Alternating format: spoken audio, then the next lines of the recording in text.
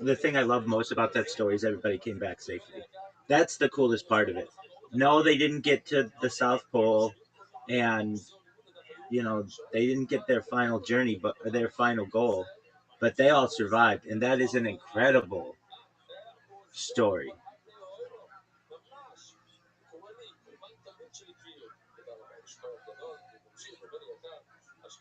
I liked that they had the map. I liked that they had the mapping. I wish more documentaries did that. That to me is really important. Of having a map and showing like where you are in the world and like what you have to go through, because otherwise a viewer can just get lost. I forget which one we watched. Oh, that one, the balloon one. That one was like, wait, where are we in the world? And as I watched it, I was like, man, this is such a fascinating story, but it's so boring.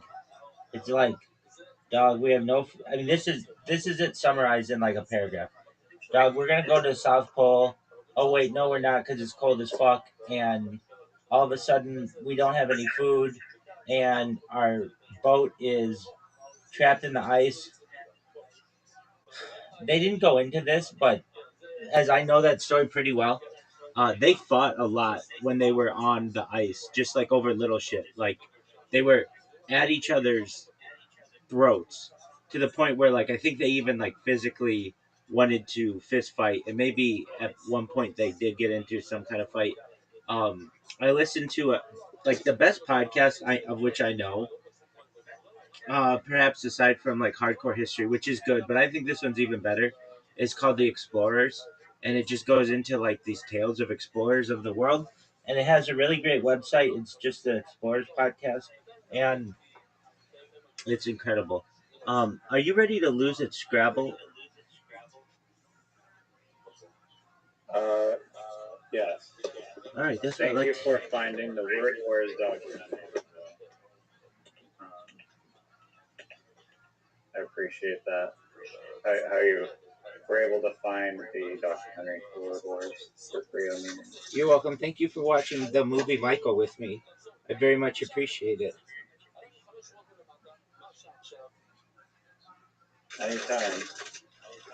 Um, Riser, Also, if you're a tiny little dinky sailboat like that, you will die if you go into those waters no, because no they doubt. have the gnarliest. What's a little like horn around Argentina called? Cape Horn. Like some name of The it. one around Argentina is known as Cape Horn. The one around Africa is the Cape of Good Hope. And everybody's waiting on you to accept the invitation. Yeah, I need a minute here. Dog. Dog. Dog. Dog. Give me a minute and I'll join. I'm not gonna join at a disadvantage.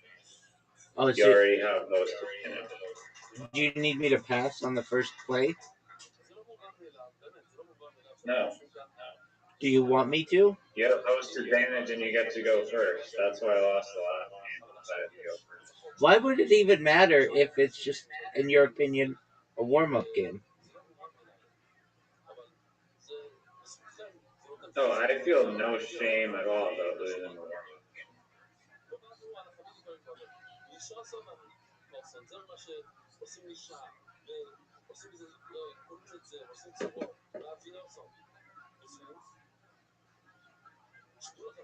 Do you feel no shame because you lose so often?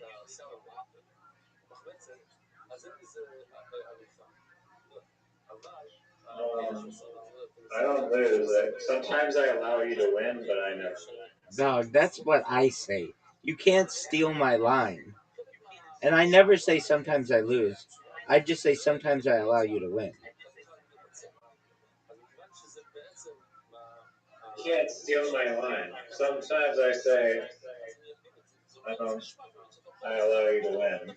Dog, I'm like 15 years older than you. I've been using that line since you were in the womb.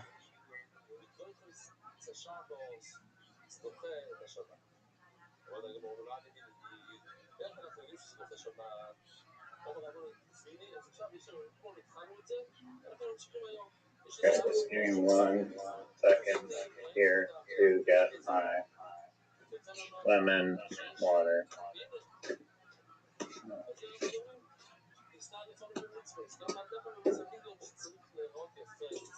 Do you want to hear what's going on in the fighter and the kids subreddit?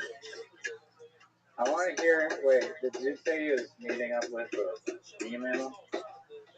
With a female? Yeah, didn't you? Is that what you heard? Wait, I don't understand what you're talking. Wasn't Zoo like, Oh, what am I Zoo? gonna do for the next 90 minutes before this chick comes over? No, she's not coming over. He just masturbates to her on Skype or something. Seriously? Word. You're not lying. No, I'm no bullshit. So there's some cam girl that he's cranking it to? She's a girl who lives like 10 miles from me, and he met her on the internet somehow, and he masturbates to her, and she allegedly masturbates to him, and he hasn't told her all the shit that's going on in his mind, and he was going to come visit, but that was when he had money. Now he wants her to visit. What the hell? Yeah. She's 10 miles from where you live. Do you know what she looks like? No, I know she's Armenian. Is she an internet prostitute for her career? No, she's like a serious person. Really? Weird, dog. So then how the fuck did Zoot meet her if she's not an internet prostitute? I don't know. Happened to cross paths. Maybe, yeah, Discord or something. Do you believe that? Yeah, the way he talks about it, yeah, I do. He's in love with this girl. When the fuck did this happen? Dude, as long as I've known him, he's been doing this for like 3 years or something, and then she got a boyfriend, so she didn't talk to him, but now she's back or something. I don't know. I don't know her name. I don't know anything about her. I know what city she lives in, and it borders Irvine. So she probably doesn't even live 10 miles away. She might live like 4 miles away. But I know she's Armenian. I know she has a friend who showed Zoot her boobs or something, and she and her friend were gonna come visit Zoot. I asked him if he was gonna have sex with both of them. He said he didn't know, and but they've never come to visit him. So she said she was going to, but no. And every so often she gets the flame to go on cam with him, and when he does, his whole world stops. Are you growing the lemons to put in your water? I'm just doing a capture quick and then I'll join. What a capture for what? Literally has no captures, dog. It's just a 4chan post. Dog. It's a very You important made me part. laugh the other day when you're like, you just literally wrote what the rules were to Reddit. Like, have 3,000 karma on this shitty website. I totally agree. What is that bullshit? Yeah. Do you I want to? mean, I went to ask Reddit and I answered a bunch of questions. I didn't get any likes. Well, that means you're quite. Did you go to AI and get a good, like answer? Not really. I was just giving my own opinion. All right. I Well, did for one of them.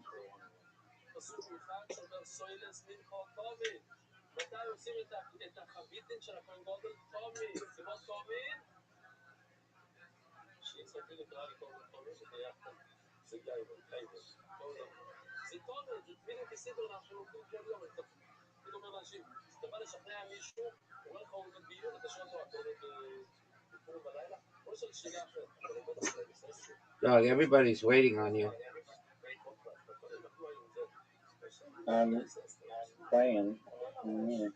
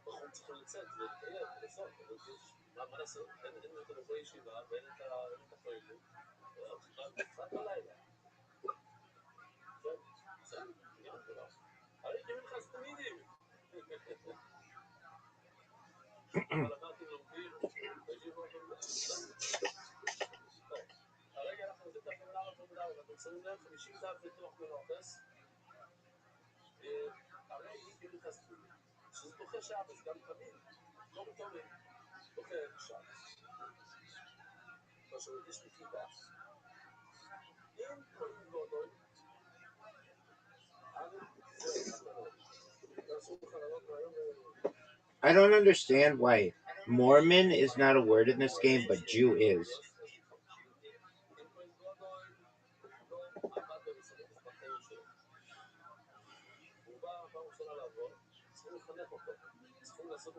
Yeah, it's. I don't know. I can tell you. Oh, I can tell you.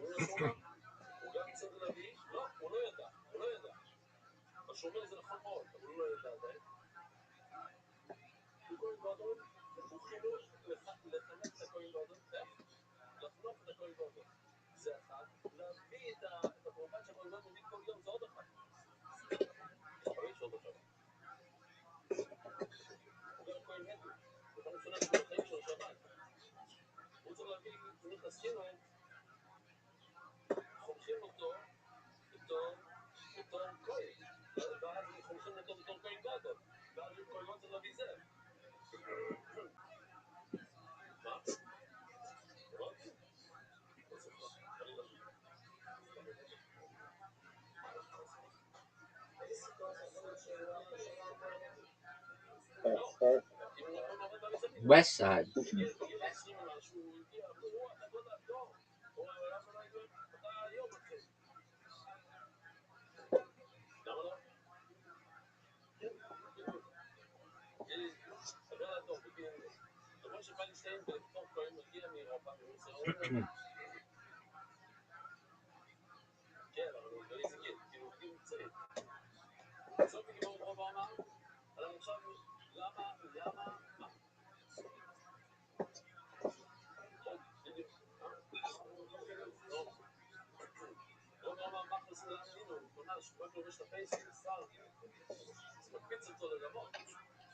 For what? Oh my god.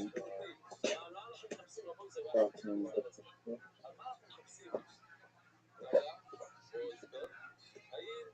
What a great play, dude.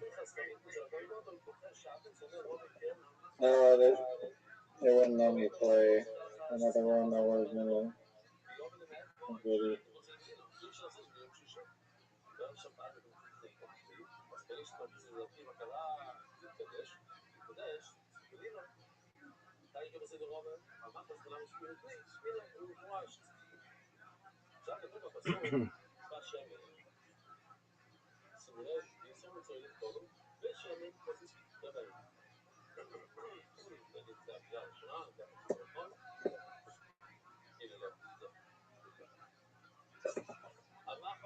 That's some bullshit. Thanks for teaching me that Raj is a word. You're welcome, dog. I always wanted to play that one. Must be nice having all the O's though, just handed to you in a gift bag. Dog, I don't know what you're talking.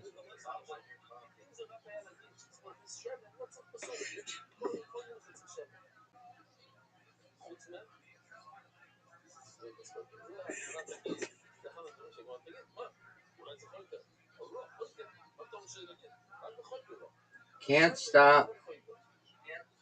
Won't stop. Nice.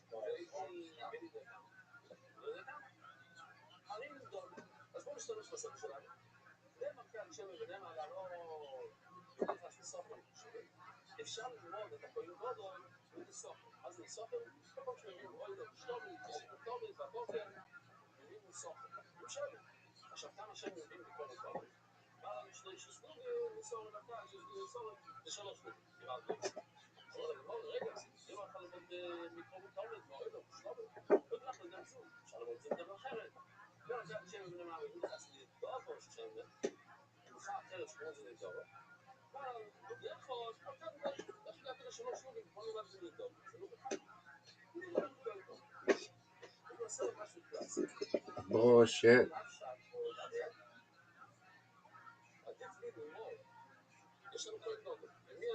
No, I'm getting some shitty tiles. Some of the shittiest tiles I've ever experienced. Yeah.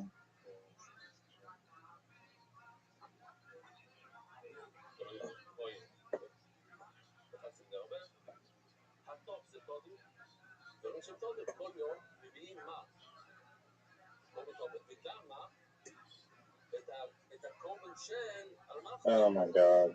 Fuck. Stupid fucking tiles.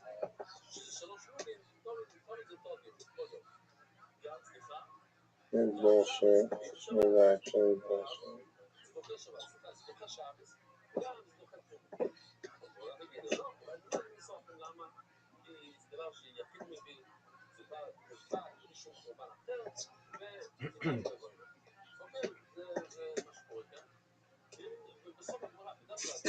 That was beautiful. I don't know why that was worth so many points.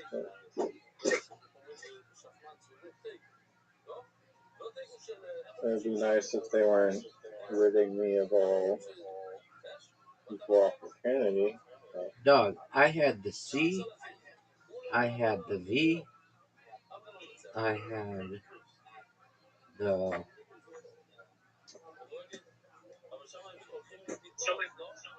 A, B, A, O, U.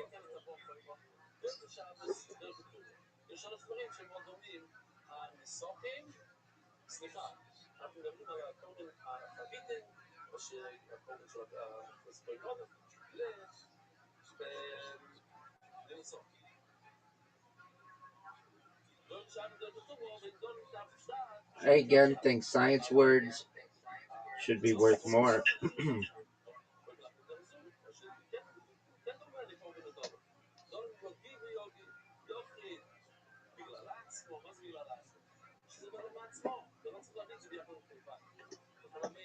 Those stupid C's. C's are difficult. So are K's.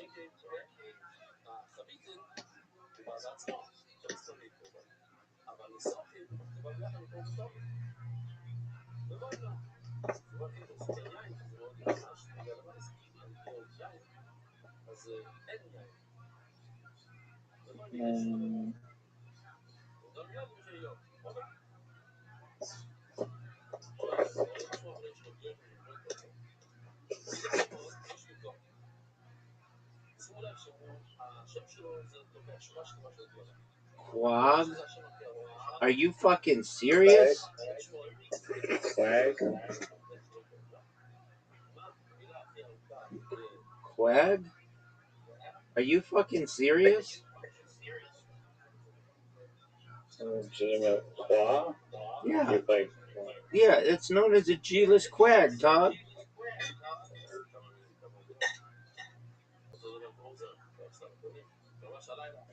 You don't know about a qua? What you know about a qua?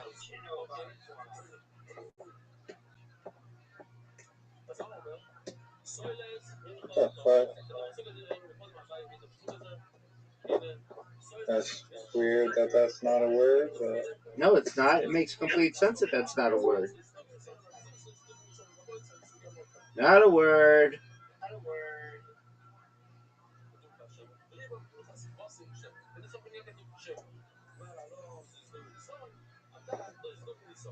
No, that's not a word. Get out of here. Gut? Are you fucking serious?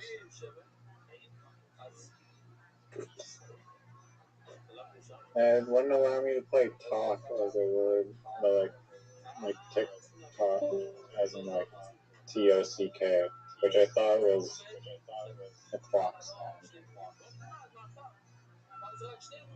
This might be.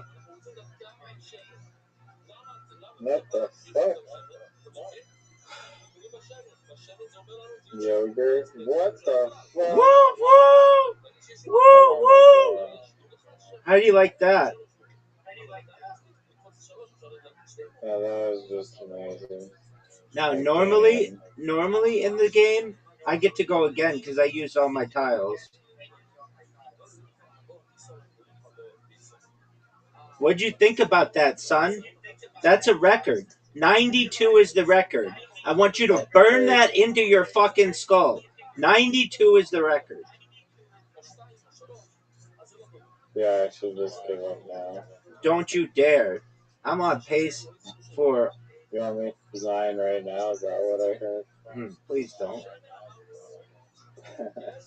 Yogurt. How do you like that? How do I you. almost blocked our place with my freaking K. Fuck that. Spared you.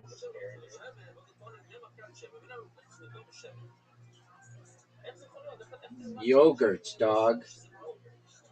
92. 92 is the record. How are we going to remember it? There was a presidential election in 92. I don't understand how that served 92 points. And you got points for using all your tiles or something? No, it was a double word score. So that's 4, 5, 6, 7, 8, 9, 10, 11. So that's 22. Plus, there were some triple letters in there as well. Oh yeah, the U and the T. The U should be worth more than one. I guess the U and the T worth 3 times, and the whole word is. Oh, look at this. What bullshit are we playing now? I didn't know that we were playing bullshit. I thought we were playing literati. Look at this. Bullshit. Guess what, son? You're done. This might be the greatest comeback we've had. You aren't coming back from shit. There's no Q. There's no Z. You might have an X.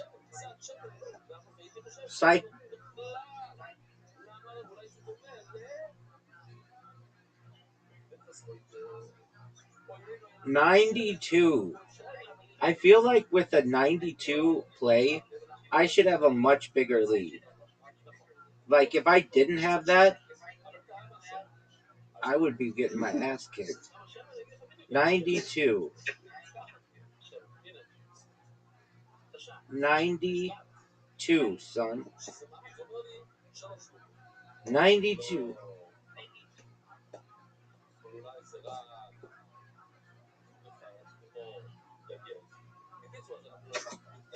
Todd.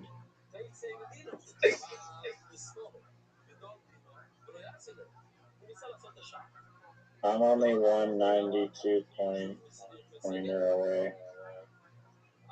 That's true, Doug.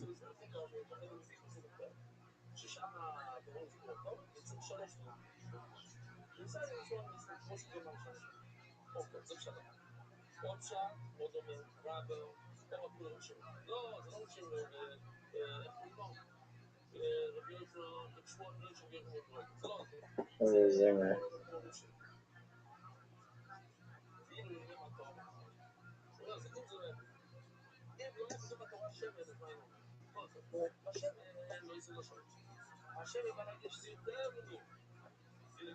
Mm, 92. Yogurts, dog.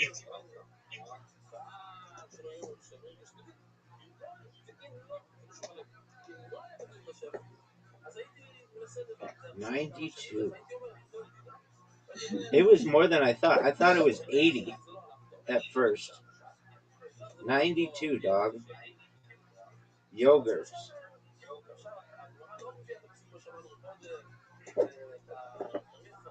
I didn't even have to use the S on it, but I did because it was sick. Lee, what the fuck, dog? You should just give the fuck up.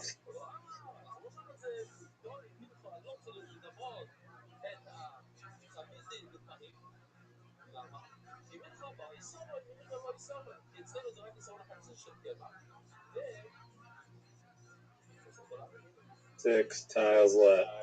Do you think you could come back?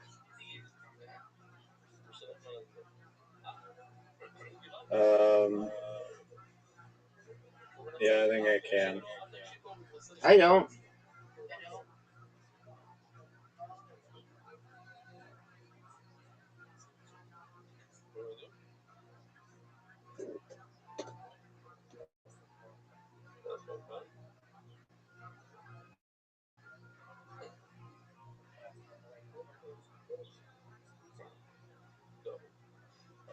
You pass? Perhaps I'm going to give you a chance.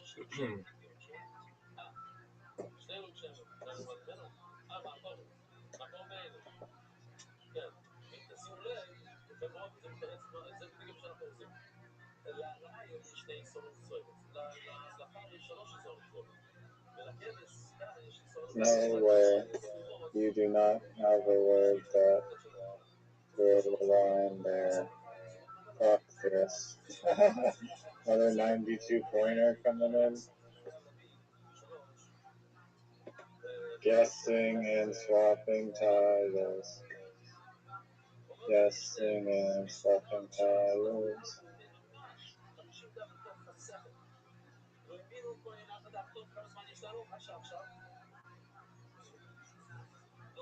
Devastating. Damn.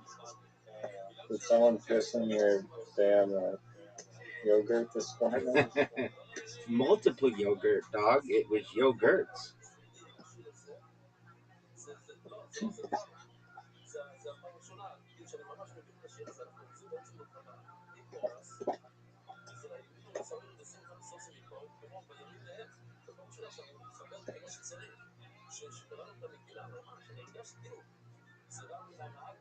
This is one of the biggest blowouts we've seen in recent memory, folks, if you're keeping track at home. 330 to 235. Yogurts. If we didn't have yogurts, it would be 240. 238 to 244 right now.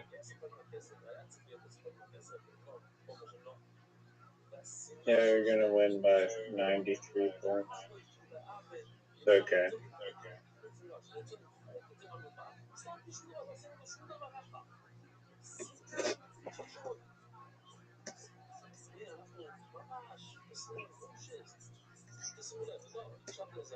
Devastating yogurts.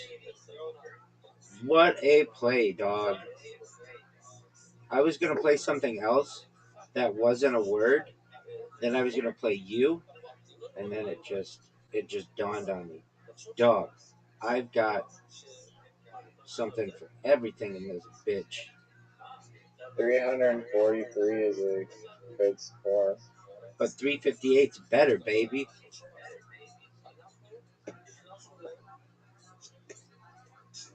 You win by 93 points.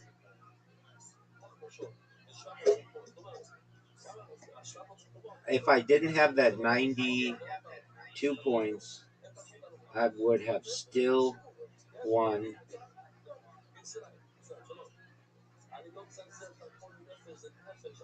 What was your favorite part of that game?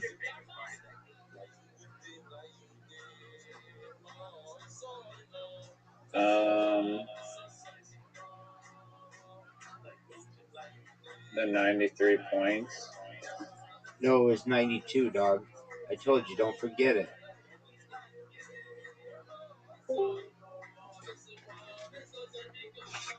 I have a question. What's it like to lose a non quote unquote warm up game? Not just to lose, but to get absolutely annihilated.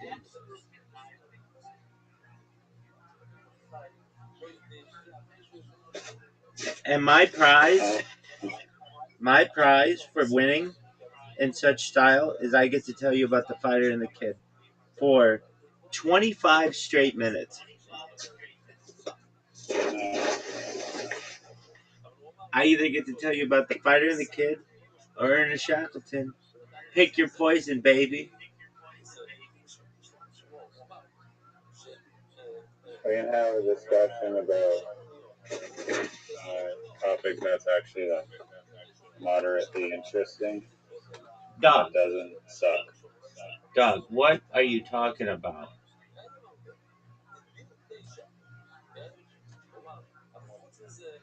What are you? What was not clear about that? Why are you talking like this?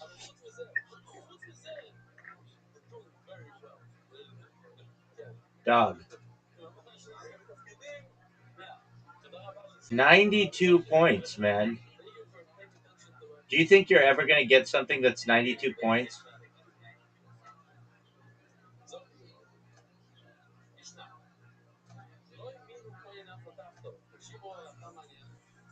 Um, Perhaps, yeah. Okay. Someday, if I get all of the easiest tiles handed to me. Do you really think I had easy tiles? I mean, they're obviously rigged because I lost. Okay. So, are you ready to hear about the newest, juiciest bread and chop gossip? No.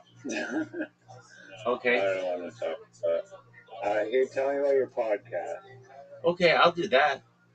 So, it was supposed to be at 3 p.m. Actually, wait, can I suggest a topic of writing for you? Yes. I feel that for whatever reason, like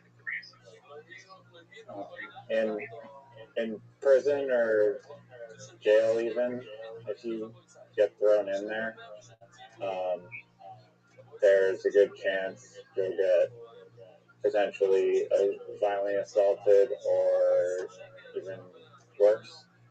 And I don't think that people that Like, I don't think that jail or prison should be a lawless place, and that people should be able to get away with those violent offenses just because they're in prison. They're in prison because you did something wrong, and those places should not be a violent place. So, yeah, that's something I stand by. Oh, does anybody think otherwise? No, I mean it happens. Yeah, but I mean, don't they do their best to like minimize all that?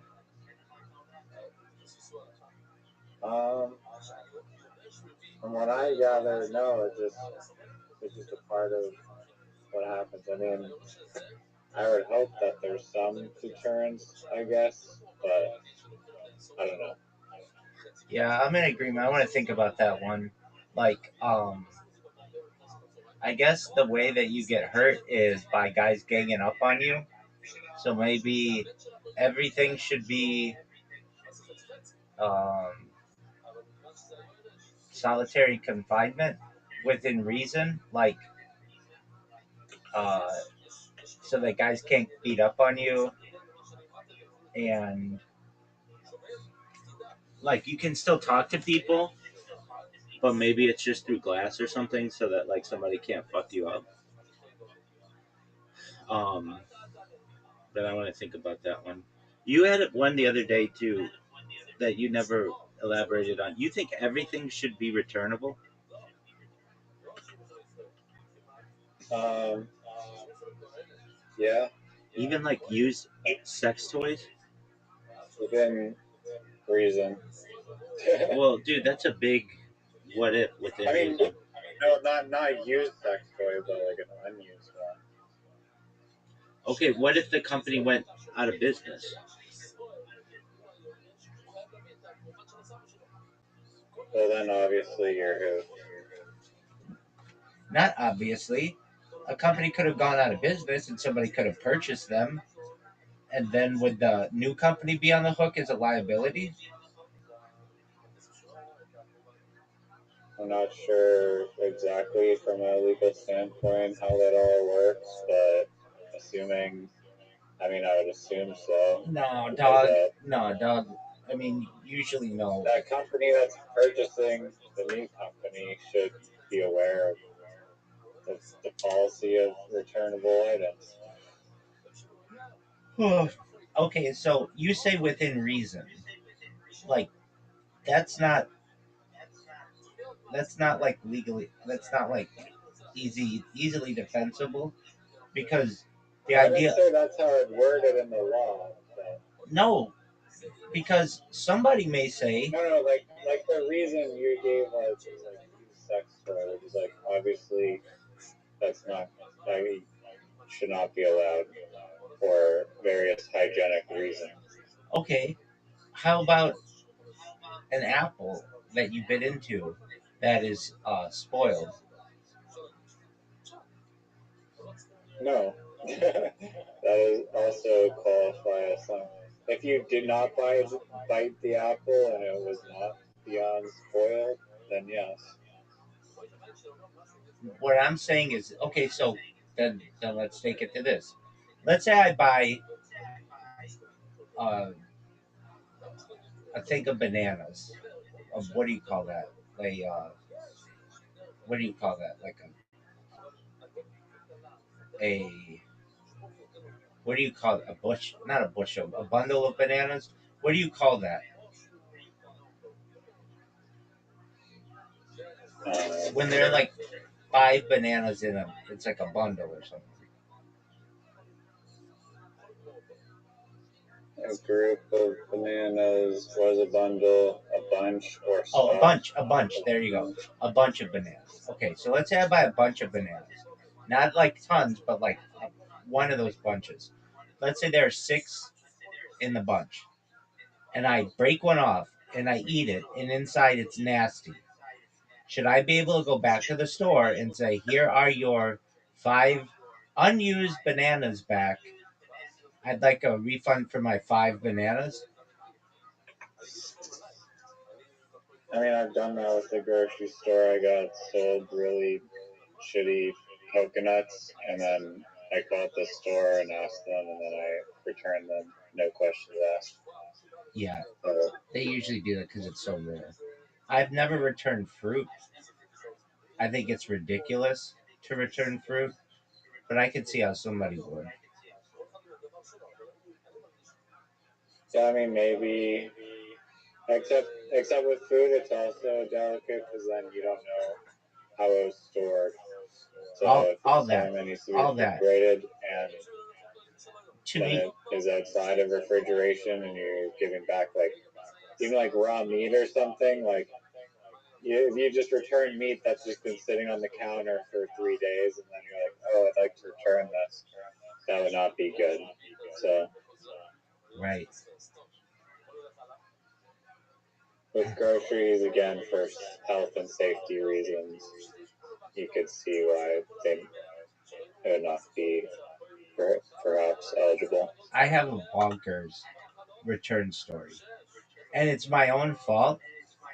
And I still to this day don't know why I did it, but I felt it was the principle of the matter. One time I bought a bunch of spray paint, automotive spray paint, for my Miata, and I don't know why. I even fucking was doing like spray paint, automotive spray paint on this fucking Miata on some places where it was like fading a little in a suit and it was raining. Like I have no idea why I did this. It was just like a funny fucking thing. And some of the cans I didn't use, I bought way too much and it just needed like some touch ups in some places. And maybe I put too much on, but I bought too many cans. And I went to return the cans that I didn't use, and they went through and they were like looking. This is at a Walmart. They were like looking at like whether I'd used some of them, and I was like, they're like, "Did you use these?" I'm like, "No. These are the ones that I didn't use." And they're like, "Well, they look used." And I'm like, "Well, I if I went to your paint section right now, have you ever been to like a Walmart paint section? People take off the caps all the time and like test it out on stuff. Have you ever seen this? Yeah, I've been to Home Depot and they encourage you to test out the spray paint there. There you go. So I'm like, they like have people who openly test this shit, and they're like, we need to get a manager, and I'm like, go for it. And a manager comes over, and they're like, did you use the spray paint? And I'm like, to my knowledge, no. I mean, I used some of the spray paint that I bought, but these ones I didn't use. They just had some. They could have had somebody who like used like used it to test it out, and I just bought it without checking. And they're like, well, some of these tips, we'll let you return the ones without uh, any spray paint on the tips. And I'm like, okay, but you know that I could go to the paint section right now, and you're selling spray paint that has paint on the tips. Like basically proving my point. Like, not all of the tips that when you buy from this store are totally clean. People spray it, and you still sell it. And then they were eventually like, yeah, just whatever, just just take it, or just, and they gave me my refund back. Um, They could also feel that they're like full, right? It's not like they're like half empty. exactly. And maybe on some of them they were like, well, this one feels lighter than this one, and this one feels lighter than this one, and I was like, okay, but again, you have open contain, like you have, like anybody goes back to your paint section, they take the cap off, and if you look at your shelves, they're all full of spray paint because people do this. And I don't weigh them before I leave. When I buy them, I just bought them, but I don't need these, and I bought like 6 cans, way too many, like far too many. And they're like, they're like, they finally took them, or maybe they didn't take them all, they just took some. But I remember being like, i'm I could see myself being in the wrong here, but I I just feel like I have, like, this is how I feel. And I felt to myself, if you're not going to return it, then you should have your spray paint like sealed. Like you can't use the spray paint before you buy it. If not, I don't know how much was used, and I don't even know if I used it. And I just remember being like, this is kind of like a loopholey thing. Like, uh, you could potentially like do this in mass. I'm sure they wouldn't let you do it a lot. There was this guy who just got caught in Irvine for and like Costa Mesa, some of the neighboring cities. He was going to different stores and buying the really high end Lego sets. This made national news. And he'd buy the Lego sets. He'd take out all the Legos and put macaroni on the inside, and then box it back up and take them all back. And he did it with I heard about that. yeah, $33,000 worth of stuff, and that's I wonder how they got caught. He was probably going back to like the same store way too many times. yeah. I mean, they they have ways to track you certainly with your card, dude. There's this other time I've told you this story before, and but it was during Hanukkah. Couldn't the guy when he got caught be like, I bought it off the shelf like this? That's a good point, but he did it in different stores, so like the odds are like they did like a sting on him. At the There are two Walmarts in Irvine, and I went to the Walmart that I normally don't go to. This was like uh, 5 years ago at Hanukkah, and I was in a suit and tie, and I was dressed very formally, and I went in and I bought some shelving, and I bought two pieces of shelving that had a box that looked exactly the same, and I went and I went to check out, and there wasn't a sticker on one of the boxes, and I went up to it was like a self checkout, and I went out to the self checkout lady, and I was like, there's not a sticker on one of these boxes, and she's like, oh, just scan this, and so she just had me scan something on the box, and as I was leaving, the I had been at this Walmart the night before, and I had said this. They had these pies that were kosher pies, and because something's kosher, many times I'll just buy it, just just because it's like an extra thing. And so I bought some kosher pies, and I put them on the underside of the cart. And when the guy was checking me out at the door or whatever, he looked at the bottom of the cart and he's like, "Oh, you didn't ring these up?" And I said, "Yes, I did. Go look at my receipt." And he's like, "Oh, okay, sorry about that." So then he was a dick though. Actually, he was. I was like, "Yeah, I did. Like, what are you talking about that I didn't? Like, what? Look at my receipt." And he's like, "Okay." So the next day he was there, and I came. I had these two big things of shelves, and the guy, because I like he was wrong the day before, he's just like uh just let me go through. And as I was leaving, the guy goes, "That's a rabbi." And there's no reason why he should have known that I was a rabbi, but he did. And I went to my car, and I just was like feeling how heavy these boxes were, and one was heavier than the other. And when I looked at the boxes, one of them was like 48 inches long, and the other was like 44 inches long. And I wanted two that were 48 inches long, not one that was 48 and one that was 44. So I went back in, I had my receipt, and I went to the desk, and I was like, yeah, I just bought these, and it turns out I need to return one of them because one's shorter than the other. And they're like, okay, let's look at your receipt. And they did, and they were like, how did you scan this? And I was like, it was at the self checkout thing or whatever. And they're like, well, it didn't ring up properly. And I'm like, well, that's not my fault. I did what the lady told me to do. She said, take the hand scanner and scan. She's the one who scanned it with me. They had to go to the TV or like the monitor and make sure I didn't just walk out with these things. And I'm like, no, I didn't. Like, and they're like, they look, and the tag on it was for something completely different. So then they had to talk to that lady, and she's like, no, he just came up and he purchased these things, and we just went with whatever the barcode was. And then they're like, well, the guy at the door should have caught this. And I was thinking to myself, that's the asshole who accused me of taking pies last night. Anyway, so whenever I have to go to Walmart, I either just have it shipped in usually, or I go to a different one altogether because I've had only good interaction, generally good interactions at one, and really shitty at the other. So my long story short is, um, I've had some shitty return stories, and those are them. And do you hear about Costco and their return policy?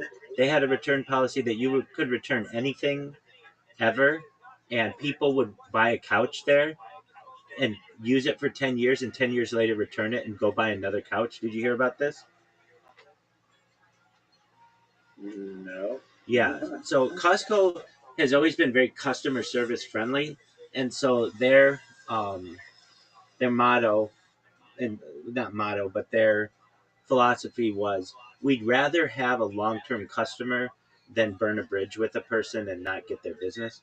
So we have a policy that you can return anything to our store so long as you bought it here. Basically, you did not have to have the receipt, and it could be any amount of days, it could be years later. And usually no one takes them up on this because it's like, people generally have integrity, and they're like, whatever, I'm not gonna, um like, I know when I've used it past that deadline.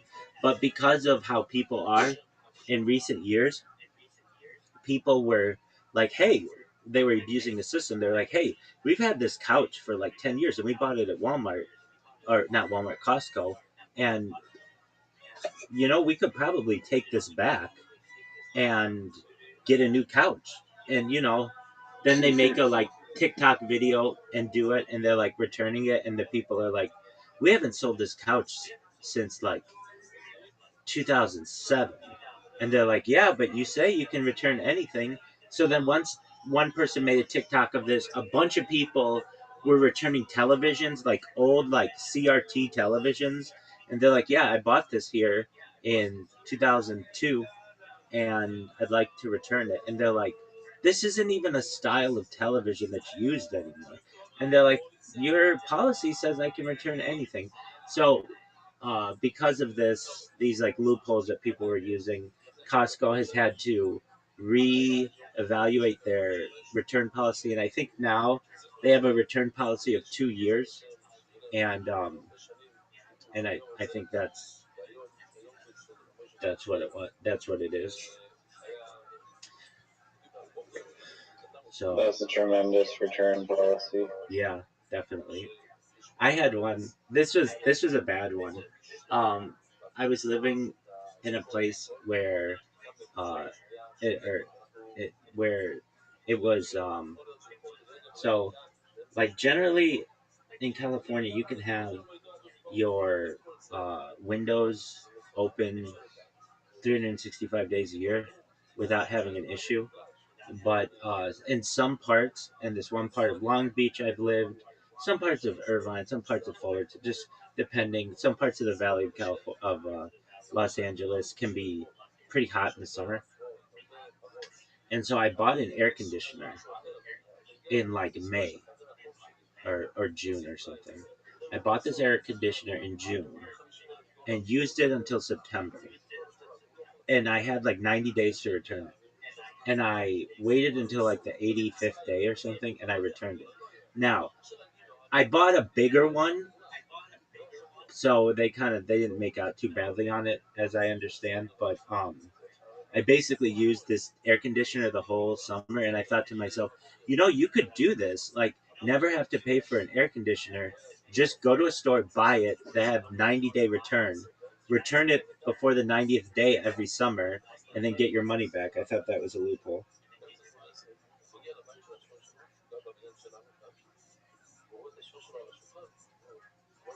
Based.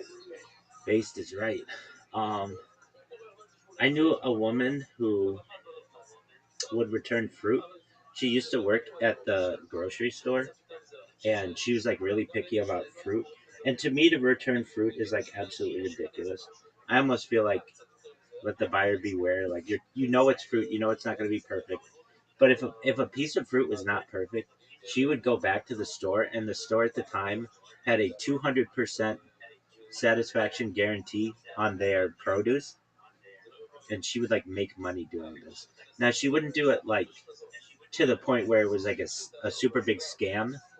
But if there was a piece of fruit that was like not um, all that, I don't want to say fresh, but you know, like I don't know, you ever get watermelon like on the inside, it's like not ripened yet.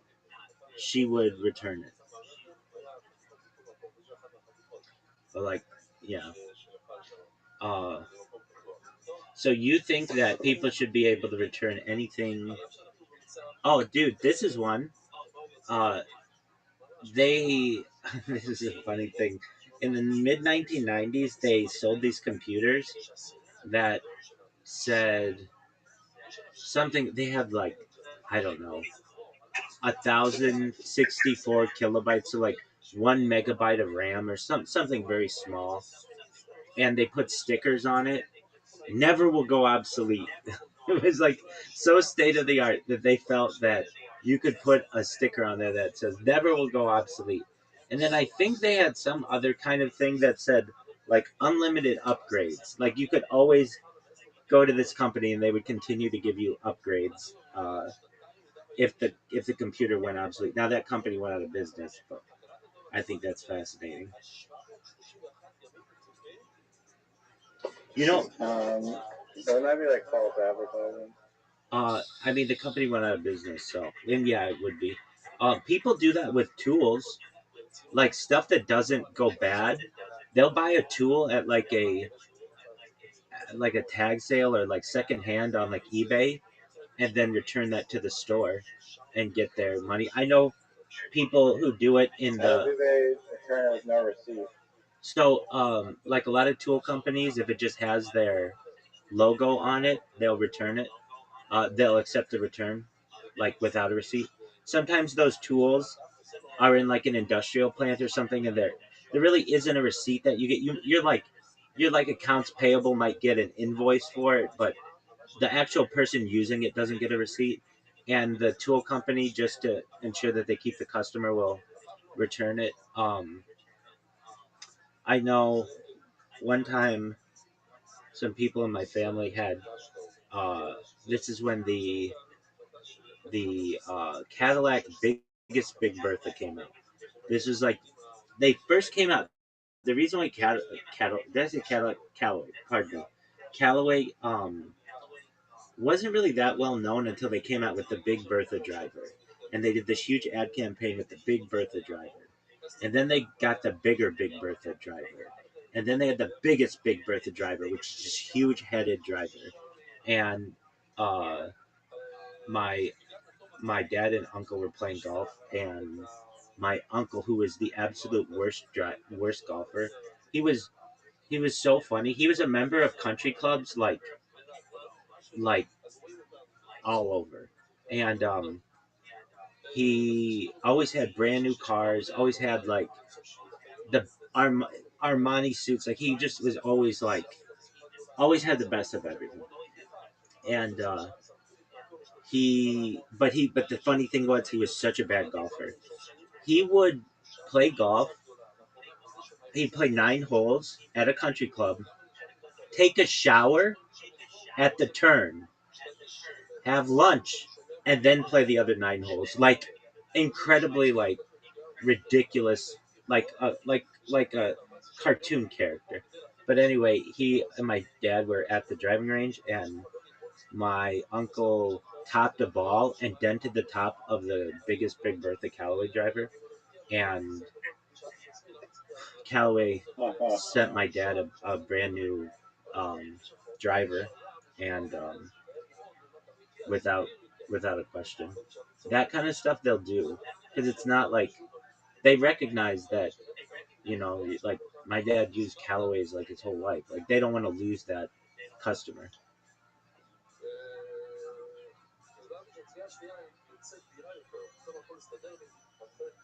Um, did I tell you about my buddy who was like, I think I did. We go to like the driving range and then purposely like miss shots. No, tell me about it.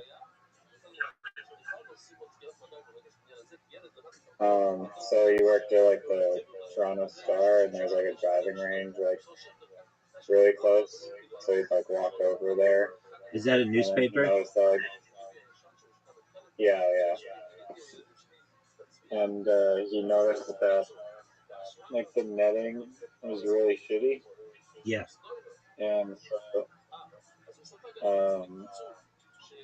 he would go and just like shank balls um, over the top of the netting, and it would just like land in like this parking lot, and you hear like smashing sounds, like windshields, and bang, bang, after like hit these like massive slices and stuff.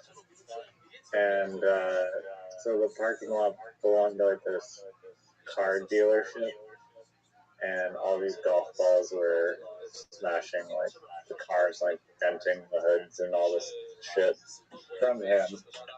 And uh, he said that he would just say that he was like working on his golf swing. That's why he's at the driving range, and that they couldn't really prove that he intentionally was aiming there and whatnot. And it's literally like on like the golf. It, I looked it up, but the driving range has responsibility to put up sufficient netting. Right. But then also, if they could prove that his intent was intentionally just slicing balls into the parking lot, then at that point it would be like mischief or whatever. Right. And so one time, like a bunch of like police showed up to like the driving range, or no, the police showed up at the driving range, but he was not there, and I forgot how to like one of his buddies was there or something, and then he told him that like, the police are here at like, the driving range. Maybe don't come back here too often. Right. But he eventually came into contact with the car dealership owner, and the dealer owner was like thrilled about the whole situation because all of those dented windshields and cars got written off by the insurance company, and then the dealer was able to just fix them up for super cheap and sell them for like a huge profit. So he Baller. freaking loved my friend. Baller. That's a good one. Um, Not exactly the same kind of story, but when I first, the way that I first started streaming was going to a place called Dad Miller Golf Course in Anaheim, which is where Tiger Woods held the. It was his home course growing up. He had three home courses growing up.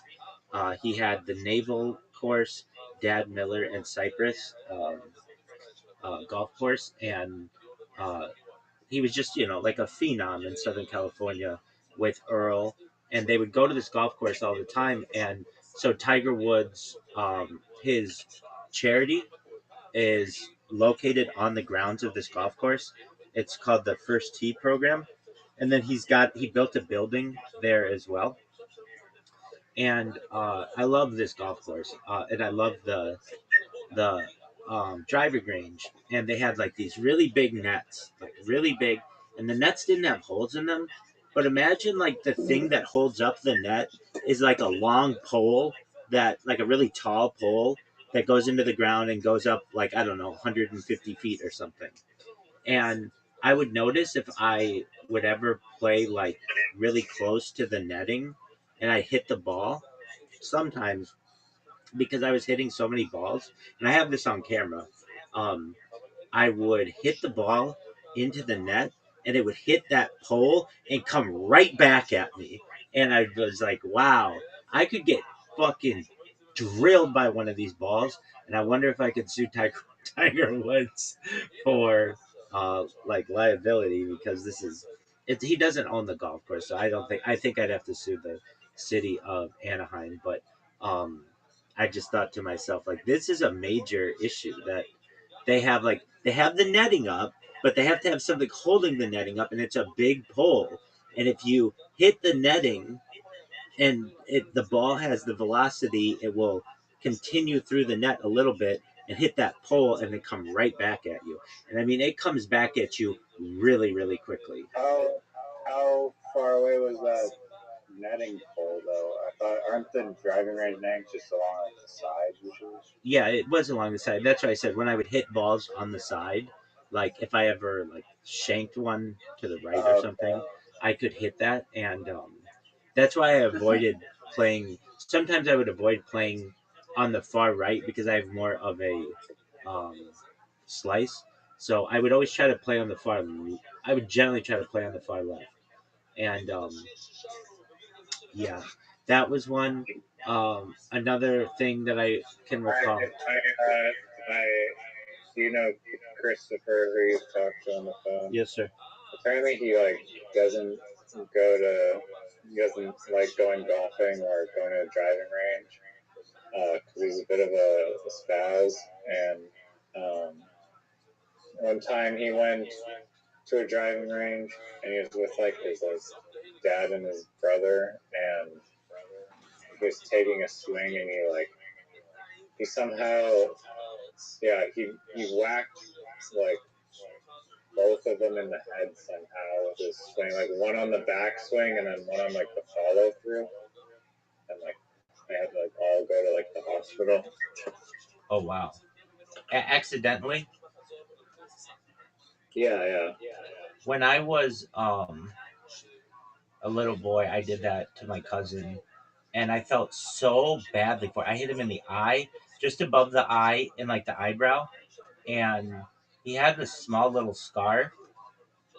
And then that kind of a scar became like a really cool thing, like if you know what I mean, like where you have like a small scar on your like on your eye.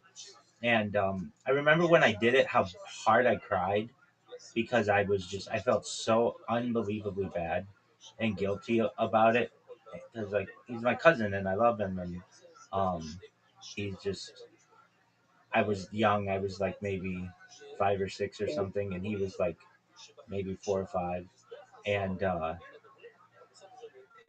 he walked behind my golf swing, and man, I got him right on the eye. He was really fortunate that I didn't get him in the eye. Um, but that was that. Yeah, it can be dangerous. You gotta stand back from people.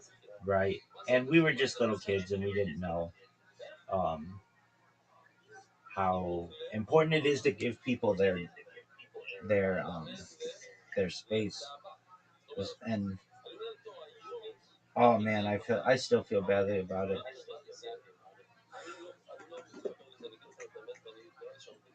My yeah, that brother was on a trampoline with his younger brother, and like I forget exactly happened, but it was like a really really bad accident on like the trampoline, Oh yeah, and it was like really really really bad.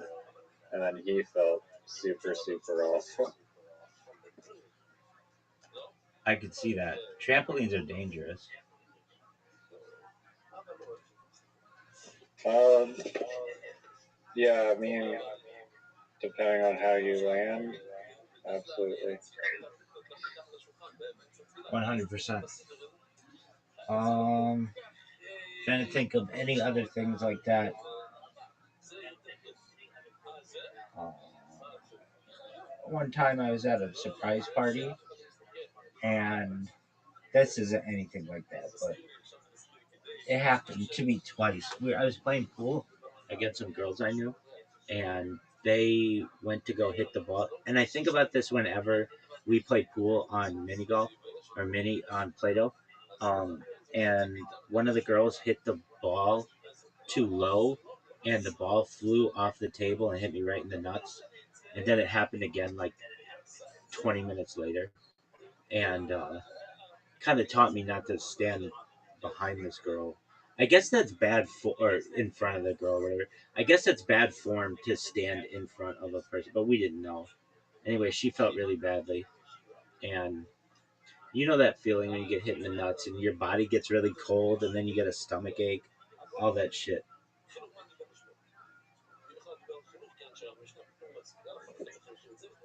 Yeah, not fun. Not fun at all. All right, so on a scale of 0 to 10, how amazing do you think Ernest Shackleton is as a survivor?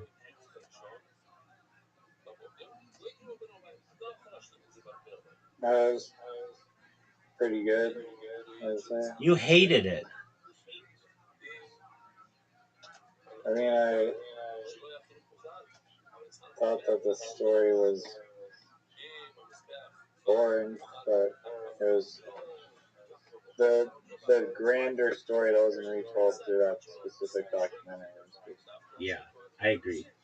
I also didn't like how they made it like into a climate change kind of deal because they weren't there at the same time of Ernest Shackleton.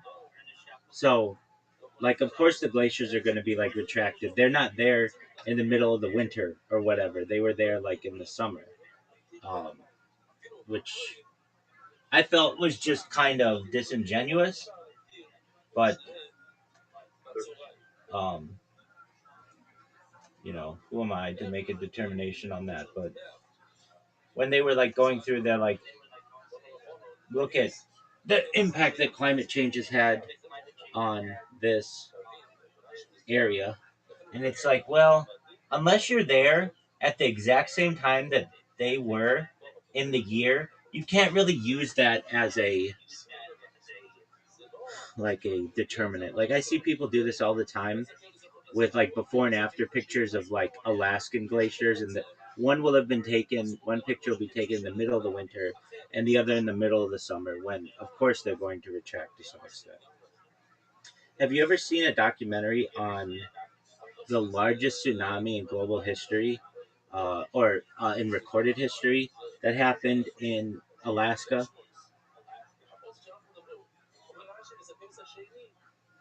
It, w- it was like 18. No. It was like 1,800 feet high, and the reason you're like, how did it get to be so big?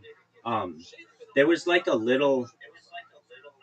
Okay, so like I'm sure you're pretty familiar with this, like how, um, when Alaska was purchased from the Russians, the United States got like basically the whole Canadian border, uh, of the Pacific Ocean, because that's where the trapping villages were of the Russians. That's why the United States Alaskan border is like all along like British Columbia. You know what I'm talking about? Yeah, yeah. So in one of those little inlets, like, let me just read you the story really quickly. Alaska tsunami, largest 1,500 feet, and the people who survived it. This is the wildest story. So imagine one of those little inlets. It's a 1958 Lituya Bay earthquake and mega tsunami. The 1958 Lituya Bay mega tsunami holds the record for the largest wave ever measured, reaching a vertical surge height of 1,720 feet. So I was off by 80 feet, which is taller than the Empire State Building. The cataclysmic event occurred on July 9th, 1958, when a magnitude 7.8 to 8.3 earthquake triggered a massive rock slide that deposited approximately 30 to 90 million tons of debris into the narrow fjord, displacing water with apocalyptic force. The wildest survival story involves Howard Ulrich and his 7-year-old son, who were anchored in their fishing boat, the Edry, when the wave struck. Ulrich watched the mountain shake and twist before the wave hit. His anchor chain snapped, and the boat was lifted hundreds of feet into the air, riding over the crest of the surge like a surfboard, before being deposited back into the bay. Remarkably, both father and son survived with minimal injuries, while two other fishermen on a different boat also survived by riding the wave over a spit of land, though one boat was sunk with two fatalities. So the wave height, the water surged up the adjacent mountainside to 1,720 feet. And the way they know this is because there was a clear marking of where there weren't any trees, stripping vegetation and soil down to the bedrock in a trim line that remains visible today. Local impact, the wave reached 150 feet in height at the head of the bay, destroying homes and infrastructure in nearby settlements like Yakutat. Total casualties, despite the sheer scale of the destruction, only 5 people died because the event was localized in a remote area with few permanent residents. Previous events evidence suggests similar giant waves have struck Lituya Bay at least 5 times in the previous 150 years, indicating the region's geological instability. How baller is that? That's pretty wild. I mean, there's like a big tectonic plate up around there, Right. and so apparently we're supposed to get like a super quake. One of these days. What are your thoughts on 92 points for yogurts? So I bet you will not. Was that the? Had you even gotten an 80 point or a 70 point before that? No, I believe the most I ever had was against Audi. I had a 72, something like that. And against you, I think I had a 68, something like that. And the most you've ever gotten against me is something like 66 or something. I remember I had Pyrex against you, which was like, I remember where it was on the board, and it was for like, it was like 62 or something. But yogurts, technically yogurts, if we were playing Scrabble, I played all 7 tiles. If you do that, it's called a bingo, and I get to go again with 7 new tiles. Even in the pro Yeah, version? that's where I learned about it on a documentary. Let me look it up. Scrabble On Pro Word League Wars? Bingo. If you use all 7, I want to say I have seen Word Wars. Like it's an older documentary. I think I have. Um, in professional Scrabble leagues and official tournament play, a bingo is awarded when a player uses all 7 tiles from their rack in a single turn, resulting in a 50-point bonus. Maybe that's why it was so much.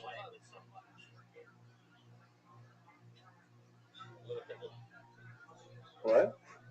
Maybe it was so big because it had a 50-point bonus.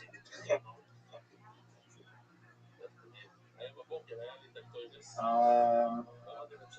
I don't think Oh, I don't think so though. Because does that apply to literati let's look it up. or? Is there a bingo bonus in literati?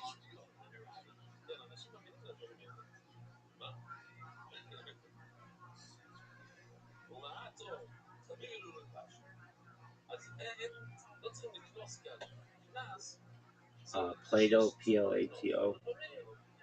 I don't. Yes, there is a bingo bonus. Oh, it's a 35-point bonus. So that's why it was so much. Okay, I did not know that. I didn't either, dude.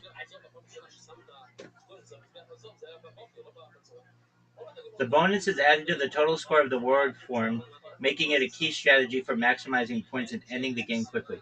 So we just learned something. Um, when I played Pyrex, that was only 6 words. Pyrex. No, it was 5.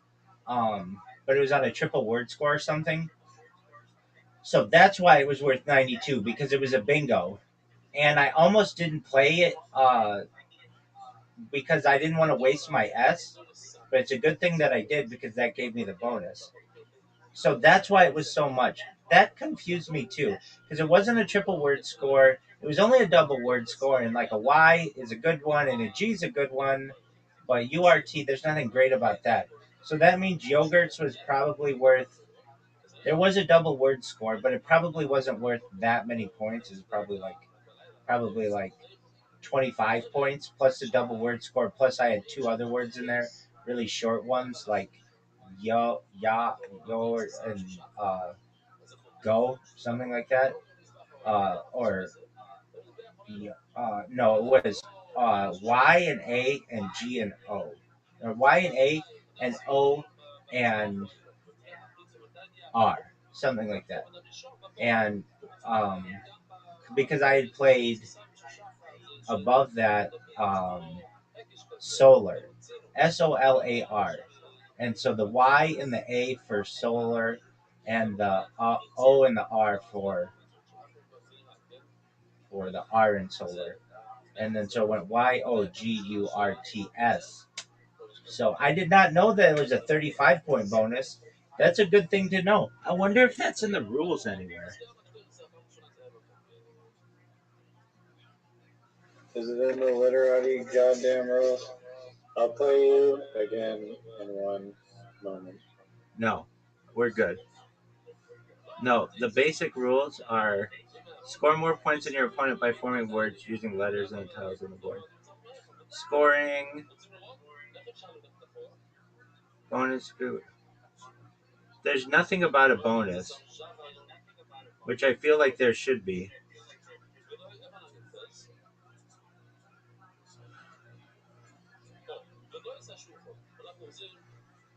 Dog, they need to add that. They don't have anything about it.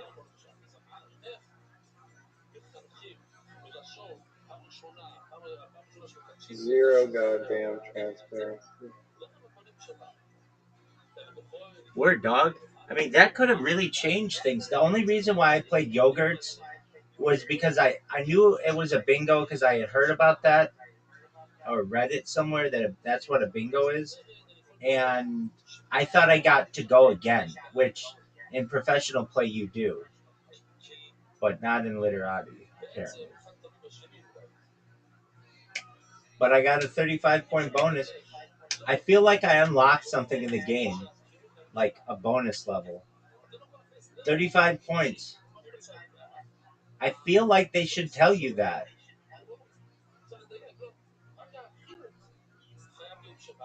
Yeah, normally it's in the rules. I agree.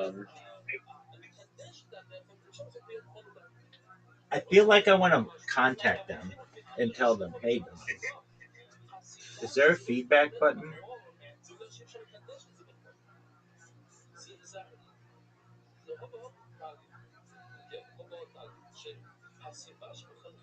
I don't see one.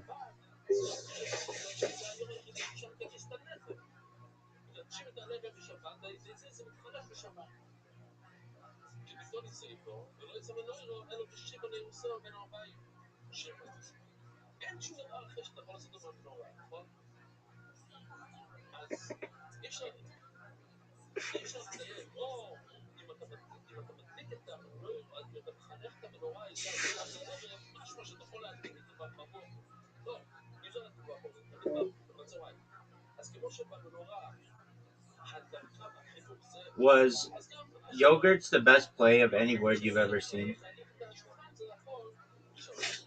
I have not seen it. I wonder what the actual highest possible. I mean, the highest possible one, it would probably be like overlapping some word, like some other high value word, You like want right, like building like right on top of it and going through like a three It is not. W. It is not. It is not. I looked it up one time. It's never been played. It's some obscure type of medication that's 7 words or longer, and it's worth like 800 points or something like that. Like, let me look it up. I don't want to. Yo, what's the highest point thing that you can get in Scrabble under standard rules, even if it has like a triple word score? It's like some medication, but it's never been played. It's the word that has the highest value in the. It's oxyphenbutazone, an obsolete anti-inflammatory medication under ideal theoretical conditions, specifically by playing all seven tiles from your rack to form a 15-letter word across three triple word score squares. And oh no, it did have eight pre-existing tiles. Apologies. It can net 1,778 points.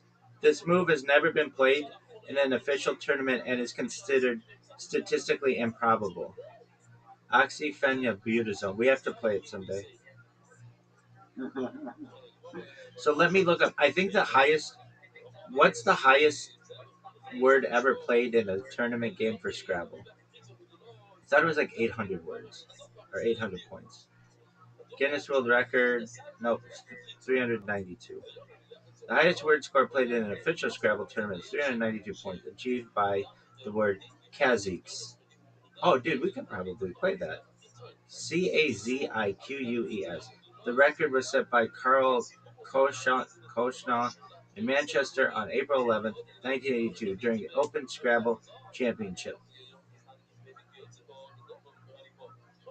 While other high scoring moves have occurred in casual club play, such as Michael Cresta's Quixotery in 2006,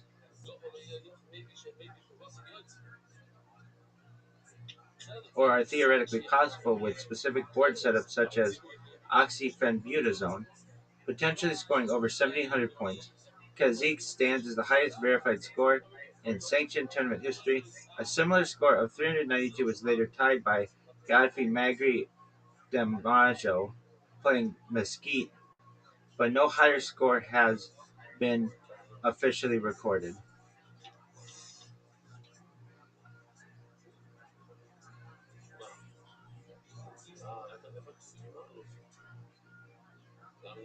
Dog, I know I saw something that was 800 points.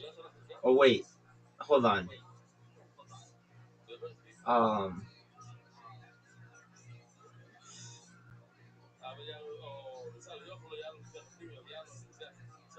Maybe there is another word. The highest one move Scrabble score. Uh, the Substack. Come on, don't suck dick, dog. It looks like it could be even higher. Sesquizenizing. Um, it's a 2,152 point Scrabble move in wordways. Oh, so that's not Scrabble. That's something different. Okay. That's a different game. No, maybe it was the highest score ever in Scrabble was 800 points. What's the highest score ever in Scrabble? Like I know something was 800 points. 830 points by Michael Cresta.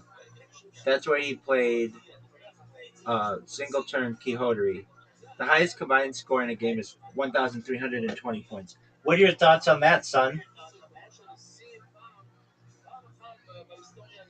We could do that. We could do that You someday. can beat that. We could do that someday.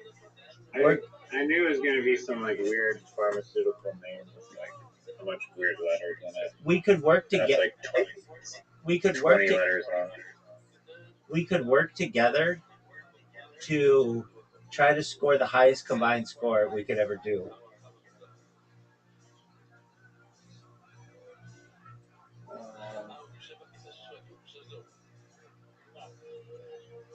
Would that even work? Yeah, we just. I mean, it's. We have to announce each other's letters and then anagram it Yeah. to work. No, but then you can't just play like half a word though. That's the problem. No, we wouldn't do that. We would just be like, all right, I've got the Z, so I'll set you up with like an A next to a triple letter score.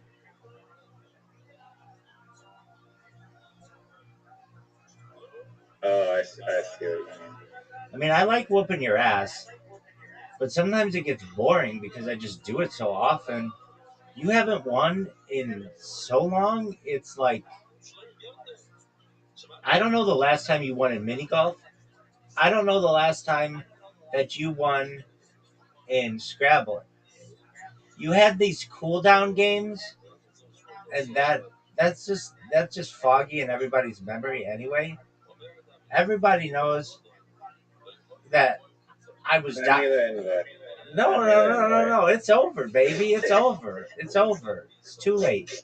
No, send me the invite. I'll tell you this. If you wait for me to, you got to give I'll me. let you talk for 30 minutes uninterrupted on I'm, your I'm, fire in the I'm Brendan Chop. Okay. I don't believe if that. you win. If you win. If I win, okay.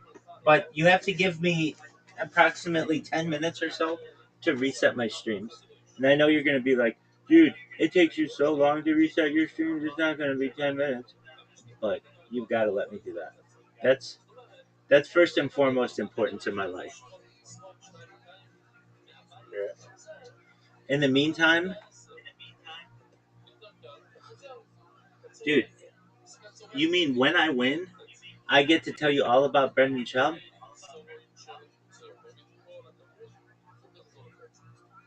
Did you know that his wife went to career day at their children's school? No, you didn't win yet. I don't know if you were paying attention. I know, but maybe you would just let me tell you about that story since we weren't talking about anything.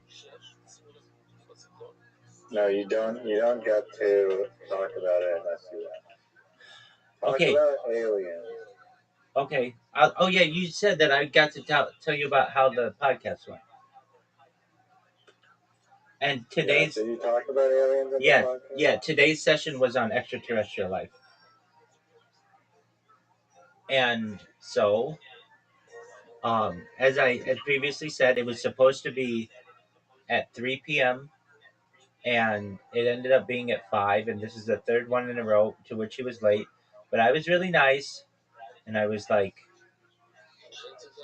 he's like, am, am I wrong? Were we doing this at 10 o'clock my time? I'm like, nope, you're wrong. We're doing it at 8 o'clock your time. That's why 2 weeks ago you were like, oh yeah, I overslept. Sorry. Last week you were like, it's raining. And this week, but he's like, but I'm just busting his balls if he ever sees this. Anyway, I was really nice, even though I was kind of annoyed because I like set my day around it. And then when he doesn't show up, then I have to keep checking my email every like few minutes just to see if he's going to respond. And the first two times he was late, he responded right away. But this one, or like within an hour, but this one took a little longer. Okay, so anyway, we got set up. We do a Zoom call, and his Zoom calls are like, I don't know why they're so short, but he does them at like 20 minutes, which is really difficult to get into absolutely anything in a 20-minute call. But it's like, okay, that's what you want to do. That's what you want to do. So he was like, well, Rabbi, tell us what you know.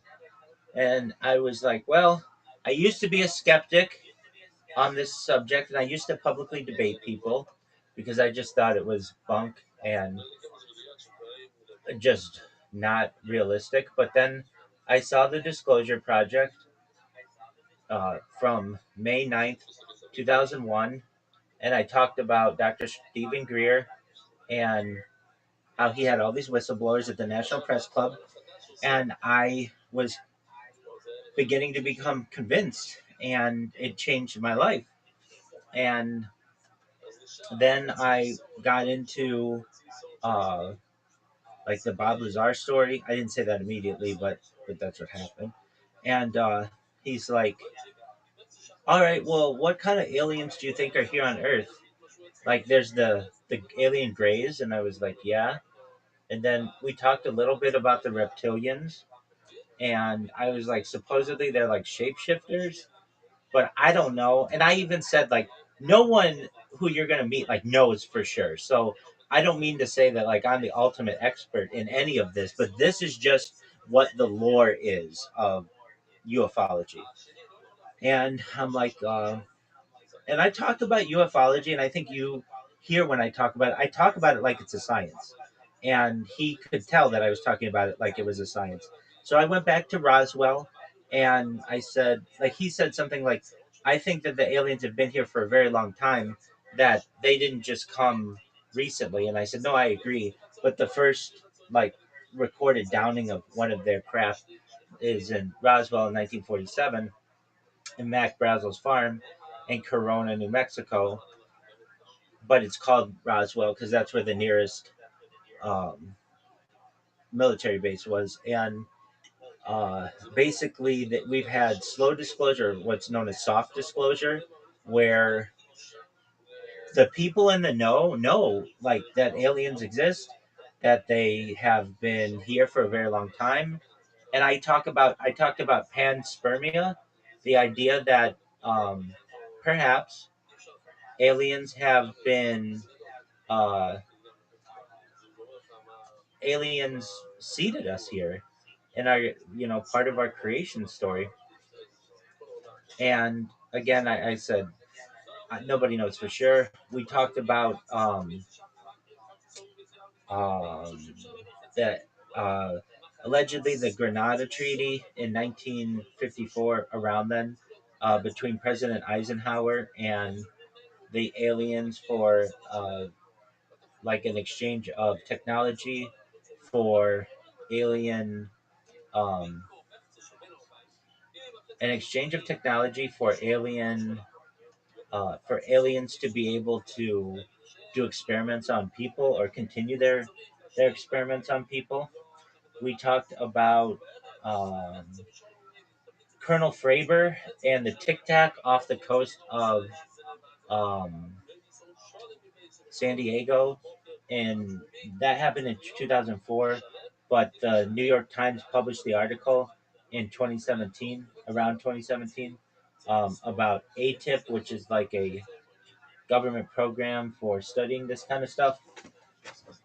We talked about um, of all the discussions that we had today was, I think, my favorite. He I don't like to be interrupted. I don't think anybody does. And a lot of times I'd be like really just starting to take off on a subject, and he would interrupt me and ask me a question about aliens, but like not directly related to what I was talking about, and that was okay. So I had to kind of go back and just adjust a little bit. I talked about, like, twice. I talked about, everybody wants aliens on the White House lawn, but this actually took place allegedly around 19 in the 1950s. There was a UFO flap. Now I said it was in Time magazine. I think it was in Life magazine, and I should have known that better. But nobody's gonna get super pissed off at me. I was on the fly. They both start with four, and Time eventually bought Life magazine, so it's like and it was known as Time Life for a long time. So I don't think anybody's gonna get too pissed off at me for that very small correction I would have wanted to make. Um, we talked about um, I talked about the Phoenix Lights that happened in the late 1990s over Phoenix, Arizona, basically that covered the whole valley in like a mothership or some type of glowing objects in the sky, but they like blacked out the stars. So some people think that it was like a mothership over the city. And I didn't cite the woman, but there was a medical doctor who took video of it from her. She had a beautiful house in the mountains, and that overlooked the valley, and she took video of it, and like her video is like some of the best footage that we have of the event. And I talked about I didn't talk about Project Bluebeam, and I wish I would have, but there's nothing I really can do about that. Um, he asked, well, what's going to happen with aliens, like alien disclosure? And I said, well, when I was a kid, if you talked about aliens, you were immediately dismissed as a quack. And that's not true today. It is not. Especially because the New York Times, the newspaper of record in the United States, at least, has written on these things and put them on the front page of the newspaper. You heard, I imagine, that, well, like, Trump is apparently going to release more UFO alien files. But I was reading an article on it, and they said that in 2024 they did release these UFO files, but I don't know if you went through those. I heard from the article, however reliable that is, that the those files did not really mention any actual extraterrestrial being interactions. I don't know. Right. And I would. Your sources confirm. I don't have very much faith in any government release documentation. I mean, if you look at the Epstein files, they didn't release everything, and more than like half of them were blacked out. It's like I don't believe it if it's going to come from a conventional source. Zero stress is crazy. Oh, word, dog. But what I do put some credence in are, oh, look who it is, the guy who masturbates to Armenian chicks in Laguna Niguel.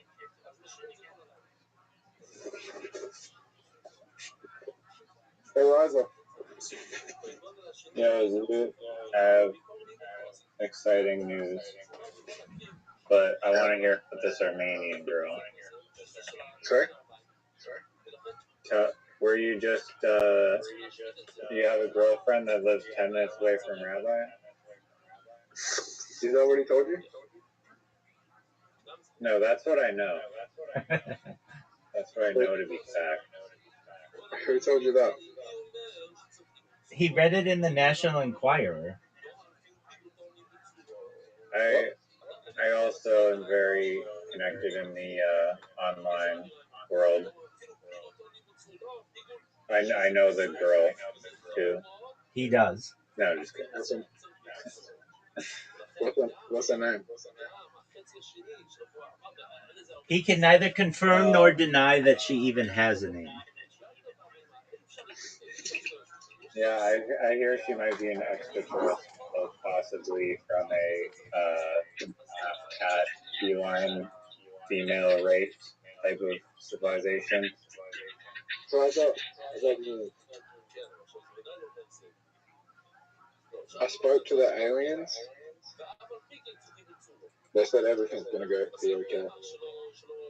They said that you have infinite amounts of life on the planet. There's only one thing that I know about this girl, and that is her sense of humor must be awful. Why do you say that? Because she hangs around you. Though I guess you could say the same about my sense of humor as well. Then why? If her sense of humor is terrible, why doesn't she talk to me in 5 months?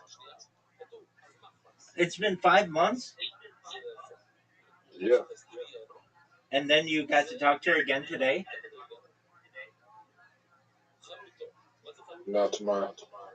I thought you said that you needed to talk in an hour and a half.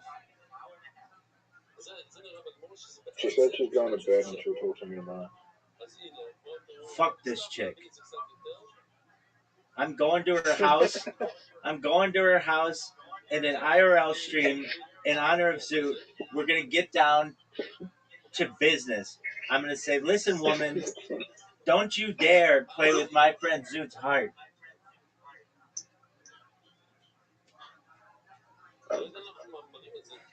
Didn't you say that she was thinking of coming to Australia? Yeah. With her friend who showed you her boobs? Yeah. Yeah, dog. I remember all this shit. My mind's a steel trap for tits. Do you want to play, do you want to play bullshit? Play with Riser for a game. I have to reset my streams. No, play me in Dice Party. Play him in Dice Okay, Party. I'll play him. Riser, have you ever beaten Zoot in Dice Party? I whooped his ass. You don't remember? Yeah, it was like 2 or 3 nights ago. There's never beat me in Dice Party. No, I know. Would it be the first time if I didn't place my like quintuple sixes into like the useless like small thingy or whatever? Why can't I invite you?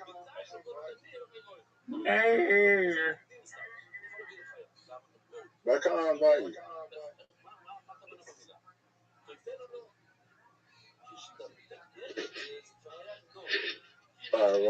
Brother invited me. Riser, he invited you. Do I roll me off? Fuck it, I just rolled. I didn't even join the game yet. Sorry. I just rolled. I got one of the worst rolls you can get. Accept invite. I'm not in the game. Give me a sec.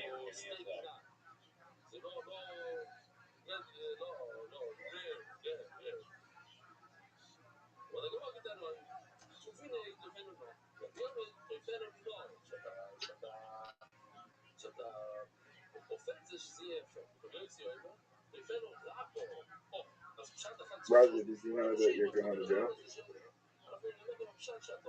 For what? Talking to Bitcoin Obama? Did you know that Kanye West is doing stand-up today? At the Rhino Room? At the Comedy Store. Oh, no way, really? Yeah, Dave Chappelle's gonna get him on stage. Oh, that would fucking blow the place up.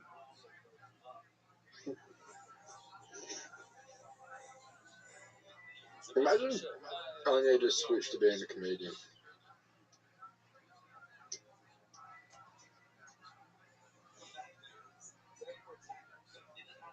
Sorry? I don't think anybody said anything, Zoot. What rapper should switch to being a comedian? Dude, they all could be pretty funny. I think I think I Eminem. personally think I think Eminem would be really good at it because he's like so fast that he could just be like, "Your mom's spaghetti, your face, blah blah blah." You know what I mean? He almost, I don't know, like I'm thinking like 8 Mile. He had to be really funny.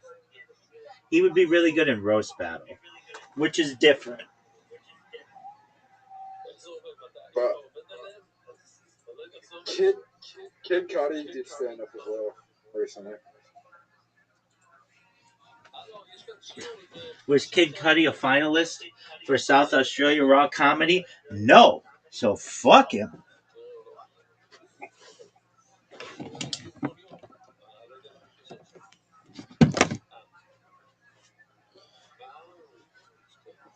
Yeah, it was.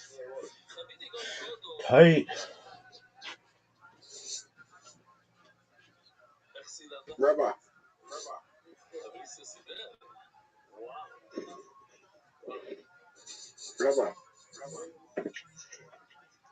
Rabbi, can you tell Browser to accept my invite?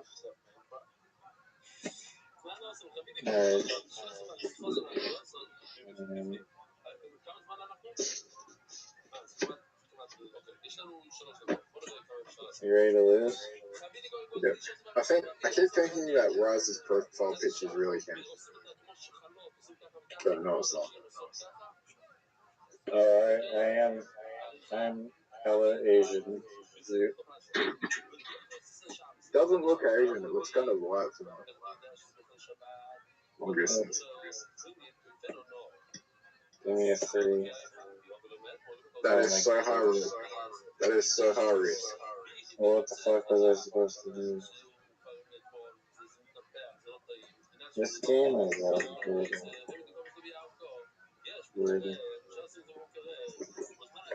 I suppose, what do you do if you like are trying to roll straight? You have to lock in some things, right? You're going for it now, so you missed. No, I hit the small strike. Because I already had the small strike. Oh, I could have put in a small straight? No, you didn't have the small. Oh, yeah, I didn't. Right. Oh, do I lock in this full house? You can. Yeah, You should know full houses are more common than you think they would be. Full houses are pretty common. And sixes are hard to get. You might as well go for the sixes. Wait, what the fuck? Oh, I meant to roll. God damn it. Restart the game.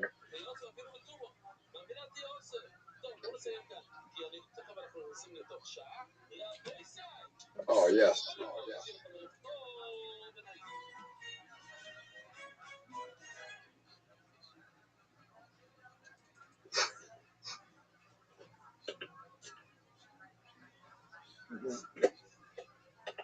Oh man, what the fuck is this? Rabbi, who's the biggest celebrity death we have in the chat? You mean while I've been streaming? Guy from the Joe Cosby Show. What was his name? Oh yeah. Malcolm Jamal Warner, the guy from the Cosby Show. Yeah, dog. But no, the biggest celebrity death I've had while I'm streaming is Queen Elizabeth. Nah, Malcolm. Yo, look at this roll, buddy. Roll this straight. That's Zoot's not impressed by that. Have you ever heard the did you ever hear the Queen speak? Yeah. Kind of bitch. I always thought she was kind of hot. Dude, when she was young, she was a pretty lady.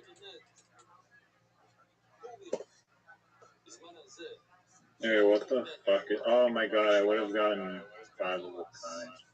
Her parents are brother and sister. That's not true. So cousins.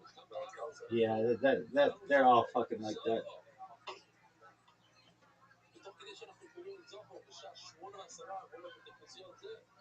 I bet a few hundred years ago you had some cousins who got married. Siblings that got married. No cousins. It's allowed in Judaism. You can marry your cousin within Judaism. Your first cousin. In fact, it was encouraged in a lot of ways.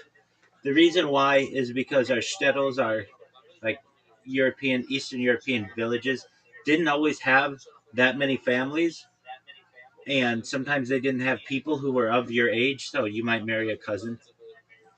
You can't marry your siblings, a parent, your aunt. You can't marry. Uh, you aren't supposed to marry even like a stepmother or anything like that. But a cousin is allowed.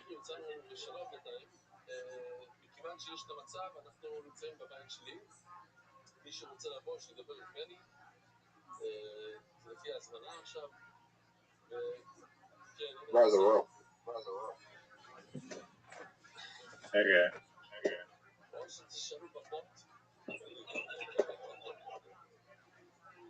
Fuck. You got a full house. Oh, I already played it. Yeah, I told you not. I told you to go after the sixes. Can't play the 5x? Oh no. I should have played the chance. Oh my god. Chance. Or the 8. Oh, I didn't play the. Oh, I fucked up so bad. It's chance. Sorry, I've got a shitty roll this. Alright, cancel your roll. Oh, I haven't even played the 3x. Oh my god. This is Rise might beat me. I mean, Zoot, even you're the one who discovered, which I thought was really intelligent of you, that even the best players in Dice Party win like 51% of the time. That's it.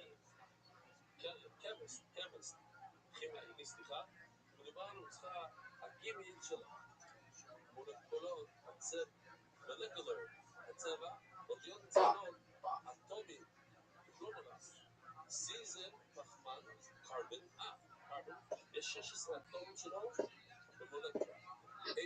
Yeah, they just have really high scores because they play a lot. They don't get to win. Oh my god, one more.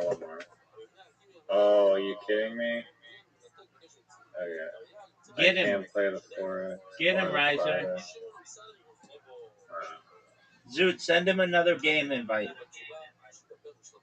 No, we're all playing. No, we're not. I've got another 5 minutes at least of restarting streams.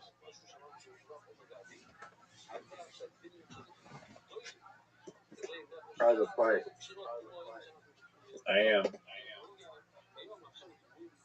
They've got like I played the 4X. What the fuck? Yep. 4 turns left.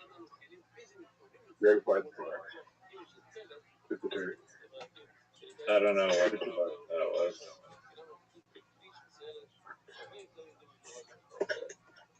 By the way,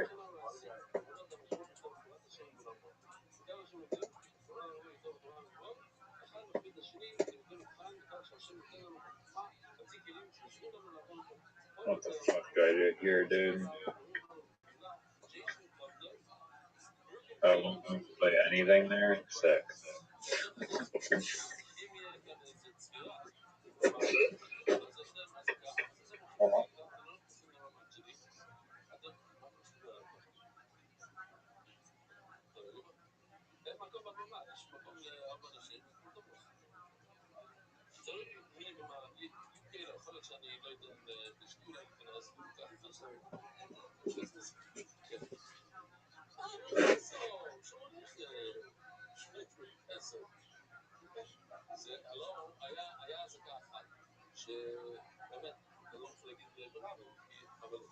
stop smacking crap.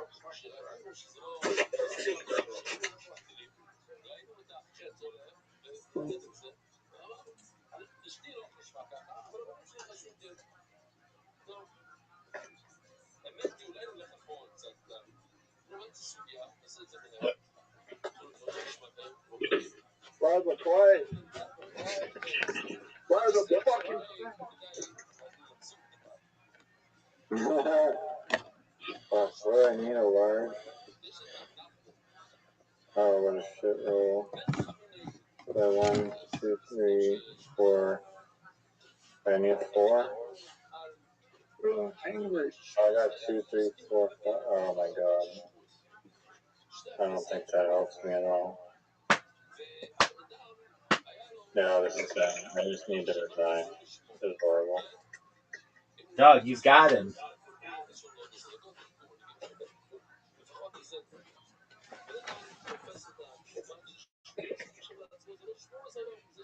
Fucking hell, I got so close to full health.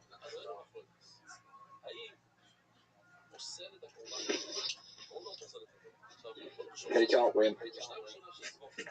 Chance.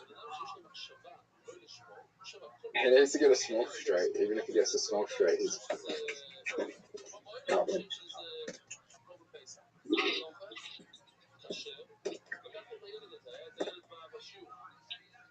Hey, come on, give me a fucking straight. Yo, this game's rigged. Dude, I said that one time. No, one time Zoot had to get like 5 in a row to beat me, and he had 3, and he needed 5 of a given whatever. He had like 3 ones on the last roll, and he got 2 other ones, and we looked up the odds, and the odds were like 1 in 1,500 that he could do that, and I just personally think that the game is rigged myself.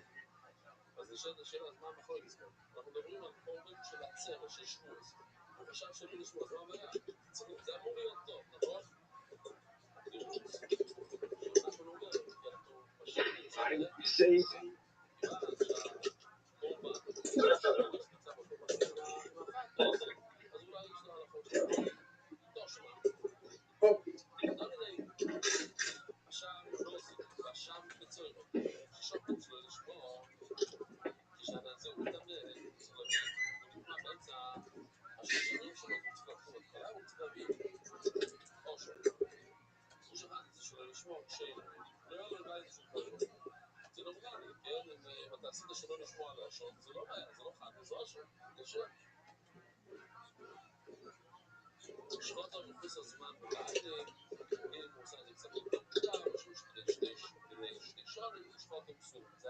Zoo, do you know who Ernest Shackleton is?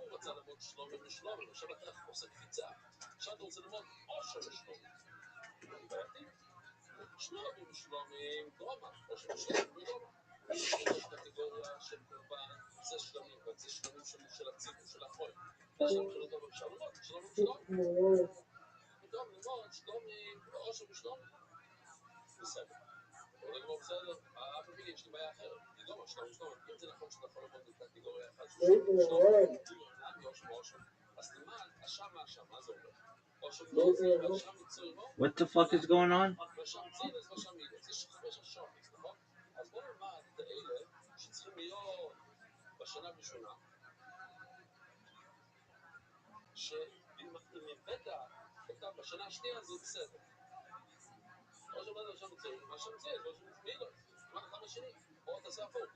Riser, are you there? Yeah. Are you ready? What? Are you ready? Yeah. Zoot, are you ready? Zoot, are you ready? Sorry, what? What is wrong with you? What are we playing? What's wrong, Zoot? What are we playing? Mini golf.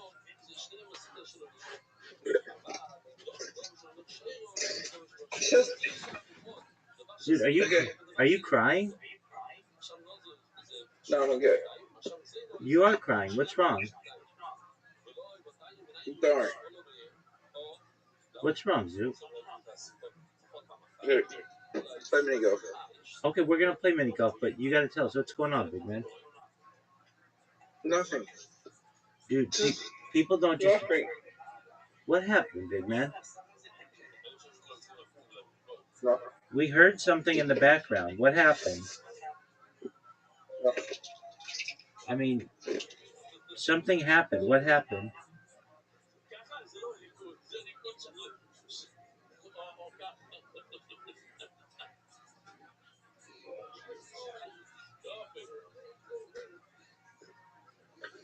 All right, when I beat you at mini golf, do I get to talk about 30 minutes of the fire and the kid tonight? No. It's literati. Or when I beat you at literati, do I get to talk about 30 minutes of. Yeah. Yes. Now, if I wanted to say, like, break it up 5 minutes today, 5 minutes tomorrow, 5 minutes the next, like, every day, could I do that? No, no refund. No refund. You said everything should be refundable. Yeah, but not this. No, everything. I'm gonna give you their life stories. What happened to Zoot? He wrote. Are you gonna accept my invite? Yeah, I accepted it. Did you really? Yeah.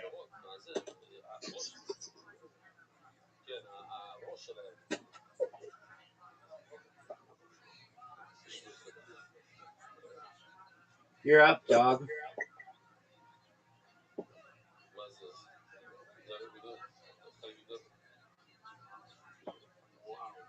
Mm.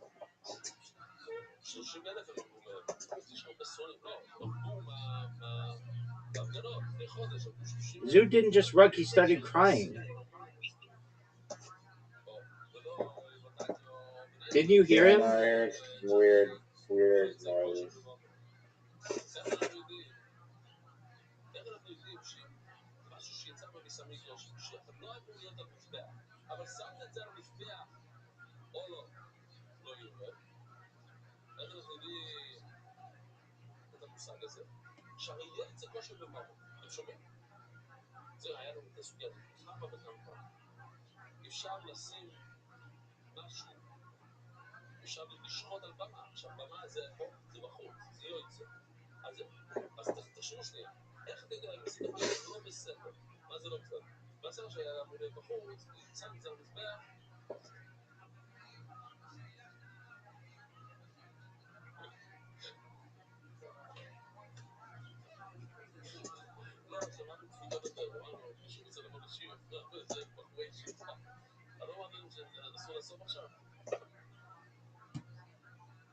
Dog, I'm already getting charged up to talk about T-Fat K. That's how insiders discuss it. It's called T-Fat K. And it's amazing. They got a new podcast studio today. It's gonna be amazing.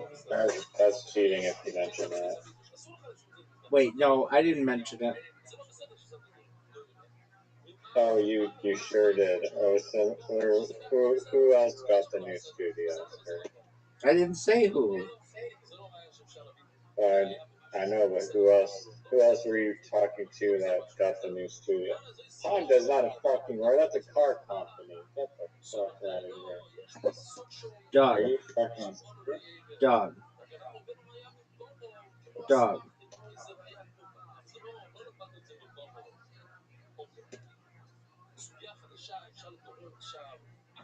That is one of the most bullshit. I've seen a lot of bullshit plays, but that one.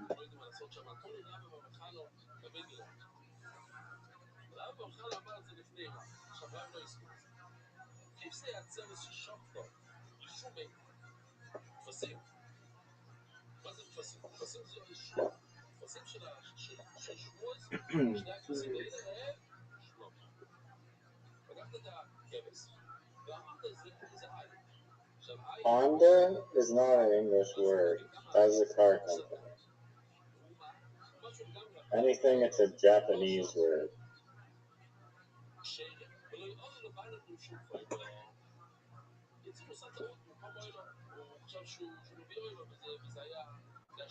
Wow, S? Do I smell an S coming? Or it could be, I don't know. Oh wow, yeah. Go figure. Go fish.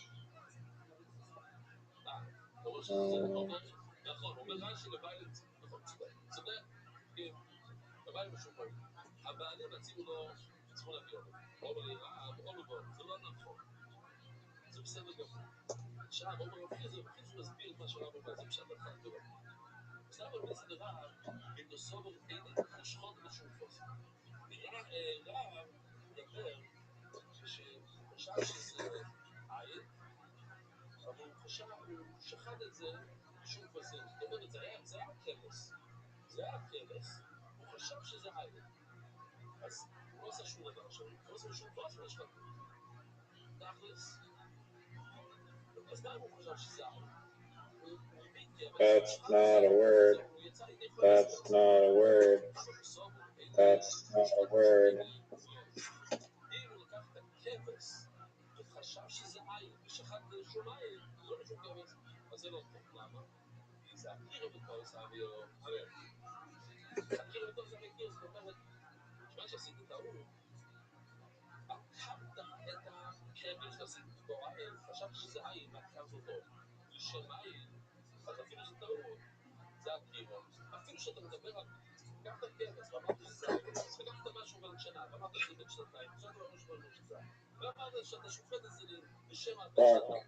Fuck.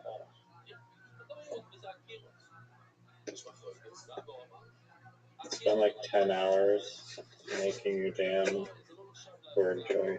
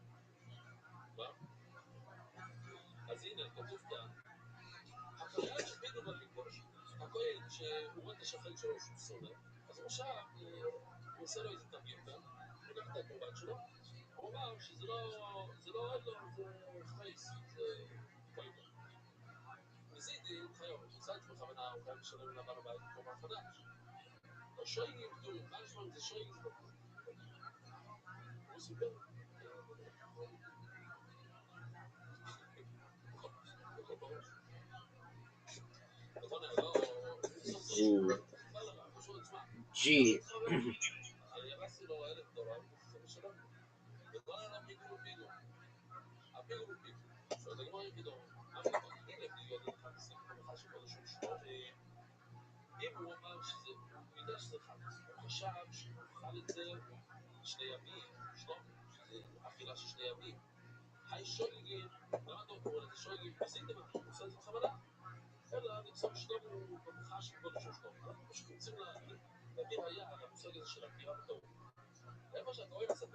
Are you fucking, yo, that time is not equal at all.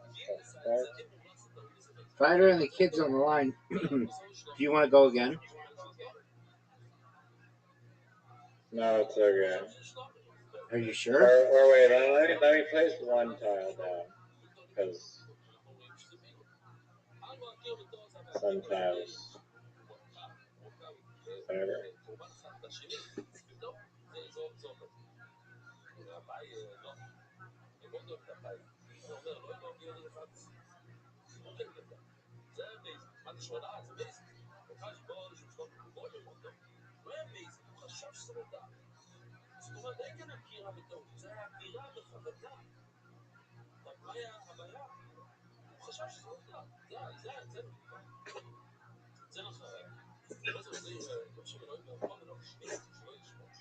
It's normal. Yeah, dog.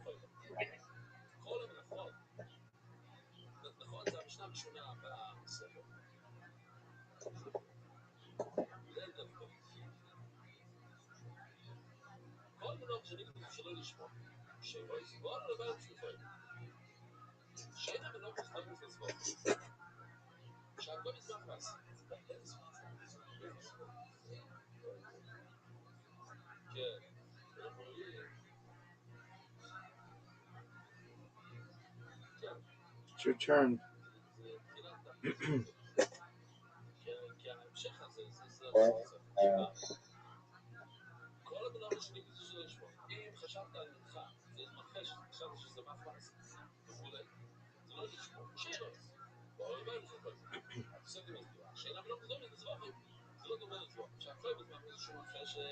Man, 30 minutes of unadulterated discussion.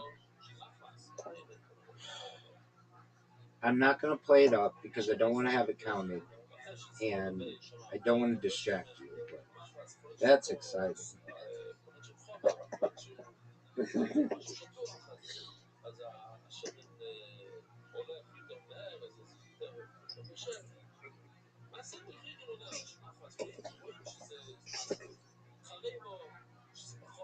Linty. Well, that's interesting. Yeah, it was pretty interesting.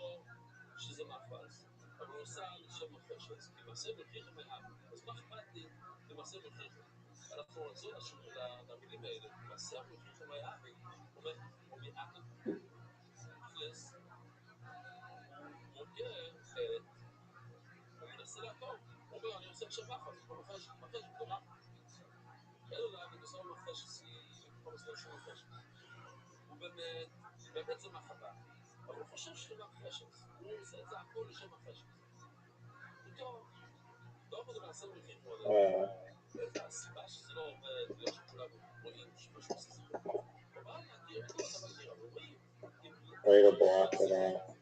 You're welcome, big man.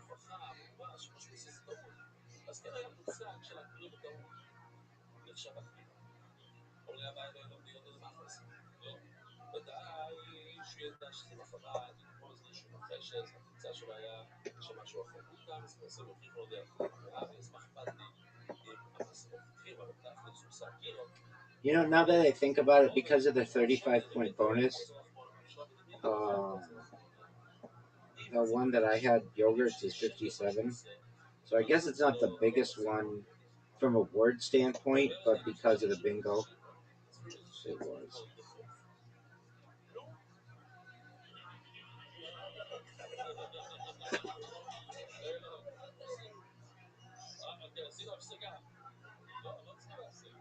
Yeah, I didn't know that the bingo was that big.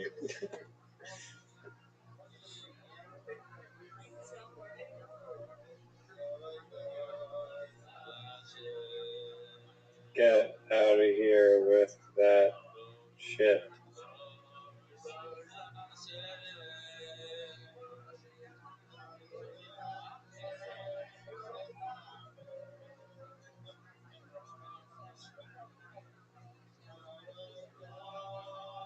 Of course.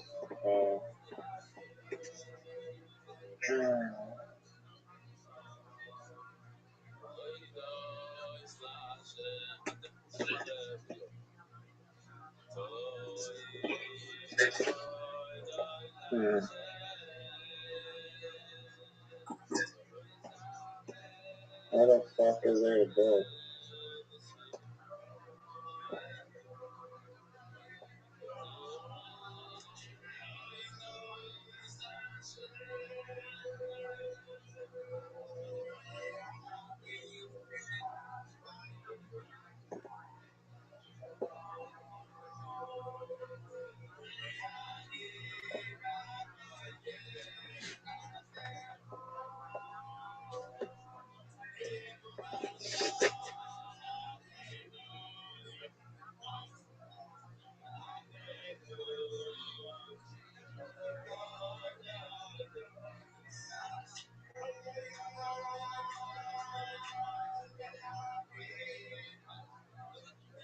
Another oh my god.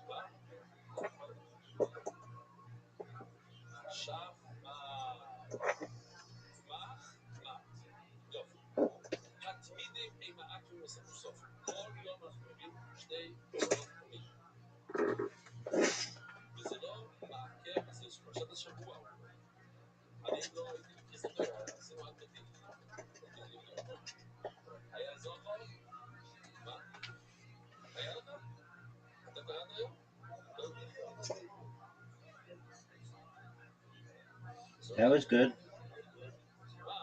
I barely made it.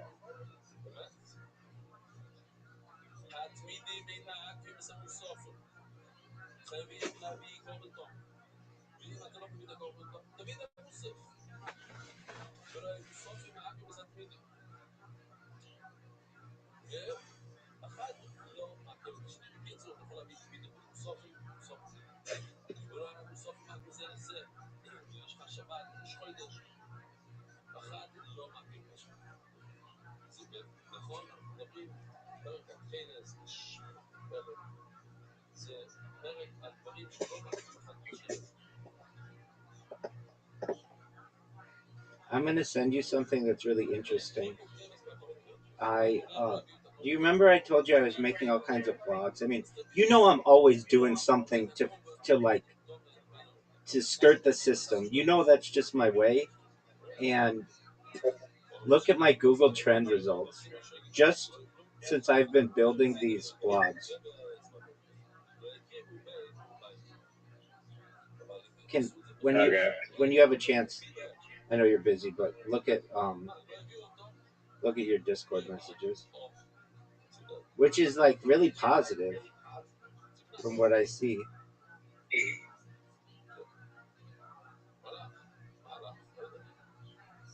So you're trying to distract me during the middle of a game. No, I mean That is a lot. I don't mean to do that, but like it's not your turn right now. You can look at it.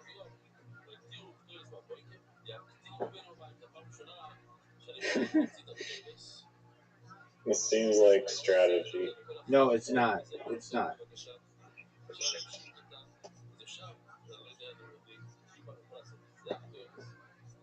I'm like really proud of what I sent you.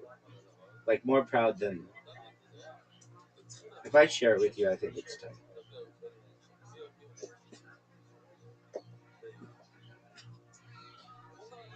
Wow.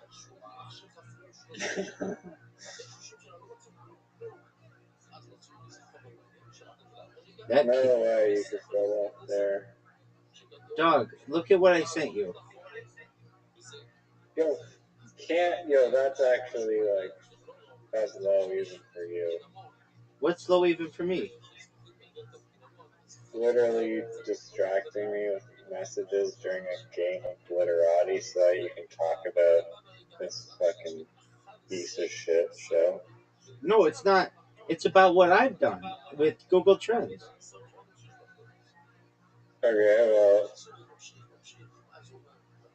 I get that, but you can't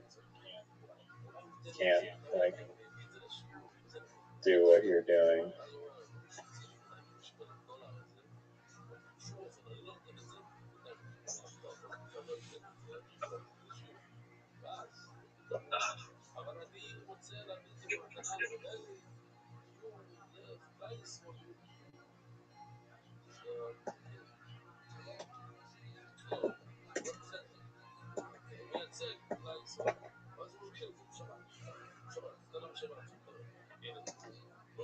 What?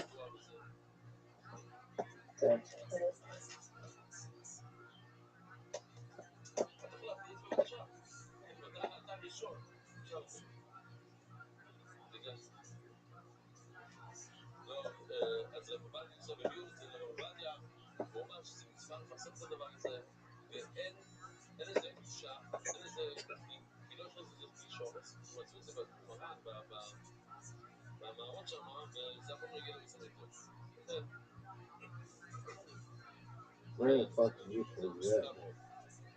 Interesting.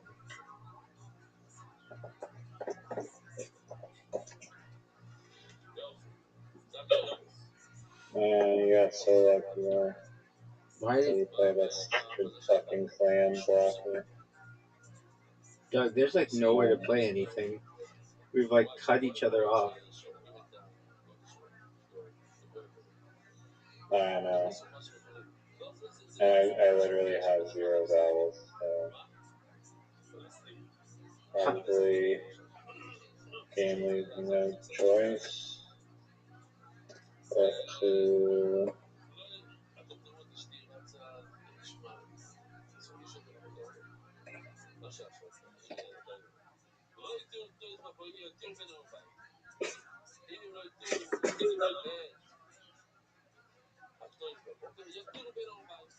you could have played your C up there by the K and you chose to run. Okay, well.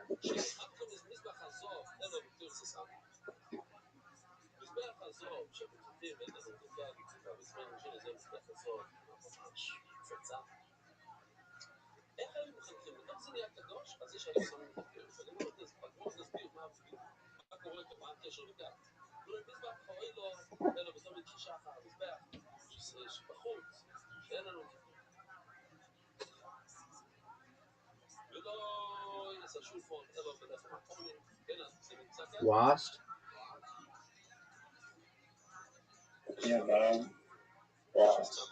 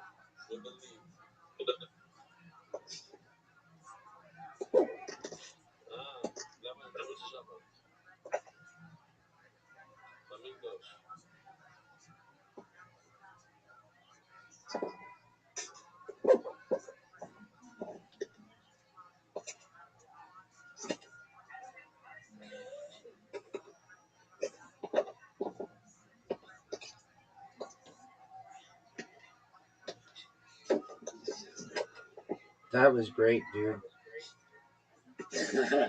I was scrambling for time.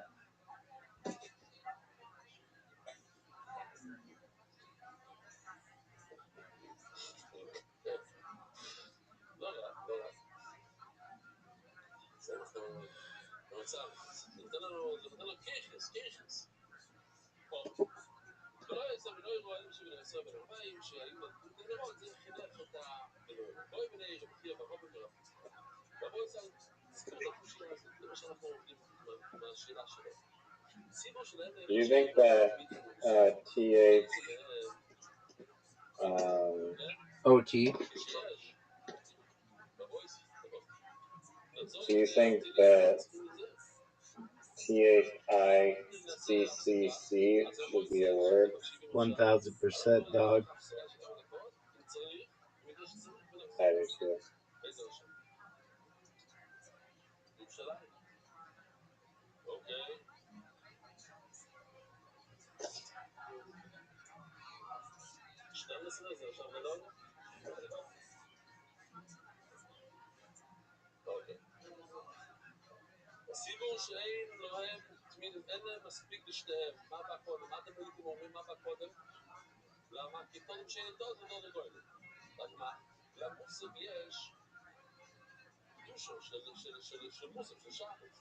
Oh, Yeah, it's like some, it's like the stuff you put on your hands.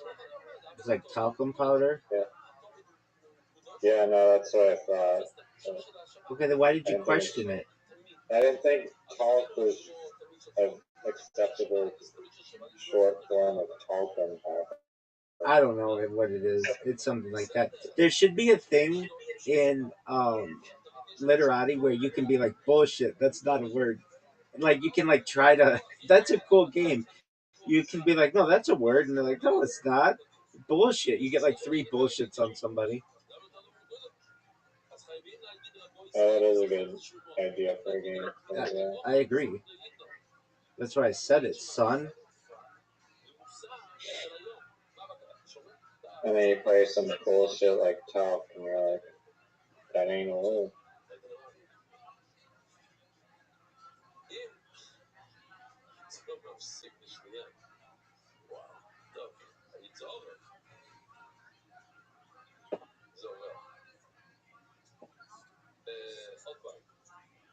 Fire?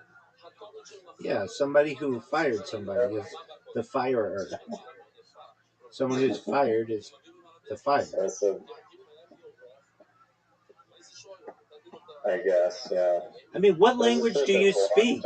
What language do you speak where talc isn't a word and firer isn't a word? Dog. I didn't say it isn't a word. You're questioning it. You don't. You don't. Ho. Oh, what is this bullshit?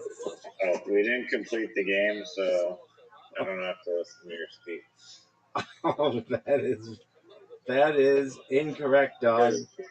No, you didn't. You didn't actually. Dog, that means that I get to spread this out. Please look at your messages. Yeah, I see it. the trends. Isn't that April baller? to May. Isn't that baller? Yeah. That's off from like the shit ton of blogs that I've created. Isn't that the most baller shit you've ever seen? Yeah. I agree. So where do you want me to start with the Brendan Schaub story? Do you want me to start at his birth in Aurora, Colorado? Or would you like me to take it further back? I have to go to sleep.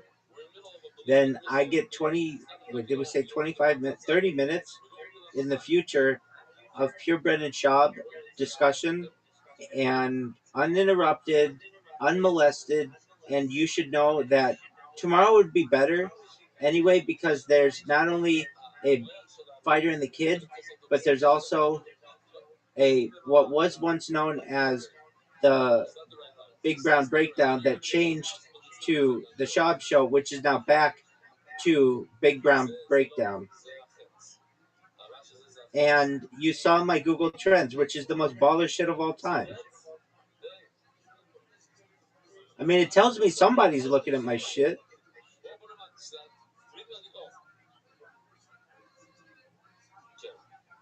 Yeah. I agree. Could be.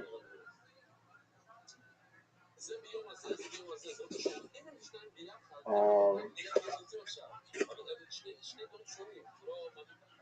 right, so do you realize you're pulling a dick move by not letting me talk about the fighter and the kid? Because I earned it. And dog, you've just been getting your ass kicked. That's 3 straight games you've lost. And they're not warm up games, they're not cool down games, they're straight up, for real, counted ass kickings.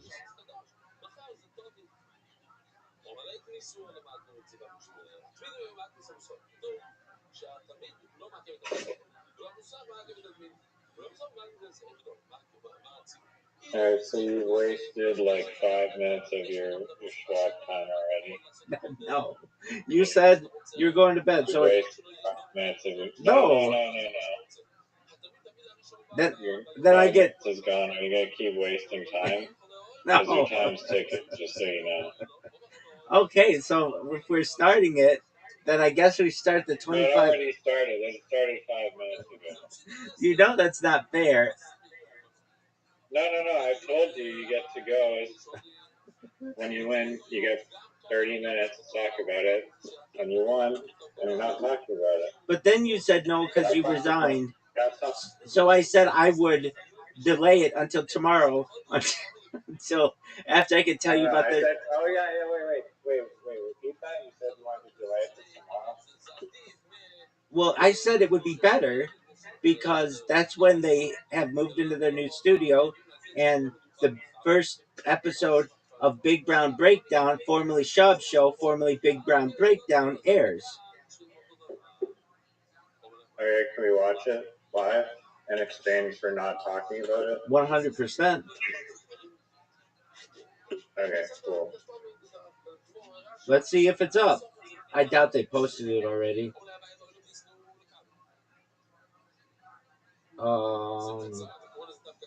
No, they usually post it about 9 a.m. Pacific. Perfect. We can watch the full recording.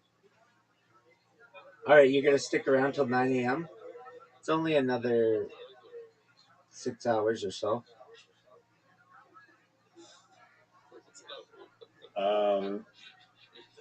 I mean, I could. I don't understand why you don't sleep in here like everybody else. It's just not like I charge my phone and turn off my devices. Yeah. Why don't you just not do that?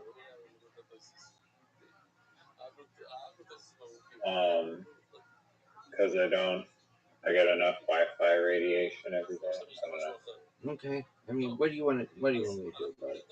I have a question for you. This is a serious question. Okay.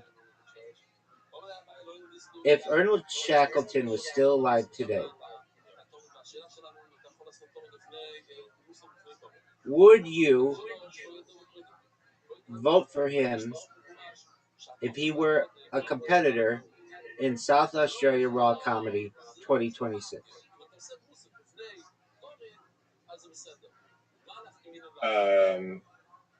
Yeah. Okay. Can't be And worse than whatever they have. okay, take it. I'm gonna let you guess something. I'm gonna let you guess something, and this is an important guess. Maybe one of the most important guesses in the history of humankind. Do you, yes or no, know who hosted Kill Tony tonight? Of course, I do. Everybody knows that.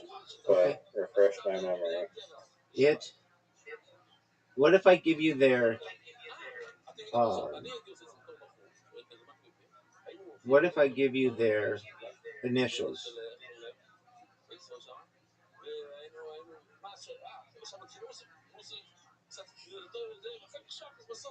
Their initials are ST. I'll give you their last name. Talent.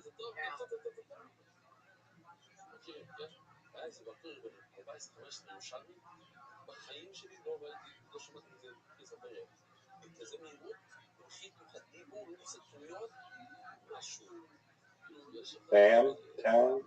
Sam Talent is correct. Nice.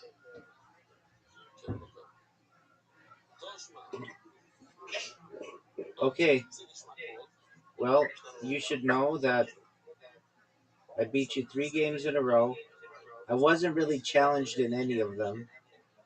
Surprisingly, the one in which I was challenged the most was the one that I got the largest score on any single turn in the game's history between us. And,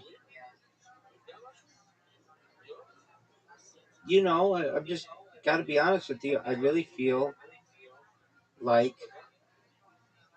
I perhaps may be just the best person ever. I was doing a bizarre border incident. Iceberg. And let's see how many you know. Did border iceberg? Bizarre border incident. Oh, I don't know if I'm gonna do well with that. One of them, okay, one of them you will know. I'll start with the ones that you won't know. I'm not going to tell you which one you aren't supposed to know. So, do you know about the COD Wars? What are the COD Wars? Everybody knows about the COD Wars. Are you really asking me about it? Yeah. This is that thing between Iceland and the United Kingdom where Nice. Like- You did know. Nice. about fishing rights in North Atlantic. Yep. Good job Googling it. Probably Googled that, but okay. I don't know what you're referencing, but okay. I'm looking at Fighter and the Kid stuff. T-Fat K. Okay. Well then, good job. KAL Flight 007 shoot down. Yeah. I do know about this one too. This had a senator on it, and it was flying over Alaska, and was allegedly it was like a Korean Airlines flight, something along those lines, and it was shot by the Russians in like the early 1980s. Nice. Yeah, the jet inadvertently deviated hundreds of miles off course due to an autopilot navigation error, crossing into Soviet restricted airspace over the Kamchatka Peninsula and Sakhalin Island, and There's more. then There's more to this though. There's the Larry McDonald controversy, which allegedly, like, there might have been, this guy might have been killed on purpose. He was a staunch conservative and anti-communist views. Oh yeah, that's what it was. He was an advocate for vitamin B17, Laetro, and spoke openly about it. so that's how he fucking died. Yeah, Well, that's fishy as hell. it Damn. is. That's just strange. Why would they kill an entire plane of innocent people then? So, Well, he also opposed the establishment of Martin Luther King Day. There were a lot of things that he opposed. He was like a very well-known congressman and very polarizing. He wanted to block government aid for homosexuals, and uh, he blocked a bill for legal protection of people advocating for homosexual acts. This was a big one. He was a member of the John Birch Society. A hardline rhetoric prompted his own Democratic district committee to censor him, calling himself a Democrat. He was labeled as one of the most conservative members in Congress, earning a near perfect rating from the American Conservative Union. So he was like the most conservative person at the time, and spoke out against the cancer, uh, uh, against the cancer. Um, uh, and his wife said he was murdered. He was the chairman of the National Cancer Society. So his wife said he was murdered. that's crazy. So that's not just, I'm not the one saying that. That's his wife.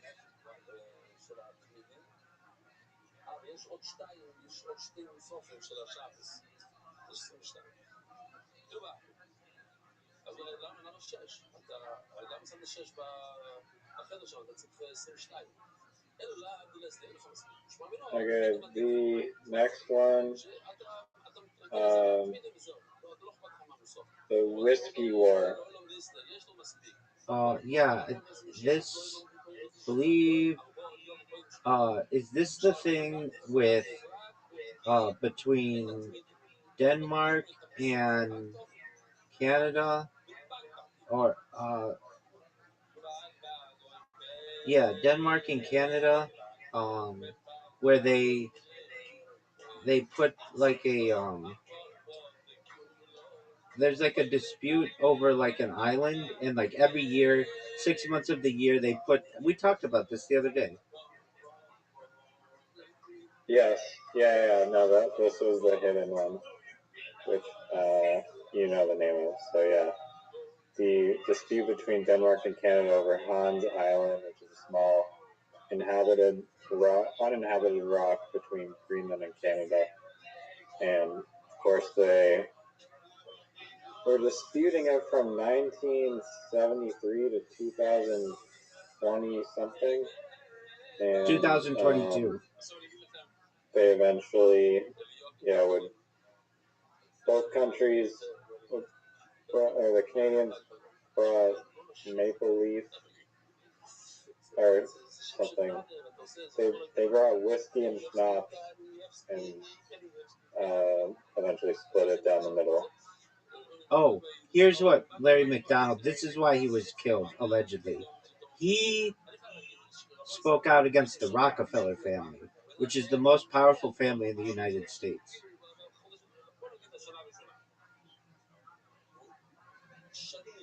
Yeah, don't do that.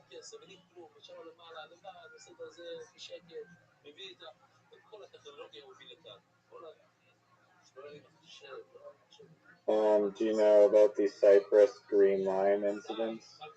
Yeah, this was on the island of Cyprus, which is in the Mediterranean, which is like there's like currently a buffer zone there, but it's like between Turkey and Cyprus, and it's like splits the island in two. There's like a buffer zone, um, and basically, as I understand, the reason why it gets that name, somebody took a green pencil and cut the island in two, think like some British guy, and because there was like fighting on the island. Is that right? Seems on point. All right, give me a hard one. Yeah, the Green Line originated as a ceasefire demarcation drawn in green ink on a map by a British officer during intercommunal violence in 1964. It solidified after the 1974 conflict into a demilitarized buffer zone controlled by the U.S. The line divides the island between the Republic of Cyprus in the south and the Turkish-controlled north. Sounds like what I just said.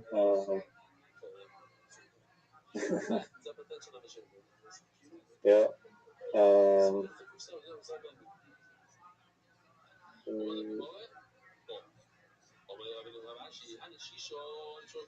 What are phantom no man's lands?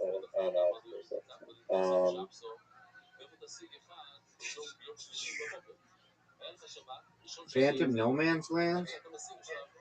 Like, no, I got. I'm assuming a no man's land settlement is just like a no man's land, or it says phantom no man's land settlement.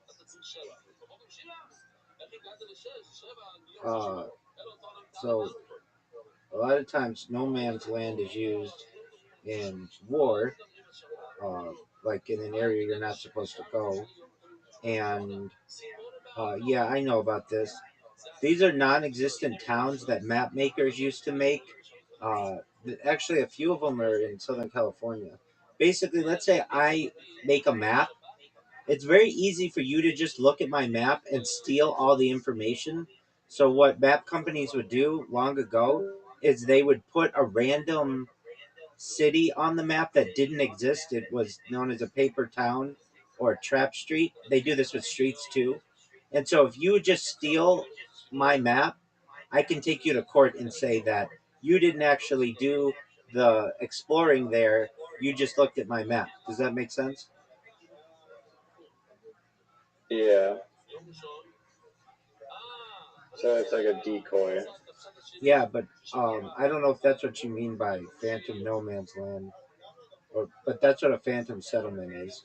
But it's also known as paper towns, and then they also do it for cities, and they call them uh, trap streets. As I previously requested, give me a hard one, dog. Anyway, there's some parts of southern Orange County that between San Diego and Orange County that are got their names because there weren't any people living there at the time, but then eventually they would, and they would look at the map and it would have some phantom name there and be like, oh, well, I guess that's why we live where we live.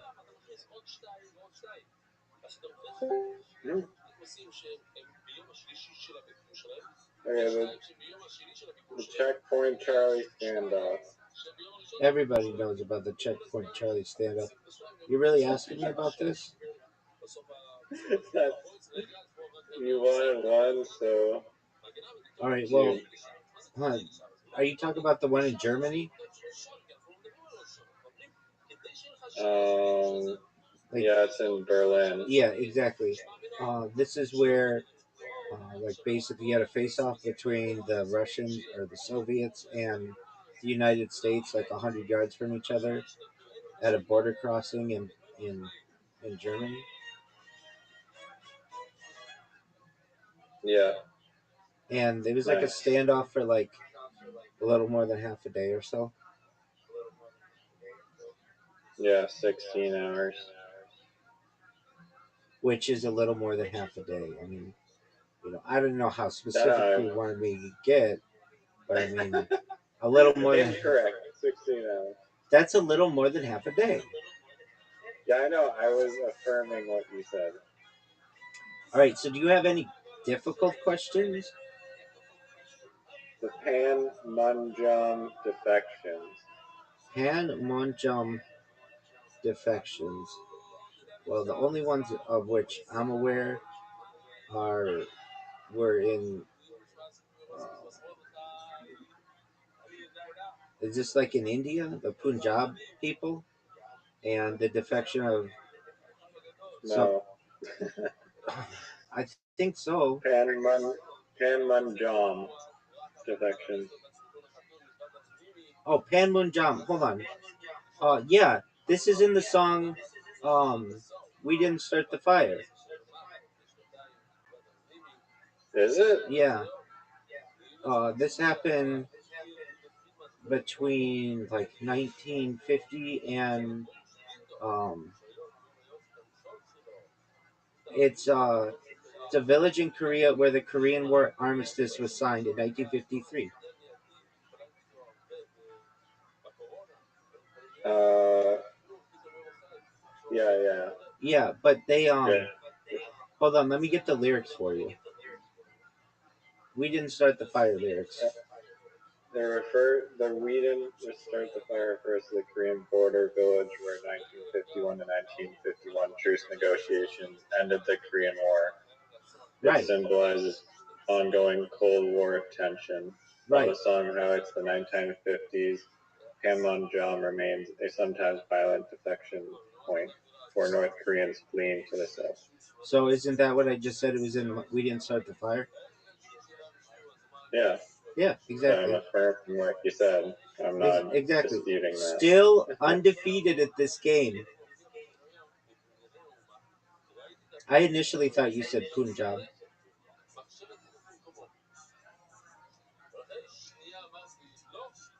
Okay. The Zaliv Terpenia fishing conflicts. Everybody knows about the Zerfib perennia. Terpenia. Yeah, exactly. Fishing Everybody conflicts. knows this though. So it is in South Africa, and it was just like a dispute of basically, as I understand. Wrong immediately. Hold on, you're not saying it correctly. Zaliv Zaliv terpenia. Z-A Z-A-L-I-E or L-I-V Zaliv Terpenia Terp P-E-N-I-Y-A fishing conflict.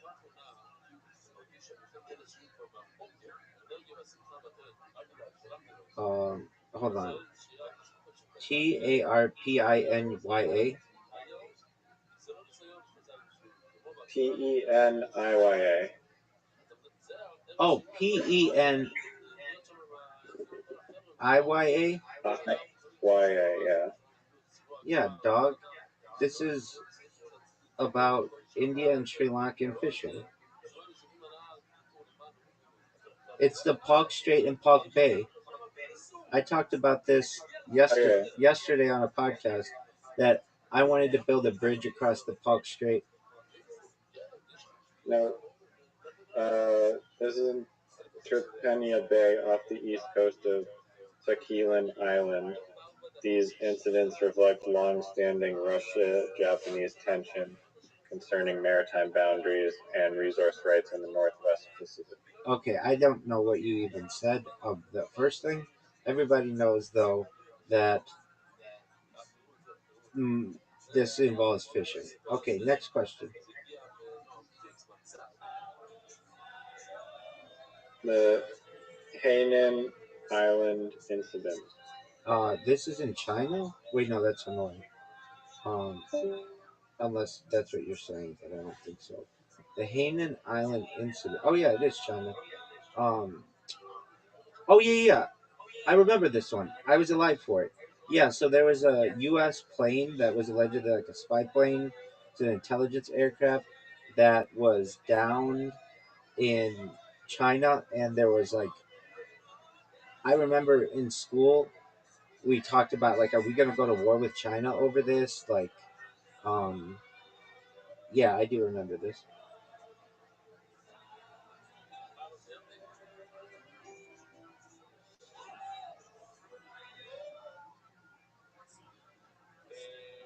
Yeah, it was the Hainan Island incident was a mid-air collision on April 1st, 2001, between a U.S. Navy reconnaissance aircraft and a Chinese fighter jet near Hainan Island in South China Sea. It triggered a major diplomatic standoff between U.S. and China at the start of the George W. Bush administration. It absolutely did too. I remember it was similar to what people would talk about during the Cuban Missile Crisis. It was like, oh, this is. I can remember a teacher saying, Vietnam started with the bombing of a with a with a the bombing of a the Gulf of Tonkin incident, and that this could be something similar. And I remember this started a long period of discussion, like when I was really little to when I was about oh like a teenager. The big place that you had to fear was Russia, and then this started China.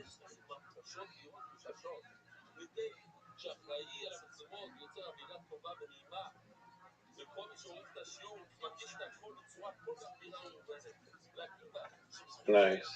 Weird dog, but I do remember this one, and it was like surprising. Nothing happened of it.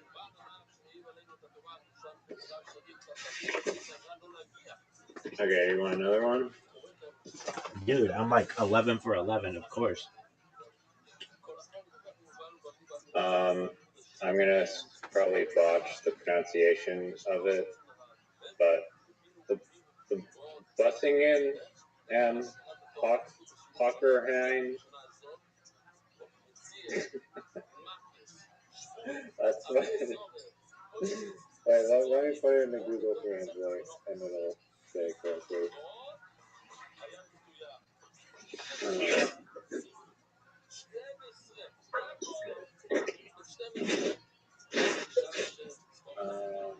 Damn it. Let's see.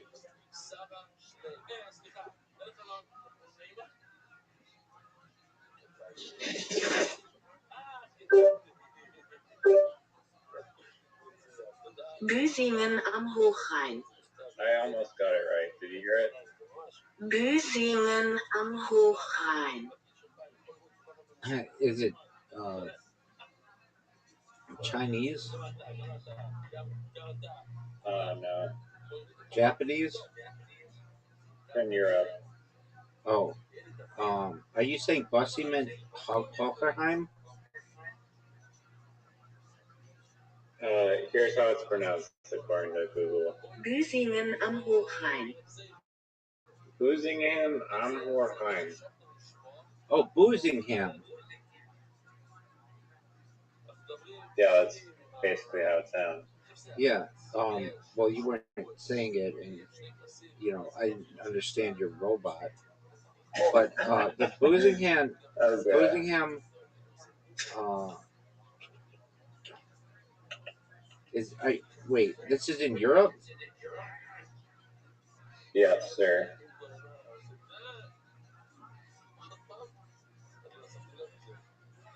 Yeah, everybody knows about the Boozingham Oberheim incident. But okay.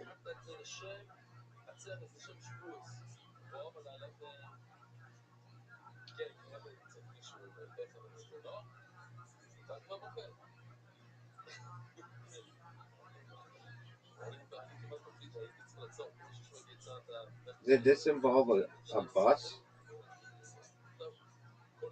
Okay. Wait, No. hold on. The The Gillingham. Busingen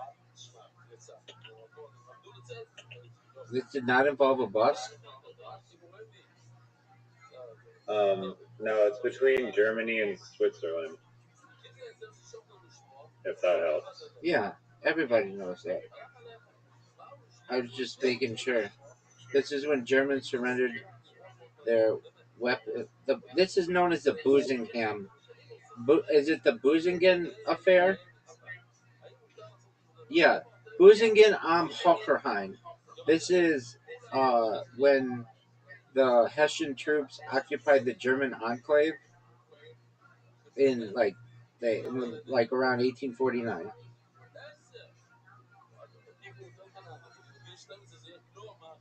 But it's known as the Wait, Google telling you that? It's known as the Busingen affair or Busingen conflict. Yeah, I had to look it up because I didn't know what Busingen Hockerheim means because I fucking speak English. Okay. Um, an exclave fully surround a German village of Businghen, an exclave fully surrounded by Switzerland. The area's unique status stems from territorial and diplomatic developments between Holy Roman Empire, later Germany, and the Swiss Confederation. Its distinct position has made it a symbol of complex European border history. All right. What's next, Chin? Point Roberts. Yeah, I do know this one. Point Roberts is an area, as I recall, it is around Vancouver. And yeah. This is that Washington. This is in Washington State, but you can't get there from the continental United States or the the the lower 48. You have to take a ferry there from like Vancouver. Yes, you're describing the right place. Yeah, but this was never like a standoff, to my knowledge, was it? It It's not bizarre border standoffs. It's just bizarre border incidents. Okay, well, what's the incident And though? like the town, and during COVID, the the town was cut off by Canada during COVID as residents had to cross an international borders just to reach the rest of their own country. Okay, but yeah, Yeah, I know about but Point Roberts. it is such a weird place where it's like why Why would isn't you that Canada? make this town like very goofy border, super goofy border. Super goofy border. Dude, there's um a really good Series. It's called How the States Got Their Shapes. And it goes through all 50 states and all their really weird borders. And they go into that kind of stuff. Also, like, there's a part of Minnesota that like juts up into Canada a little bit by the um, it's called the lake. What are those lakes called? Like not Land Lakes or something? Not Land Lakes, but the border lakes, border waters, and so like the Canada U.S. border is the longest unprotected. It's the longest border in the world. It's also the longest unprotected border in the world, and the one with the straightest line in the world, except this one little part of Minnesota that juts up. And um, the people who live there aren't many of them, but they like get their mail. Like the mail has to go like north of the normal Canadian border to drop it off or something. There's just some weird shit like that. But I find this stuff to be fascinating as well. Like Gibraltar is a really interesting one. Um, what else is an interesting one? The Falkland Islands. There's a whole war there about that shit. Um, the ownership of Antarctica. That's a fascinating one. It's really interesting. The United States does not have an argument in that one. Like we have an argument in everything, but not Antarctica. Even though we have bases there, we weren't part of the Antarctic Treaty, or like weren't one of the main countries like Norway and UK and Chile, um, New Zealand, I think, some others. What are some other interesting ones? Hong Kong, super fucking interesting, and Macau, super fucking interesting. That Hong Kong is at the mouth of the Pearl River, as is uh, Macau, and they were just like the reason why the British had Hong Kong was because of the Opium Wars. Basically, the British got the all of China extremely hooked on opium for like 100 years, and the Chinese tried to fight the British away, but the British won. Just like an incredibly interesting story during the 19th century. Another one is how the Vatican got founded.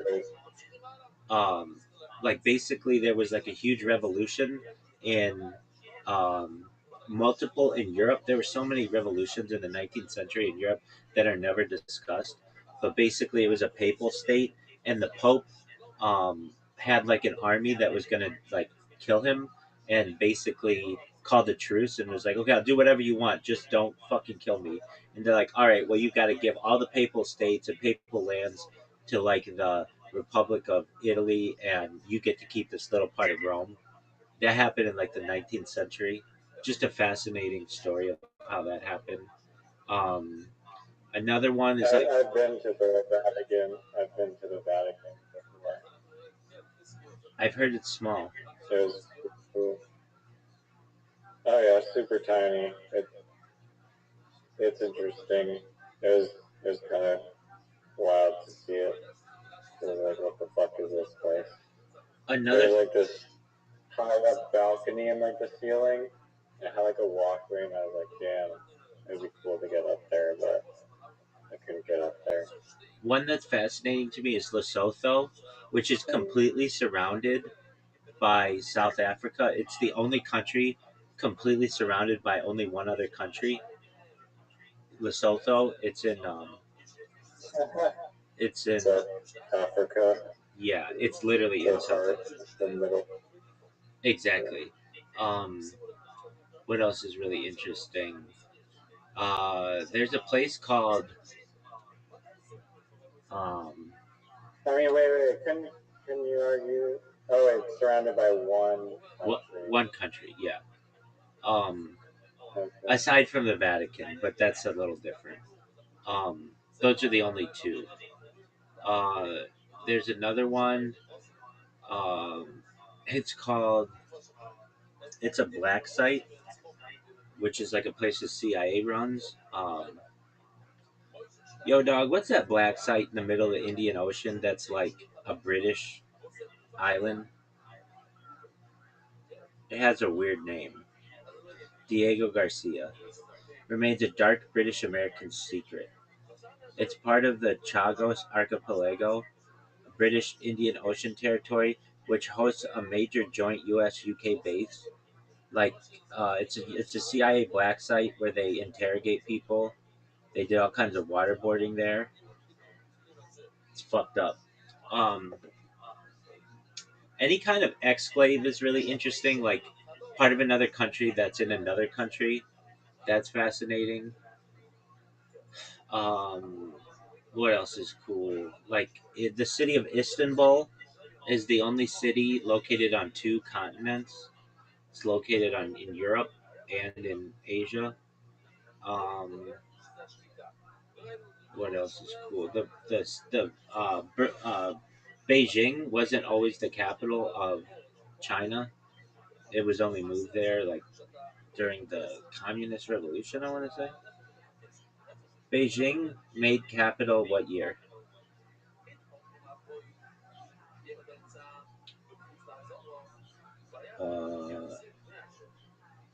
1949. And uh,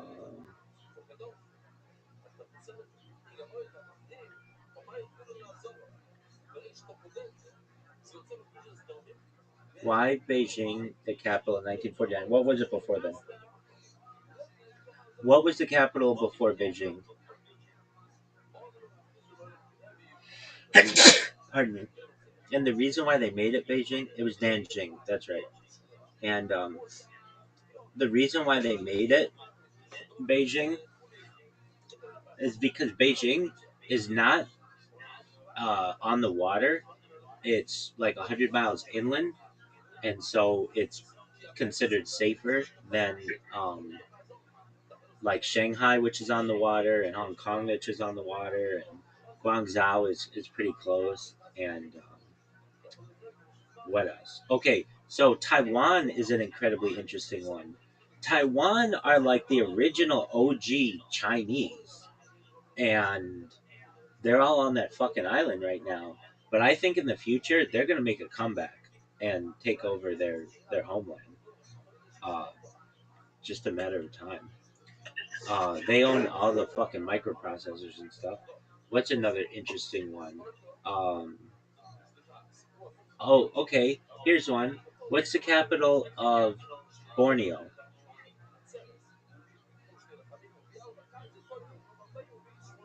I have no idea. Borneo does not have a capital. It's an island.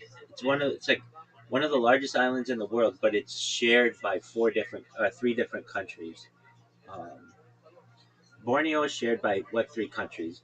It's like Brunei is there, the Sultan of Brunei, um, Indonesia, Malaysia, and Brunei. Malaysia, Indonesia. And it's huge. It's a really big. But like you hear about the Sultan of Brunei, but nobody knows where that is. It's on Borneo, Yeah, and it looks beautiful as fuck there. it is, and it's one of the biggest islands in the world. I think Borneo, Like a biggest giant islands in the world. Hawaii thing. Borneo is. It depends what you consider an island. If you consider, like technically, Surrounded by water. yeah, but that could be Africa, Europe, and Asia. So Borneo is the third largest island in the world. It is surpassed only in size by Greenland and New Zealand, or New Guinea. Pardon me. Um, what else are cool ones? Well, the U.S. used to have a cool one. We used to own part of Panama, where the Panama Canal zone was, but we gave that up in 1999, 1998, or 1999. And the British gave up Hong Kong around that time too.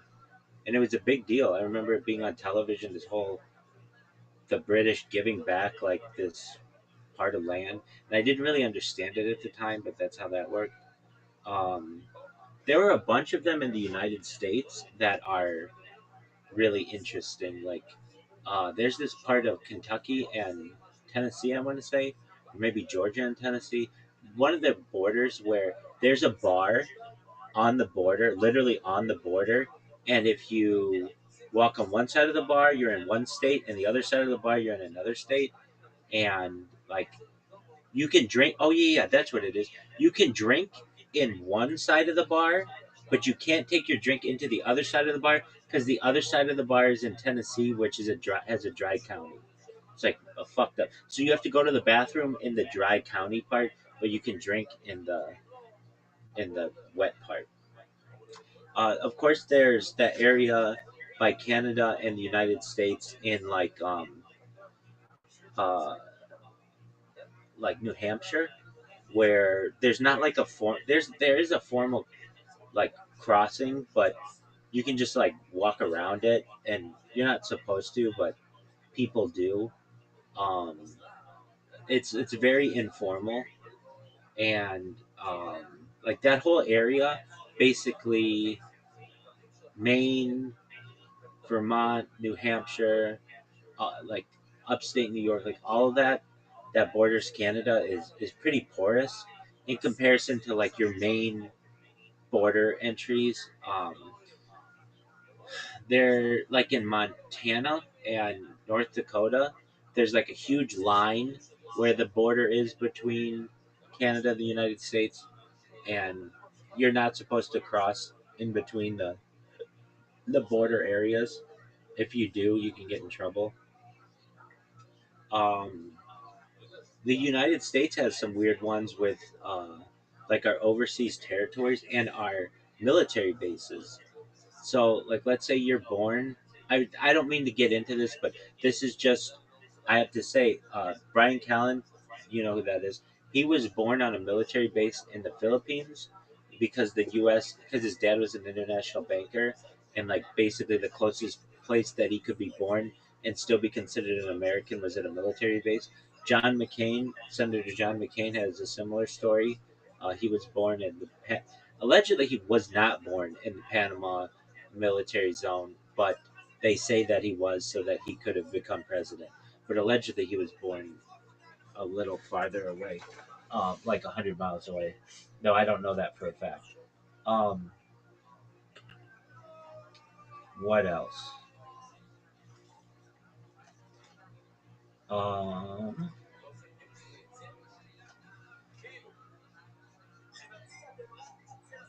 there are a lot in Europe, like how these countries got to be like Liechtenstein and Luxembourg.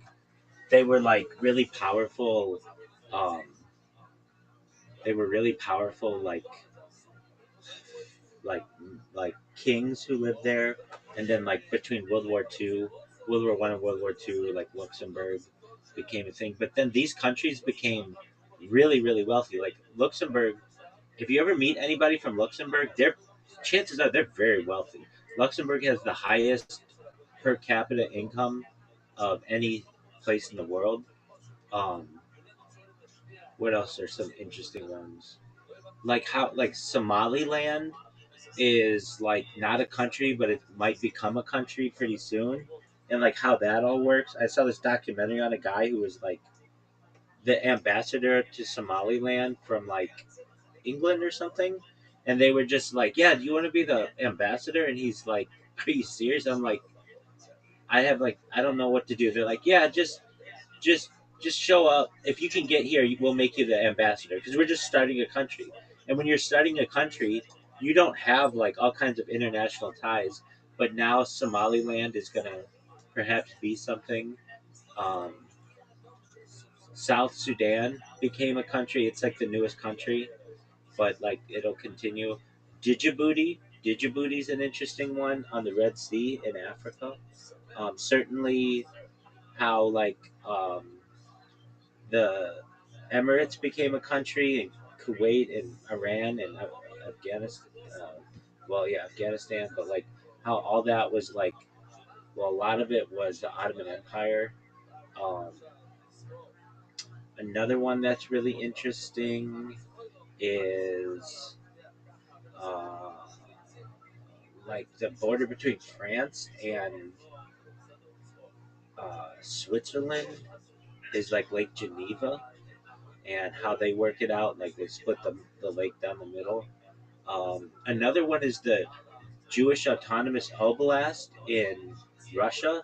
Basically, Stalin, after the Holocaust, was like, "Hey, Jews, if you're looking for a place to live, I know you all are trying to figure something out in the Middle East, but we'll give you this little part of Russia, which actually got established. So it's like a state called the Jewish Autonomous Oblast. It has less than 1% a Jewish population, but it borders China. I want to live there someday. It's cold. That's the only reason I don't want to. But I've always thought it'd be cool to be like, hey, we actually made this bitch into a country. Um, that's an interesting one. Another one is in China, just like its relationship with Tibet, and how China dominates maps. Like China's very smart. They learn the way that you take over that they take over any neighboring countries. Like China hasn't been in a fight in a war that they declared in like 2000 years. Like they don't start fights. They might get into them like World War II, but that's because the Japanese invaded them. They don't start fights, but what they do, and China hasn't always been unified, but they and I shouldn't say 2000 years, but like they've been invaded by the Mongols and stuff, but they dominate the maps. So what they do is they just basically like keep cutting out little places for themselves, which is what they did with Tibet, and now they're doing it with Mount Everest and Nepal. Like before, the border on like Google Maps even between Nepal and China, that's where Mount Everest was, and a lot of times people would say Mount Everest is in Nepal. Like when I was a kid, that's what you would see, and then very slowly it became Nepal China border, and now China is using their influence to just say that it's theirs. And what are you gonna do about it, Nepal? And even like they use like uh, So China has built these like hydroelectric dams in basically like literally like Nepal's like backyard, and they're just like, yeah, we own the river, and we're gonna use this to generate electricity from this river. Suck it, Nepal. um, another. This isn't like a border thing, but kind of. Um, Not really, but it's just unexplored territory. So there are some mountains in the Himalayas that are considered religious, and you're not allowed to climb them. So there are some mountains in the world that have not been climbed. Like people think that like all the mountains have been climbed, but they have not.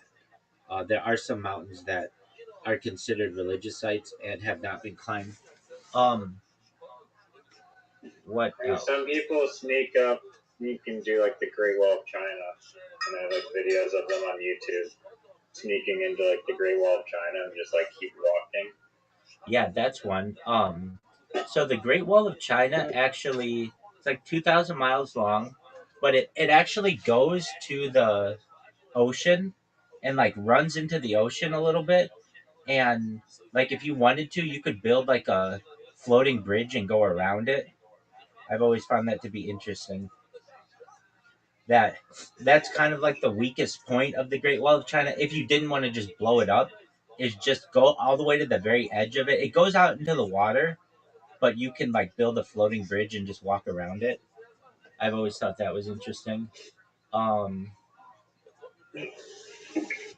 there's well, the whole border situation between San Diego and Tijuana is very interesting.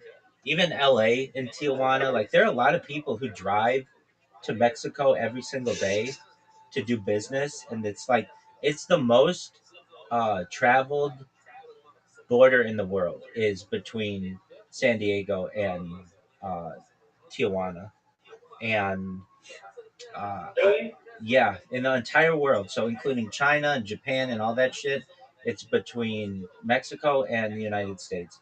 And I've known people who would just like to me to go to Mexico is like a big deal. Like I gotta get my passport, and like I gotta call somebody to be like, hey, if I don't come back, like come looking for me.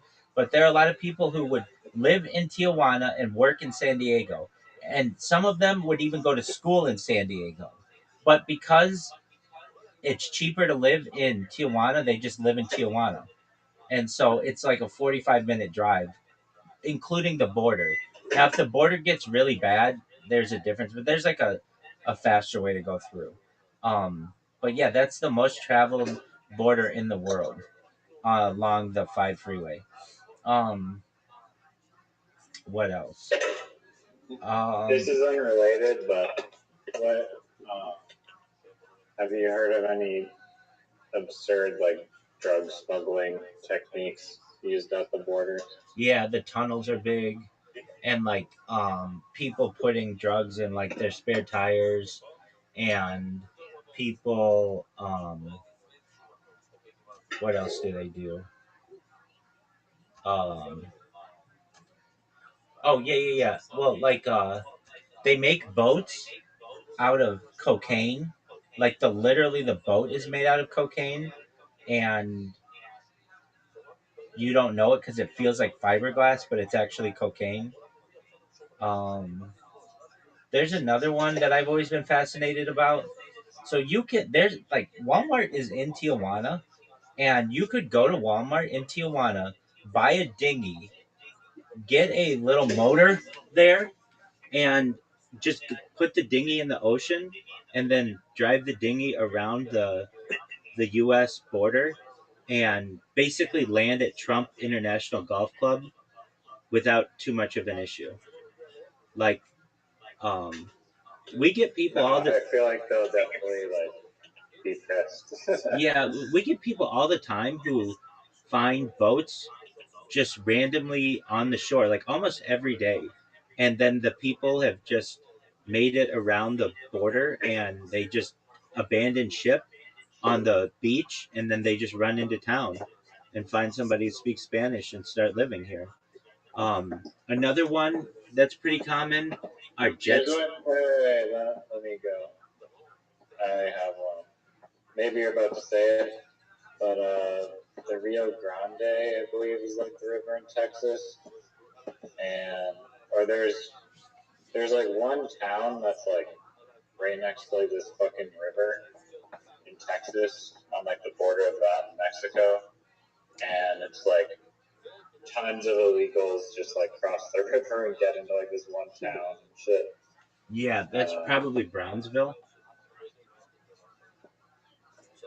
Right? Yeah. That sounds like that. There's Is that next to the river though? I thought it was like what's the river called? Rio Grande or Rio Grande. Because that Brownsville's on the ocean, so when they just like swim in the ocean. Yeah, I thought it was at the mouth of both. Is Brownsville on the Rio Grande?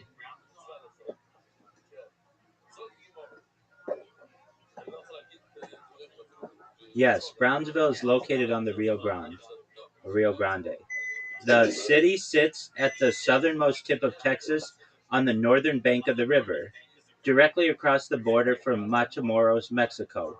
It is positioned approximately 22 miles from the mouth of the Rio Grande, where it empties into the Gulf of Mexico. Is that what you mean?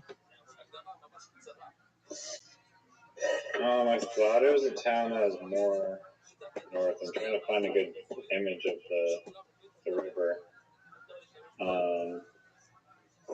Well, they do it They do it across the whole border. I mean, it's not just like one city. There's one oh yeah, it's like Eagle. Well, there's Eagle Pass, which is a big border town, and El Paso and Ciudad Juarez. That's a big one. El Paso's like the eighth biggest city in the United States. It's huge, and nobody knows about it. Hold on, it's not eighth biggest, but it's big. How big is El Paso, Texas, in the United States population? If you include Ciudad Juarez, like the whole thing, it's the 22nd largest. It's sixth largest in the state. But wait, there's something more to this. Include Ciudad Juarez. If you include Ciudad Juarez, El Paso Juarez, um, so combined, it's like 2.5 million residents. So hold on. If you combine El Paso and Ciudad Juarez, how big is El Paso in comparison to the other cities in the United States with 2.5 million people?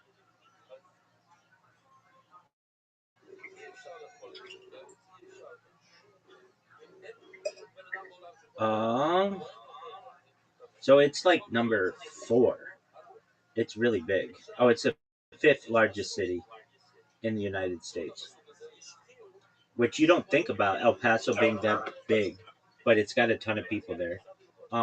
Another interesting. Is it bigger than Chicago? No, Yeah, like no, Chicago's third.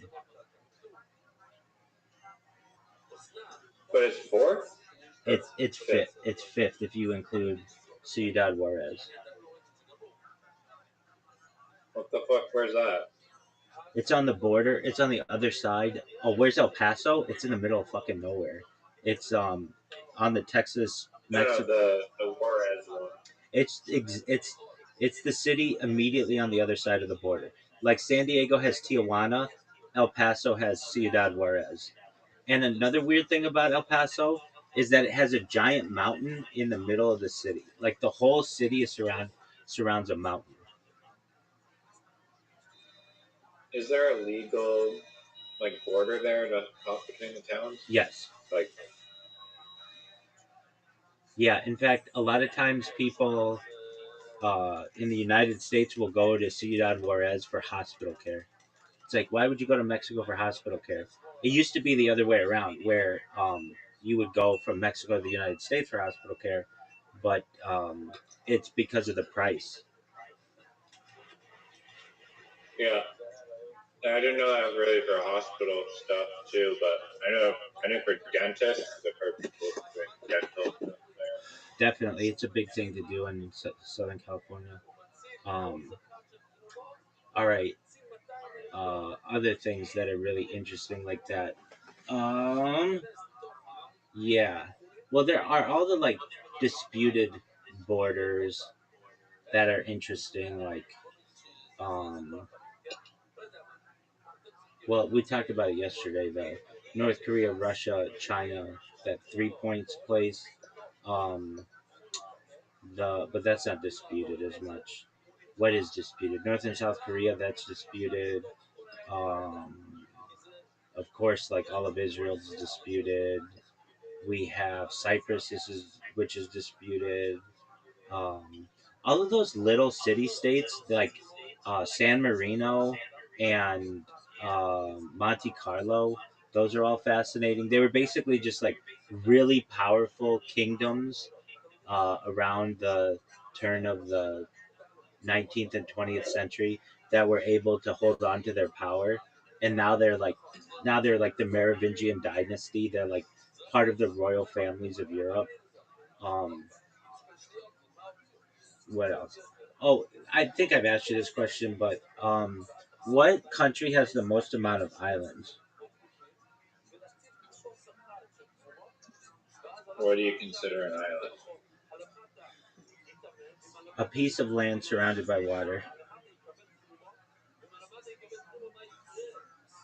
I mean, I feel like Canada has got to be one of them.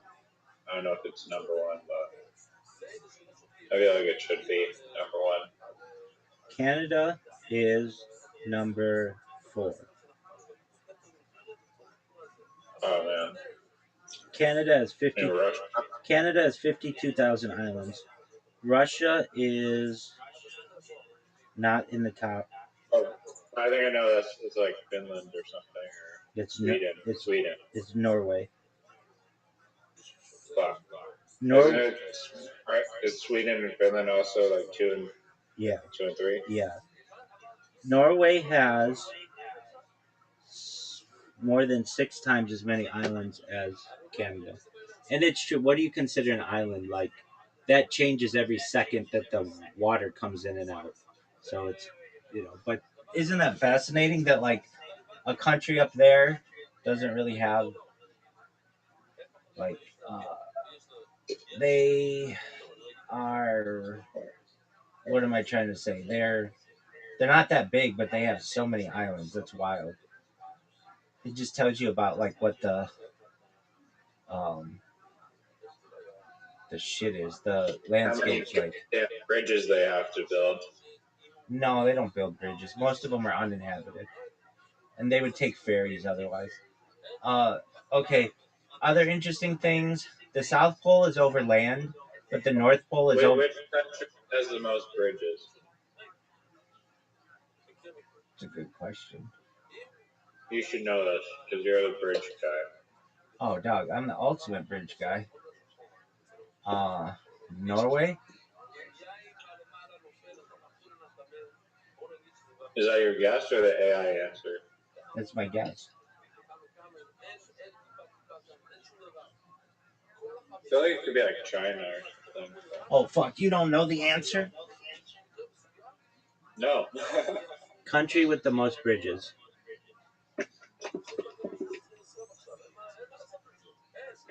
China. Oh, boom. China has 961,000 road bridges, significantly outpacing other nations.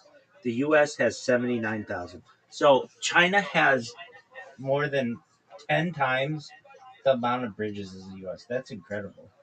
Um, Wait, how many does US have? 79,000. Oh, that's small. Is an overpass considered a bridge? I think so. Really?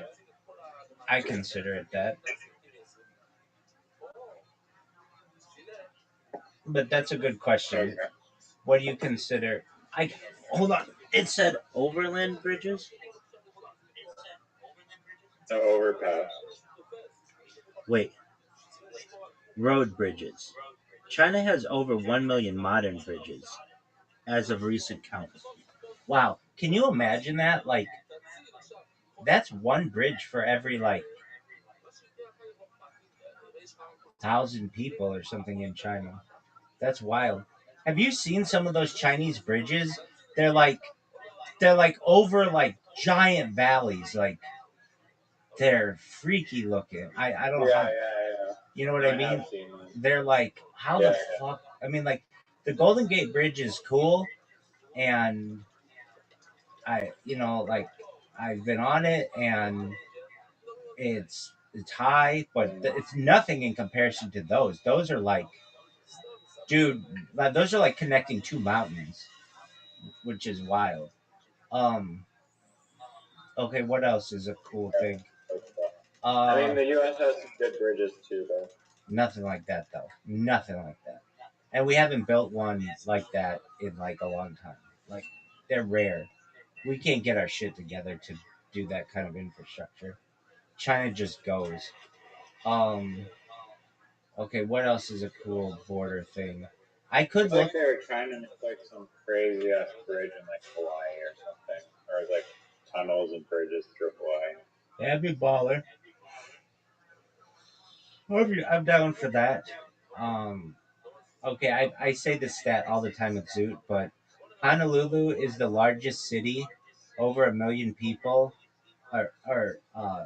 Honolulu is the largest, most remote place. It doesn't have over 1 million people though, maybe over 500,000. But the one that has the most, over 1 million, is Perth. Uh, Perth is the most remote large city in the world aside from Honolulu. So basically, if you're in Perth, you're farther, or well, I should say, if you're in Honolulu, you're farther away than you can be from anywhere else in the world to a large city, and still be in a large city, which is pretty fascinating. Um, oh, what else is a cool one? Um,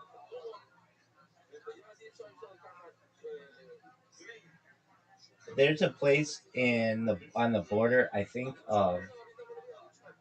Uh, it's like along the.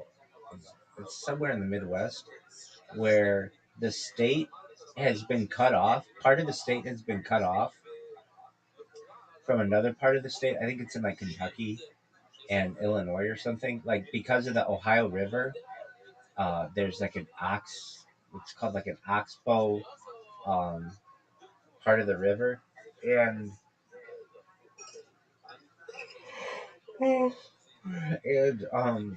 in order to get into that part of the state, you have to go into another state. Like you can't go to a part of the state from your state. It's an exclave. Um, Another one is, there used to be a city at the convergence of the Ohio and the Mississippi rivers called like Madrid or something, or no, Cairo, and but because of flooding is no longer there. But it's like it used to be a really good place to have like a city, like wherever you have rivers that meet, or like meet the ocean or whatever. That's a really good place to go to be, because there's fresh water there. Like that's why, like New York City is where it is. That's why Los Angeles is where it is. Los Angeles is not on the ocean technically. Well, it is, but that's a modern thing. Los Angeles was founded like 20 miles inland because that's where there was fresh water. It's not like it was just founded on the ocean because there wasn't water there. It was like founded inland. But like Shanghai, that's at the mouth of the Yangtze River. Hong Kong's at the mouth of the Pearl River. Um, like uh, Baghdad. Baghdad is close to the meeting of. It's on the. It's literally on the Euphrates, and like the Tigris is really close. It's pretty close to what used to be um, Babylon. Like Istanbul was Constantinople. Constantinople was Byzantium. Um,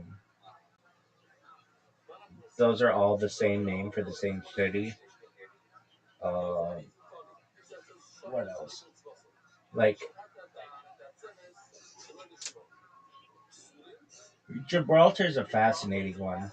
Basically, there was this plan by this admiral, this British admiral, in the like 19th century or 18th century, and it was called the Great Choke Point Plan, where because the British dominated with their navy, they basically said there are some checkpoints in the world that we're going to control, and we're not going to let anybody else control them. Let me look up the name of that bitch. British Navy Great Choke Point Plan.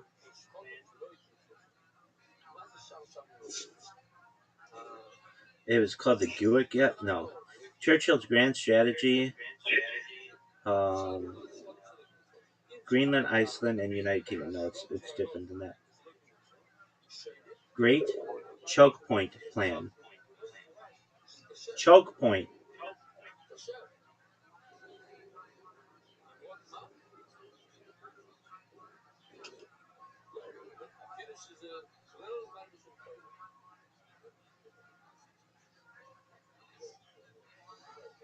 Oh, 5 keys of the world: Strait of Dover, Straits of Gibraltar, Suez Canal, Strait of Malacca, Cape of Good Hope. This was Admiral Sir John Fisher's concept. Anyway, my man, I can't believe you allowed me to talk for another hour. Do you have any more iceberg things? Yeah. I mean, do you know about the Dog, about Siachen Glacier conflict? yeah, I know about all of that stuff. However, it's time for me to go to bed, and so I think that it's time for me to go to bed. Alright, I'll go. Peace out, friend.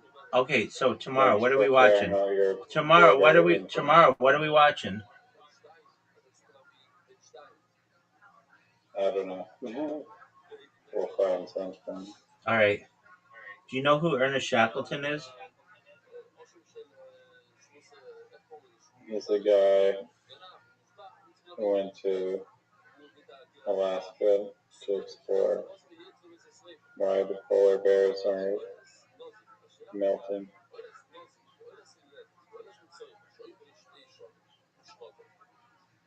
Are you serious? Final answer. All right. So get ready for 30 minutes of unadulterated, unmolested Fighter and the Kid talk.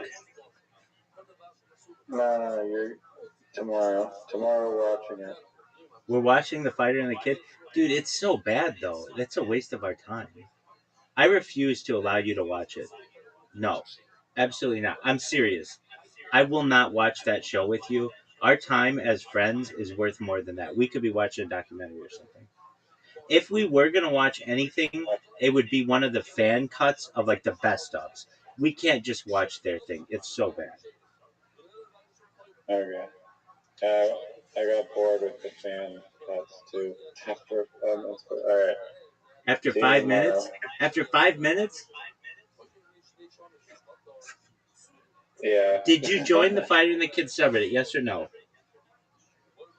I'm in it, unfortunately. Yeah. And I'm in the North Korea subreddit. hey, you know what you should do is join the Borders subreddit if these exclaves and shit are interesting to you. They're fascinating. They get like people. They'll be like, "What's life living like here?" And somebody will be like, "Oh, I live there. I was born there, and this is what life is like." And they'll be like, you live your whole life thinking that you're from one country, but you're really treated like you're from another country. It's really interesting. Okay. Well, We'll explore more Reddits tomorrow. They're called subreddits, dog. There's only one Reddit. Get it right. Dog, you don't understand, sir. You don't understand. Hey, do you understand yogurt?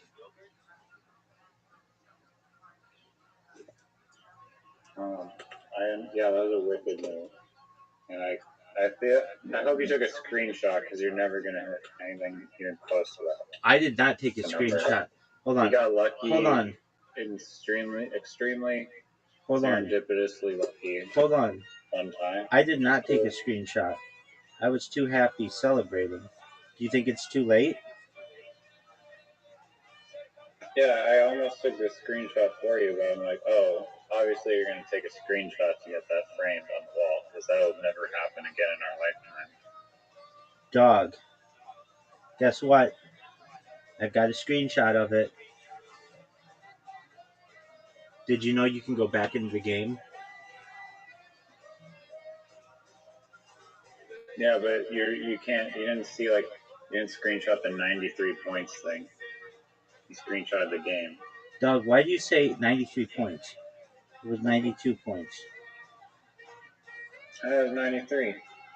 Oh, yes, dude, I didn't know you could do this. You can go into the history and you can see. So I am going to take a picture. Play the whole fucking game? No. No, but you can. I played yogurts. I see it. Do you want me to send you a screenshot? Oh, yeah, no, I do see that, but I wanted to see, like, where it says, like, all the points on top. But you can see the board, yeah. No, not just that. You can go to history. I'm looking at the board that says yogurt. Dog, I know what you're saying. Go to the three dots and it says history and you can see. Like, that's a new thing. What three dots? At the very top. Three dots? At the top. I know I like yelled at you. I was just kind of being funny. Go to the three dots in the upper right corner, please. Of what? The literati thing? Yeah, of the game that we played. Oh, okay.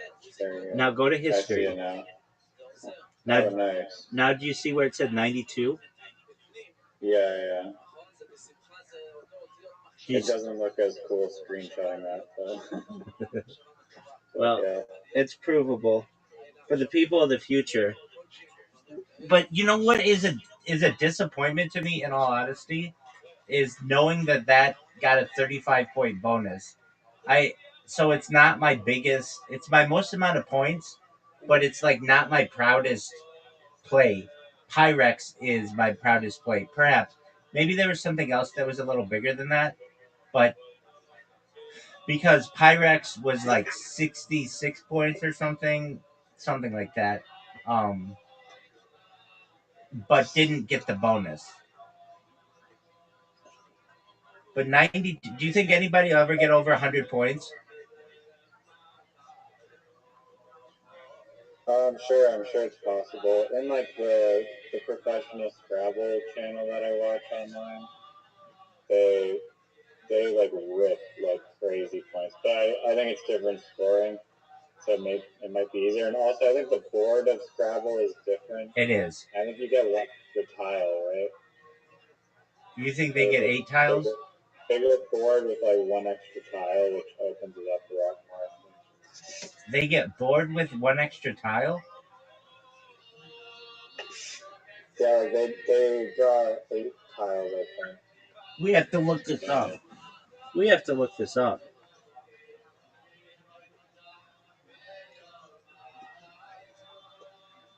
I think there's only 7 tiles that you get in literati. I guess I can verify that with the yogurts play. 1, 2, 3, 4, 5. Yeah, you only got 7 tiles in literati. And Scrabble, you got 8. And in Scrabble, you get 7. The total set contains 100 tiles, 98 lettered tiles with point values, and 2 blank tiles. What are you talking about?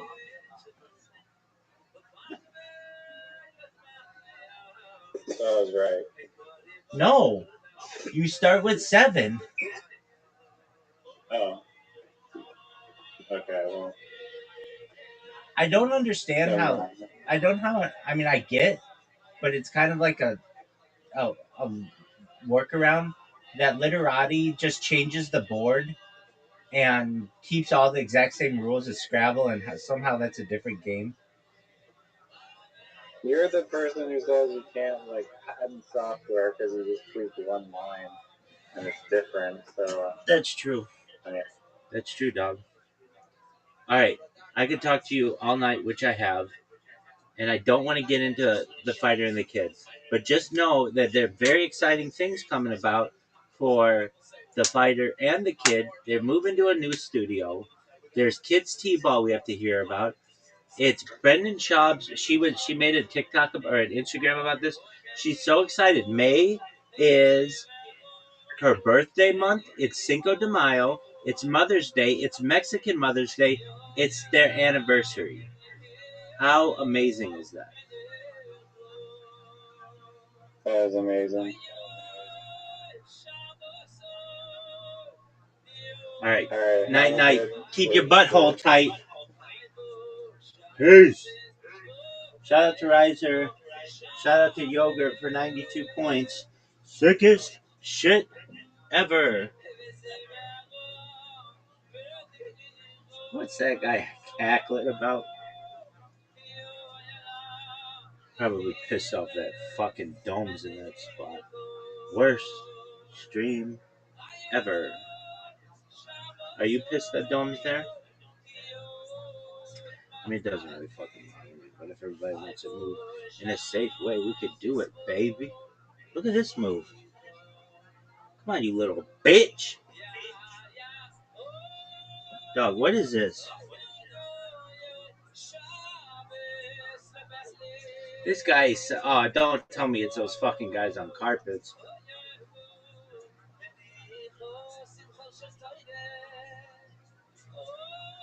Is it?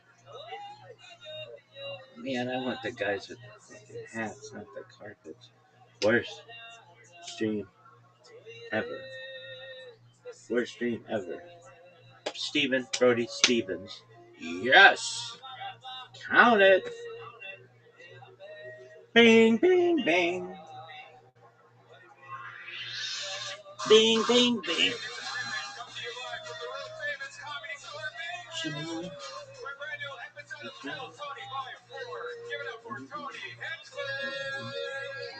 Hi, everybody. Wow, look at this. Live from the main room. 400-seat capacity. Capacity in this room. 400 seats, and we are live. See, what's funny about that is there's only like 60 people here. Hi, everybody. I'm talking to the podcast people right now, and our friends at Ustream on Periscope. Live audience, make some fucking noise. This is Monday night. This is the craziest show in the world. On a scale from 1 to 10, our episodes lately have been on a level 75 craziness. We met Ichabod and, anyway. Brian Redband is to my left, everybody. Fresh back from New York City where he represented. That's right.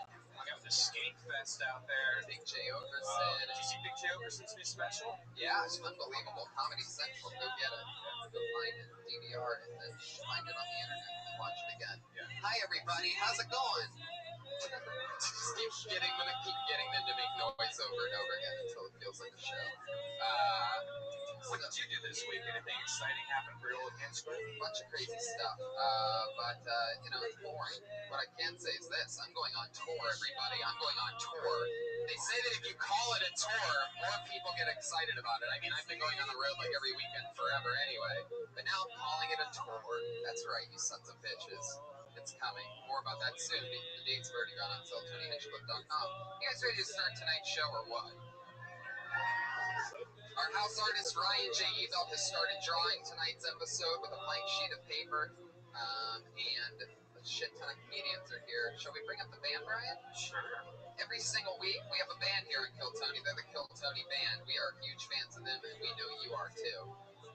Here they are, ladies and gentlemen. Pat Reagan, Jeremiah Watkins, and Joel Jimenez, everybody. It's Reagan and Watkins.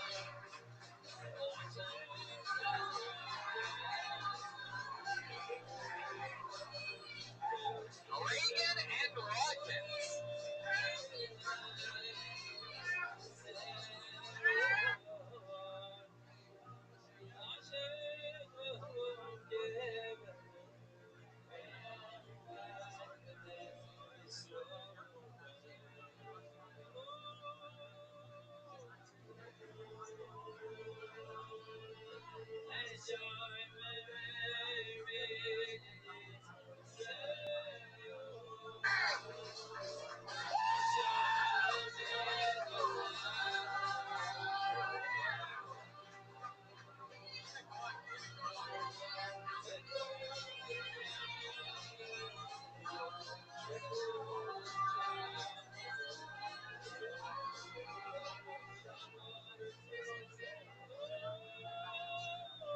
There goes Josh Martin, by the way, out of nowhere.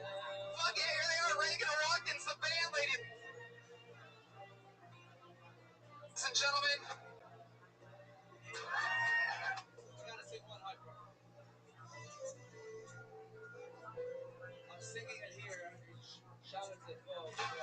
This party's about to get started.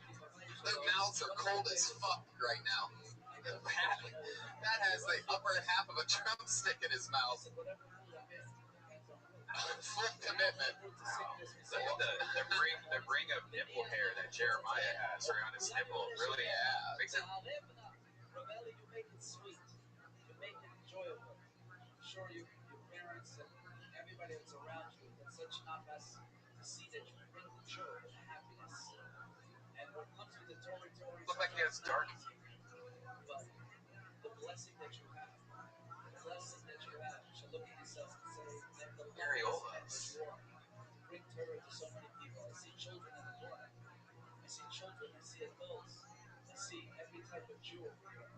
This has been Shevet Achim Yachad through the Torah. It's something so incredible. I'm not going to see it in this world, but it's something.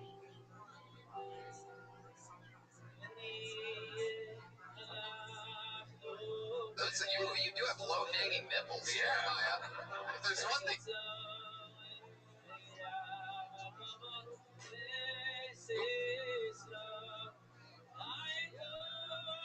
We learned from this fancy intro you guys came out with. By the way, they came out in swim trunks with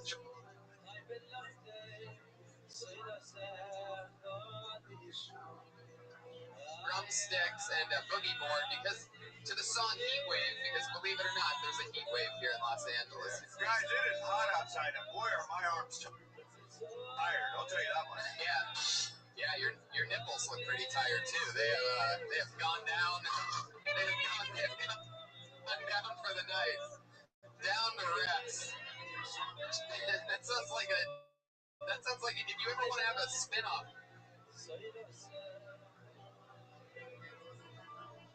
Just want to say before I give it to Rabbi, that your wife, your children, the whole team that's upstairs over there, I want to say thank you to you guys for being behind everything. Without a team around you, here we go. Solo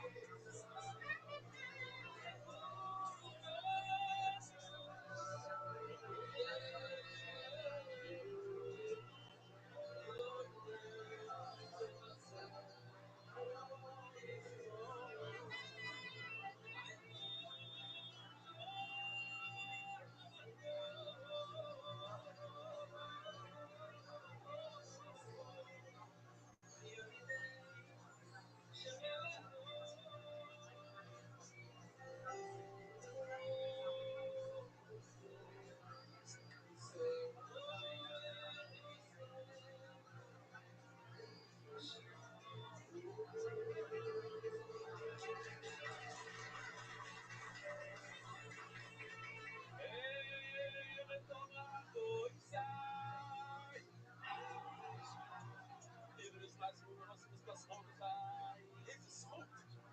וביעקב לבד, וביעקב בעצמו, איזה רגש. של גויה.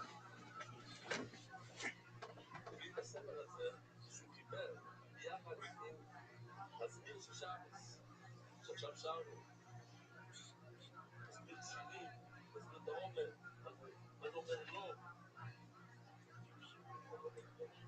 שגויה, יעקב, שגויה שגעת, שהשירים שלך, שהזמר שלך, ירפא את החולים, ימשיך לרפות, יעלה את כל החבר'ה שצריכים להעיר, וגם את אלה שלא צריכים, זה מעלה את כולם, שתמשיך לזכות לעשות את זה במוזיקה, ושיום אחד תזכה להיות חלק וואי, עושה לך. בנס המסכת, ברפואת רחא בת חנה ואסתר בת פרקולה חתום לקראת המיני, בנס השבוע על זכות כשדות. המנות אמונה בת פאצ'י כסור בת 11 שלמה לפני שנתיים לקראת המיני. בנס היום, בנס לספר בת צבי לקראת המיני. תבוא ישראל. תבוא על זכות. רגש. אתם לא יודעים שיעקב נמצא במקום הראשון בדיוק, שהיא הייתה מאוד מאוד גדולה. וקיבלת משהו לך מאיתה את זה. הוא אמר לי, כמה חודשים כסף, יוצא מהבון, הלכתי, משהו כתיק בשביל אחרי, רציתי מאוד לשמוע את זה. כמו שראיתי במקפה, ורציתי את השיר של שעה. רוצה לה, לא, לא, לא, לא,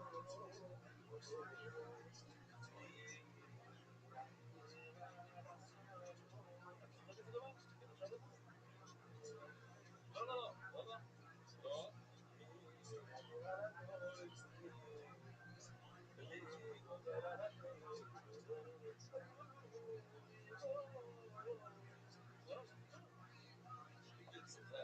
אני זוכר, אצל ויינהאוס, רולנד ויינהאוס, תבדקו בווידאו שם. טוב, אבל מה שאני אומר לכם, שעות אני בוכה מהרחם. אני באתי כל שני מילים, כמו ציור שלי, אתה לא יודע כמה, שעות. ואני חושב שזה גם נתן להרבה אנשים בלב, זה השיר של גדול, זה שיר שאני לא יכול לשיר עליו. רק שיודעים לשיר, כאילו בשביל החבר'ה לא סובבים. של גויה, תודה שהגעת. תזכיר את הסיפור שלך, תגיד לי, יעקב, אתה חלק מהשיעור, חלק מהשיעור. יש סיפור, לא, שכחת. לא, הסיפור שלך שנכנס לזה, הבן שלך. מה היה? תזכיר, באמת, זה מה שזה היה, זה שאף אחד לא מתנגד. אוקיי? זה הסיפור. קיבלת. מי שרוצה, אז עכשיו כמעט שעה שתו, מי שהיה לו מספיק יכול ללכת לשם, אבל ככה לא יכול ללכת.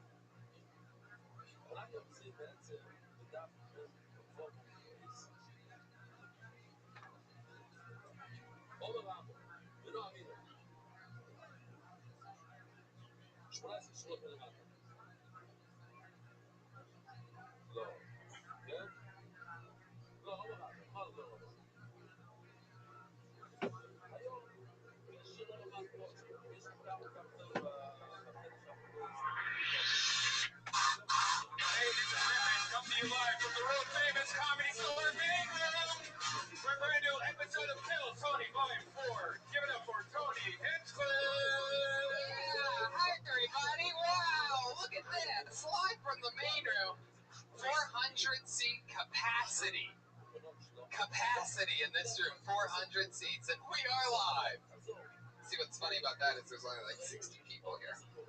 Hi everybody. There's more than 60. I'm talking to the podcast people right now, and our friends at Ustream and on Periscope. Live audience, make some fucking noise.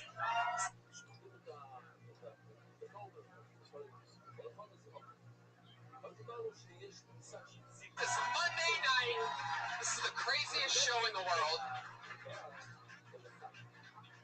On a scale from 1 to 10, our episodes lately have been on a level 75 craziness. We met Ichabod and, anyway. Brian Redband is to my left, everybody. Fresh back from New York City where he represented. That's right. I got this skank fest out there. Big J. Okerson. Did you see Big J Okerson's new special? Yeah, it's unbelievable. Comedy Central. Go get it. Go find it. DVR it. Then find it on the internet. Then watch it again. Yeah. Hi, everybody. How's it going? Just keep gonna keep getting. And then to make noise over and over again until it feels like a show. What did you do this week? Anything exciting?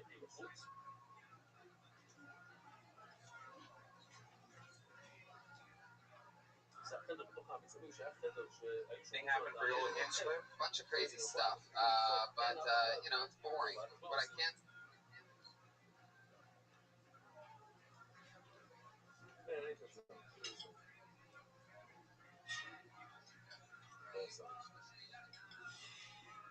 אז עשינו שני הלחמים. דרך אגב, בעזרת השם, אנחנו עובדים על זה שנביא את הסדר, במקום שאנחנו נלך אליו, נביא אותו לכאן, אולי הפרושים כאן, את החדר שלהם, ונעשה את הלחמים, את הלחמים, טוידו, את הלחמים הפונים, זה גם משהו כזה. כשאני הייתי שם, זה היה מאוד מאוד קשה לעשות את זה, זה רופא, זה משהו חפץ, כזו, מה? 8 קילו, זה משהו רציני מאוד. אוקיי. say is this. I'm going on tour, everybody. I'm going on tour. They say that if you call it a tour, more people get excited about it. I mean, I've been going on the road like every weekend forever anyway. But now I'm calling it a tour. That's right, you sons of bitches. It's coming. הספרדים, הם ממש לוקחים את המסה של את הכסף. כמה זה היה שנה שעברה? זה 40 שקל. שנה שעברה. 30, זה מה שאמרתי, אמרתי 40. אז מה אתם מנסים עליי? אז הייתי ככה ב4 שקל. השנה זה 80 ל-100 שקל, בין 80 ל-100 שקל. זה עוד דבר שכדאי להיות אשכנזי. יש כמה דברים שזה כן, מכאן לכאן. כמה תימנים, משלמים להם. יופי, תשמע, אתה נהנית מהשירה? את אוהבת שוויגים? הרבה או לא? אני שלחתי לי מייל.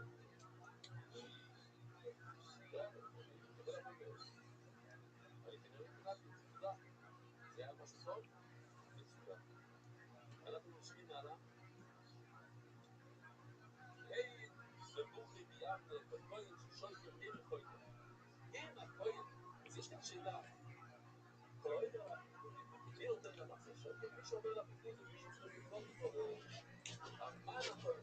אז מי נותן? הוא לא עשה, לא, איזה סט. או להביא זכאי, לא הייתי, מה פתאום עשיתי גבור, אבל הקוין שאינו שויקר, קוין. הקוין חייב לשקול. והשקיעה לא שוקל בזה לעצמו. הכהנים, יש להם איזה פשט שהיה לנו זה לסבוק ולסבוק. בכל יחס כהן, כל יחס לסבוק. כתוב בפסוק, שאם זה מנחה של כהן, צריכים לסבוק את זה. הכהן לא יכול לאכול מנחה. אז הכהנים גם, רואים לנו שני הלחם ולחם הפונים. יש נכון, כמו הלחם הפונים, והם יודעים שהכהן נותן פה לחם הפונים, לא שחד מקבל את לחם הפונים. את השני הלחם, שבוץ, גם אחר. את העוד מהם, גם אחר. שלא נורא, איך לאכול את זה? כתוב בפסוק, אם זה של הכהן, כל יצא לסרוק את זה. איך שהיה שאני אוכל לחם הפונים. לכן חייב להיות פה על הכהן לעצמו. מה יש להם? זאת אומרת, חייב להיות, אנחנו לא נתן לכסף. אנחנו לא נתנו את ה-15 שקל כדי לקנות את הלחם הפונים, ולכן אנחנו יכולים לאכול את זה, זה לא שלנו. אם אנחנו שילמנו על זה, אסור לנו לאכול את זה. זאת אומרת, ככה יש לנו אולי. מה יש ללכת לגדול? שתי הלחם שאנחנו מדברים, לחם מהצרס, על מה מדובר תמיד כמו אספרס רגע, לא זה בעלייה כמובן של שבורס, או שקודם אנחנו כאילו מיד וכולם ואנחנו, הרי תמיד כל מכונתי, כל מכונתו, אוכל את הלחמים. אז גם כאן,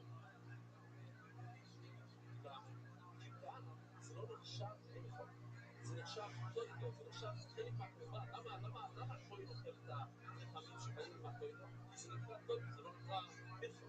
גם כאן, בעצרת, זה נחשב בעצרת, זה לא נחשב מלחם. לכן, נכון? אז זה לא יכול להיות שתי הלחמים. אלא רק כל הזמן באה, שזה בא בפני עצמי. מה הרווח? אם זה בא בפני עצמו, אז זה לא נחשב חלק מהעצרת, זה לא נחשב חלק מהתוידות, זה בא בפני עצמו. איך קוראים לזה היום? ומלכו שתויד לא נאכל, צריך לסלוח את זה. אבל כתוב בכל מיני עדים וחולים, כתוב משהו כן אפילו. אז להכיר לעשות, זה היה שמקפיא את השני לחמים של האופן שיקול של העצרת לבד, לא גם את זה. אומר לי הבעיה לא כל זמן זרע. לא. אומר הבעיה שמדובר כאן ללחמים שבאים ביחד עם העצרת. משהו לא, אם פה ידבר לך, אז שואלתי, זה בא עם הקורבן, אז זה לא נחשב בכלל. להפך, לא ידבר, יקרבו כמו שני הלחם, יקרבו, זה לא נכון. השני הלחמים שבאים ביחד עם העצרת תמיד נקרא מלכו. שנאמר והכריסטו מלכו מהדור של השם. עכשיו מלכו ולכן זה שונה מכל דת מיני היה מלכו. אומר דבר רבי סבורמה לא היינו בסליחה. כל אלו שלה.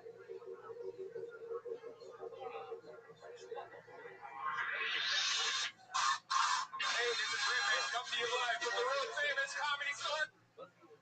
משאיר את זה כל הלילה. ומה שאלה כמו היה לשאלה, ומה נשאר? אם זה להכילו, אז מה אנחנו רוצים?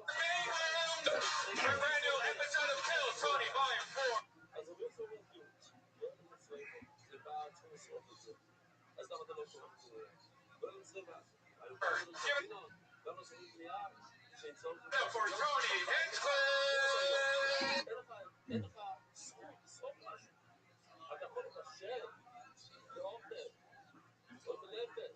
אבל מה אתה שורף דברים? כשהם להיות, זה איסור. רבי, זה לא קנה טובה. למה? יש מקומות בתוירה שכן שורפים להיות. מתי שורפים להיות? ורגע, כולה אף אחד, רק עד. לא, ולהיות שורפים משהו שאי אפשר לאכול. או, ביום כיפור. הרבי השני. שני רבים בחטא. כן, בדיוק. כמו שאלתי שאלה. כמו שמעת? כמו שאלתי משהו, אמרתי, כולם יכולים לענות חוץ מהראש. ככה אמרתי. לא התקצרו חוץ מהראש, אני לא יכול לטפל תמונה. כן. או פתאום, חוסר, למצווס וכך, או מצווס וכך, נשרפינו. אפשר לשרוף פיות, זה המצווה שלו, לשרוף אותו, בגלל להבא הפעם עשור שיהיה בכיפורים. רואים פרסה ששורפים ביום כיפור, אמרו, הנה, יש לנו את הפסק שריפה, יש מקום ששורפים. אלא, זה משהו הזדמנו להם לתפוס ענף המילה. הסיבה שמחכים כל הלילה, למה הם מחכים כל הלילה? מכיוון שאם אתה לא מחכים כל הלילה, אולי מישהו יביא כבשים, אתה לא מצאת, מישהו יביא כבשים, מוציא את הכבש והוא מביא את זה למסמיתו, אז אל תמהר לשרוף. אבל הבא ידין כל זמן הקרובוסות, בסדר, אז אל תשרוף עד שקיע, אבל לבוסו אבל נשרפינו, קצת אחרי שקיע, תשרוף מה נצור הגדול כל הלילה. אבל לגמרי אתה צודק, אנחנו נצורו סנאלי נידון נצור עשה קרובוסות. אין חנן. הכוונה זה לא לחכות כל הלילה, מיד אחרי שקיע, תן לו הזדמנות לבוא. אני נראה לכם את זה לא רציתי להראות לכם קודם, כי זה היה מדי ספידה וסיפורים. אבל כאן זה אנשים שמביאים מה זה שקל. עכשיו יש מיליוני אנשים שבאים, וכאן זה 13 ספות האלה, הנה. הנה השופרות, כף אחד זה.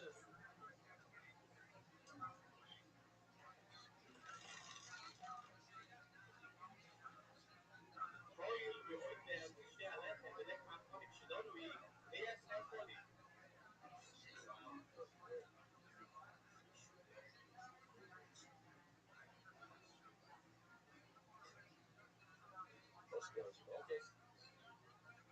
זאת גמורה. בוא. עוד פעם היה השאלה. השתי הלכת שבנו לבד, בלי הקורבן, למה נשרפים? אם לא נפשע. אם אפשר לאכול את זה, אז למה צריך לחכות כל הלילה? רוב אמר, לאכילה, זה לא אפשר לאכול את זה. אז למה שורפים? Hey, this is Rabbi, come to you live from the world famous comedy store,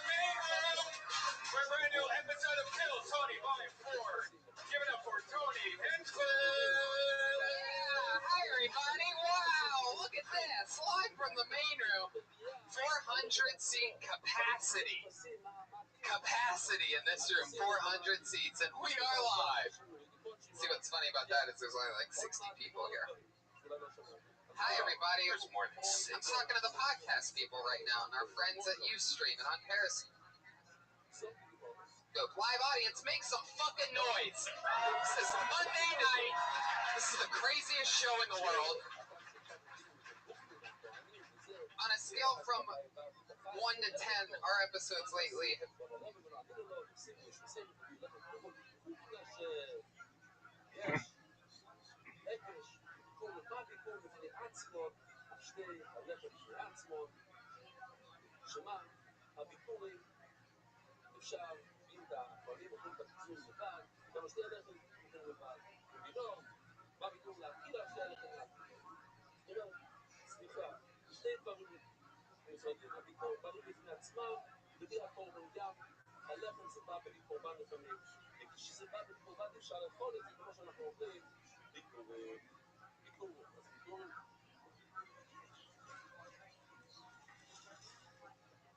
been on a level 75 craziness.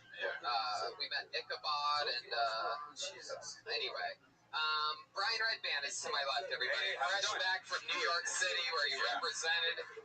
That's right. Hung out with the Skate Fest out there. Big J. Okerson. Did you see Big J. Okerson's new special? Yeah, it's unbelievable. Comedy Central. Go get it. Yeah. Go find it. DVR it, and then find it on the internet, and then watch it again. Yeah. Hi, everybody. How's it going? Just keep getting them to make noise over and over again until it feels like a show. What did you do this week? Anything exciting happen for your old Hinch Cliff? Bunch of crazy stuff, but you know, it's boring. What I can say is this: I'm going on tour, everybody. I'm going on tour. They say that if you call it a tour, more people get excited about it. I mean, I've been going on the road like every weekend forever anyway, but now I'm calling it a tour. That's right, you sons of bitches. It's coming. More about that soon. The dates are begun on sale, TonyHinchcliffe.com. You guys ready to start tonight's show or what? Our house artist Ryan J. Ebelt has started drawing tonight's episode with a blank sheet of paper, and a shit ton of comedians are here. Shall we bring up the band, Brian? Sure. Every single week, we have a band here on Kill Tony. They're the Kill Tony Band. We are huge fans of them, and we know you are too. Here they are, ladies and gentlemen. Pat Reagan, Jeremiah Watkins, and Joel Jimenez, everybody. It's Reagan and Watkins.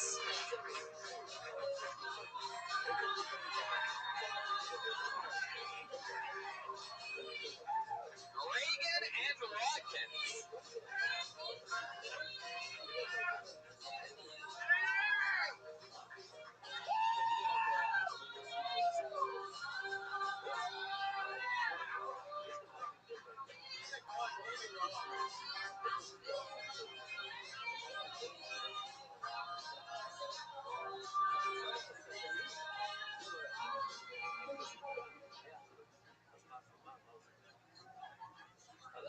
There goes Josh Martin, by the way, out of nowhere.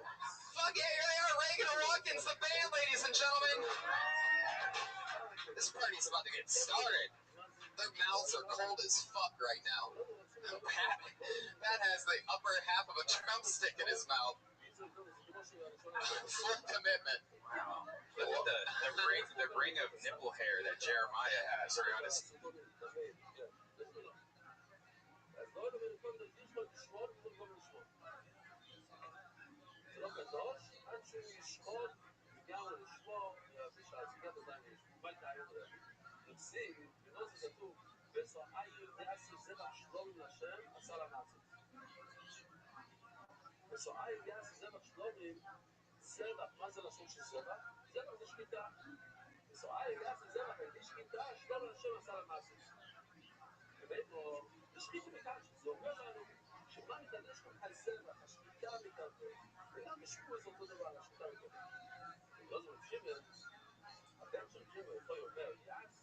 Nipple really makes it look like he has dark areolas.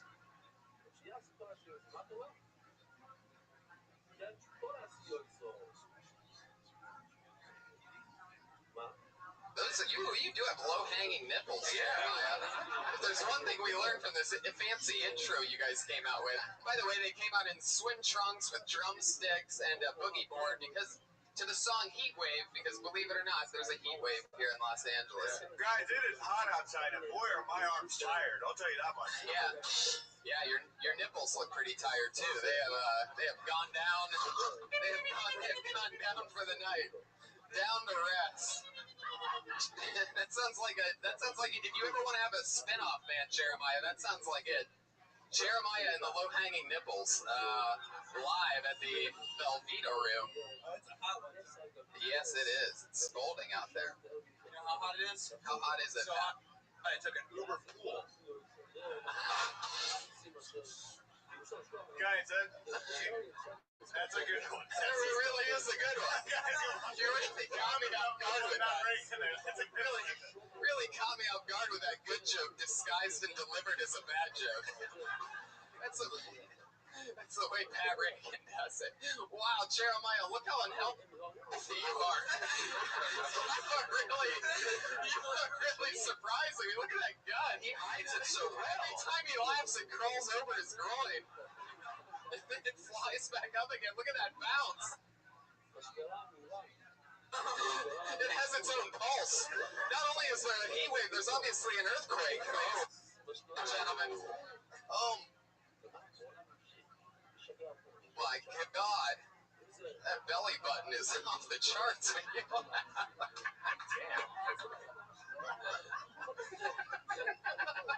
I don't think I've ever said the words "that belly button is off the charts," but it's going down tonight. I've never heard that as a description of my belly button. It's because you don't wear you wear shirts more often than not.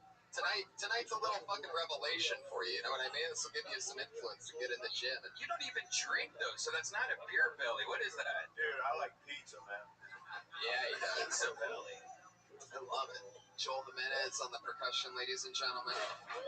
Where's Josh Martin? Josh, are you around? Josh? That's how you respond? That's how you respond on a live podcast. Just comes down from a string in the ceiling. Yes, you rang? Sure. You can tell Brian's coming back from a 5-night hangover in New York City by his timing on the sound effects. Josh, are our guests here?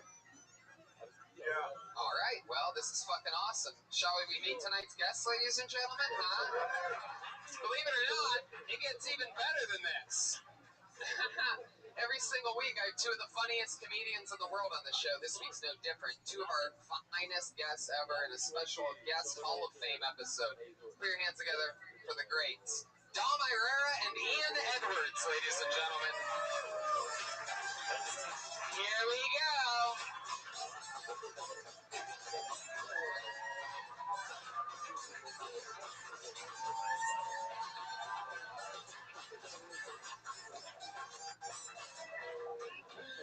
Dom looks like he's dressed as part of your guys' band tonight.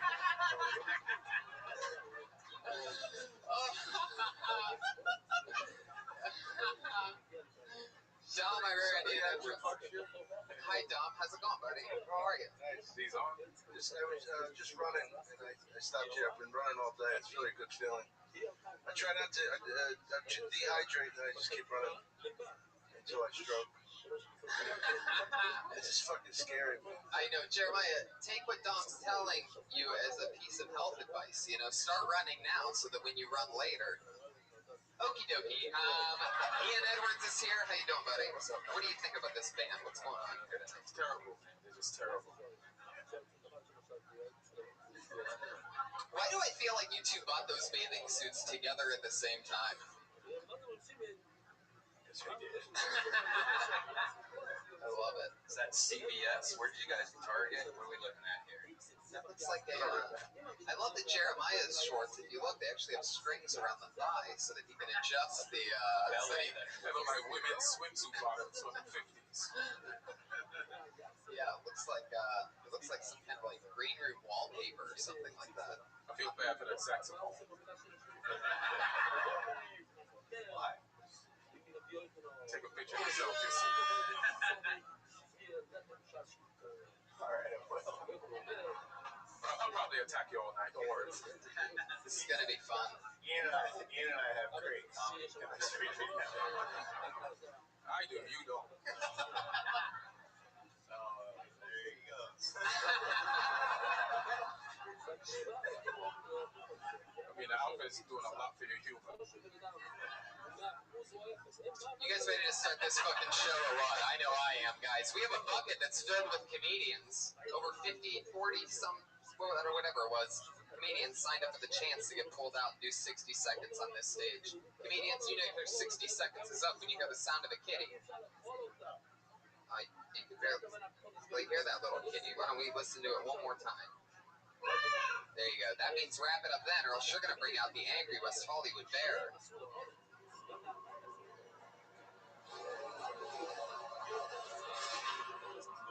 There you go, live from Orlando. Here we are.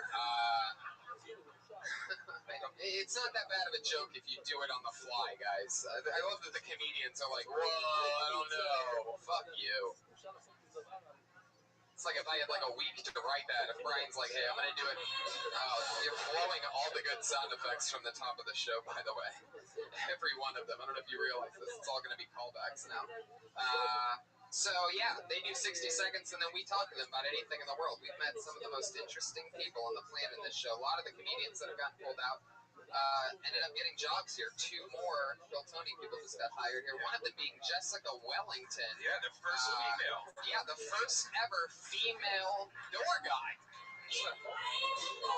We live in a special time, ladies and gentlemen, where barriers are being broken one after the other. So, Jessica Wellington, the first ever female door guy at the Comedy Store. I don't know. She's out front, actually. She's working today. Yeah, she is. She's protecting us? Yeah. I feel safe. Let's do it. Let's do it. So here we go. I'm gonna go to the fucking bucket. You guys ready to start this show or what? Guys, a lot of shows say anything can happen. This show, literally anybody who signed up gets pulled out of this fucking thing. So anything can seriously happen. Let's get into this shit. Ladies and gentlemen, this is Kill Tony, live from the main room at the Comedy Store, episode 160 something. And your first comedian going up, make a lot of noise, everybody. Wow, this is a guy that actually used to work here and doesn't work here anymore. Always funny. Put your hands together for Jamie Salita, everybody.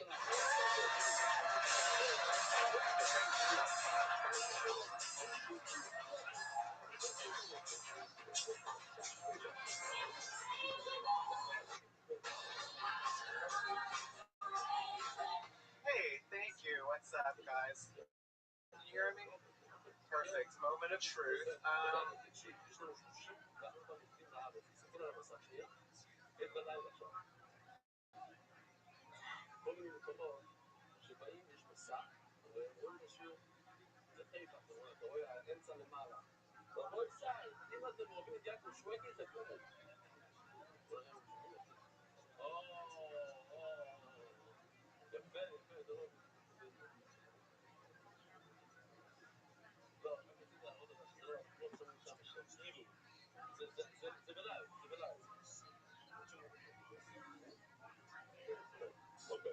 I love pussy. Thank you. I just wish I knew how to fit it in my ass, that's all.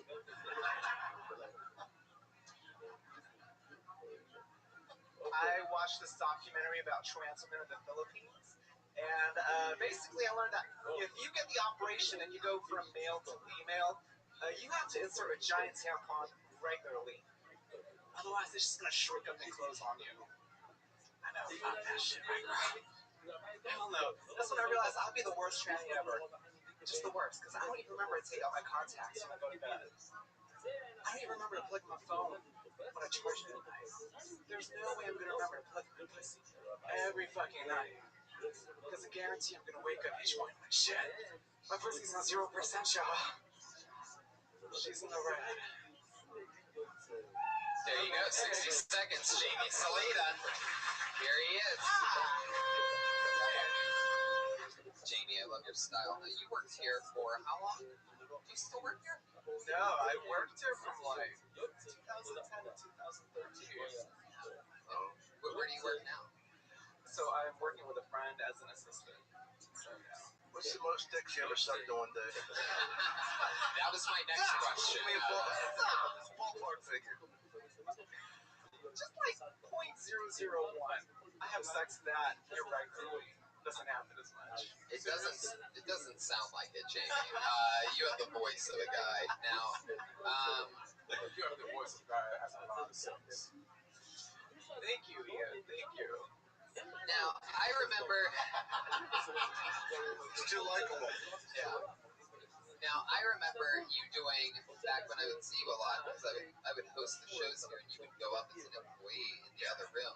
And like I remember you would always do like a lot of like really dirty, like a lot of jokes about like butt fucking and like penises and butts and butt. Hasn't changed. And now you've moved on to full tranny holes. Like you're really the first person to cover a tranny hole that I really heard. Like really describe it because I had no idea about that tampon thing. Yeah.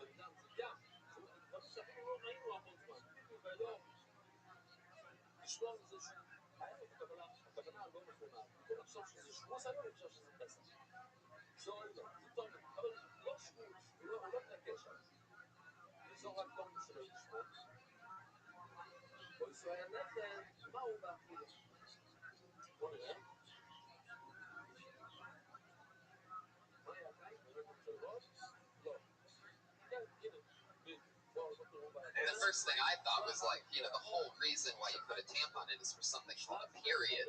If that thing's forever, then it's not really a period. Thank you, Joel. Before I hit the punchline on that one, thanks for giving me a shot there.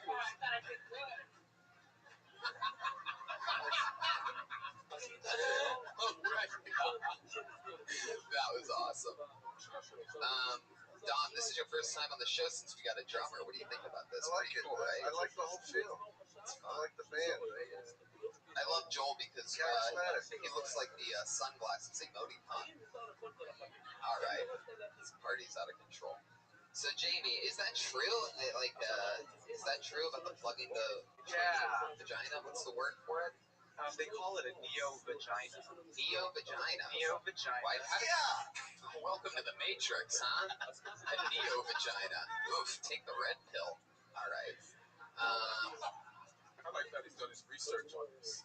Yeah. It's called a neo-vagina for like the first couple of months. You have to just like stick it in regularly. And then like once like you pass a certain milestone, you can just like start having sex where it just kind of just like happens. There you go. Snoop Dogg out of nowhere, special guest. Long-time listener, first-time caller, Snoop Dogg on the podcast. So interesting, Jamie. So really, you don't have that active of a sex life, or you just shy to talk about it? So no, I talk about it. I had a joke about it, and like I'm just kind of like building on it. You have a joke? No. But yeah. What were you saying? No, but yeah. Basically, it was just like I don't have as much sex because I'm scared of getting AIDS. So I just started taking this medicine called Truvada, which is like PrEP. So basically, it's a pre-exposure prophylactic. So It's just like it gives you a little bit of AIDS. Is that what it does? Like no, dosing AIDS? it builds up a barrier in your body, so that way HIV can't attach itself to it. So you can have sex without a condom with guys that have AIDS, and you'll be fine. Yeah, I'm kind of scared to test it out, though. It's kind of crazy. You bet your asshole you're scared to test that. Terrified. Is there a lot of good catches that have AIDS? Is that the reasoning? Like, is there like this big like gold mine of good-looking AIDS guys that? Dude, there are. Of course. I mean, it seems like in that game, like the AIDS guys would be like the fucking like players with championship rings and shit. You know what I mean? Like, I've been around the block, motherfuckers. We did it. Hey, Tony. Yeah. It sounds like he's taking Gatorades. You know? It's like... Oh, wow. Man. Dude, I think one of your nipples just fell off, Jeremiah. One of your nipples just jumped for his life. Hey, the hair's for shading.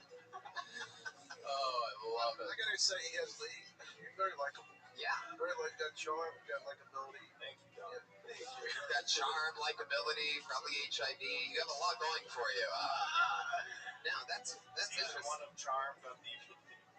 So you really took the thing so that you can't get it? Yeah, it just started. Wow, how long do you have to take it for? How long's that build up? They say like the minimum is like a week for it to build up in your body. Yeah. Minimum. I love that there's a minimum. Like, it seems like they really just be like, why don't you just try 3 weeks? But it's like, for those of you jonesing for HIV, at least 7 days. Wow. It doesn't seem tested either. That seems like one of those drugs that you're going to end up having like super AIDS from or something like that. Brian, Dr. Brian, our medical research expert, Brian Redband. So, Jamie, that's interesting. Is there a guy that you know that has HIV or AIDS that you're like interested in particular? No, it's just something that's going around for us right now where we're like, okay, yeah, we know. We've heard. Things been going around a while. Since the 80s. All right. Jamie. So what else is going on in life? So you quit working here. Do you still do a lot of stand-up? No, not as When you're not doing doggy style, do you do stand-up? in between gigs, though. Maybe like here and there, like once a week. It's kind of like on and off. How many open mics do you hit? You know what I'm saying, people? You know what I'm saying? Yeah. It's the mic, the gym, all right, guys, it's all still gay jokes, everybody. Those are all men's names. All right. I just got to say, you got to get on more. Yeah. On stage more. Punch up the shit. You got some harsh, like, things that people cringe, so you got to punch that shit up. Okay. Yeah. That's it. All right, cool.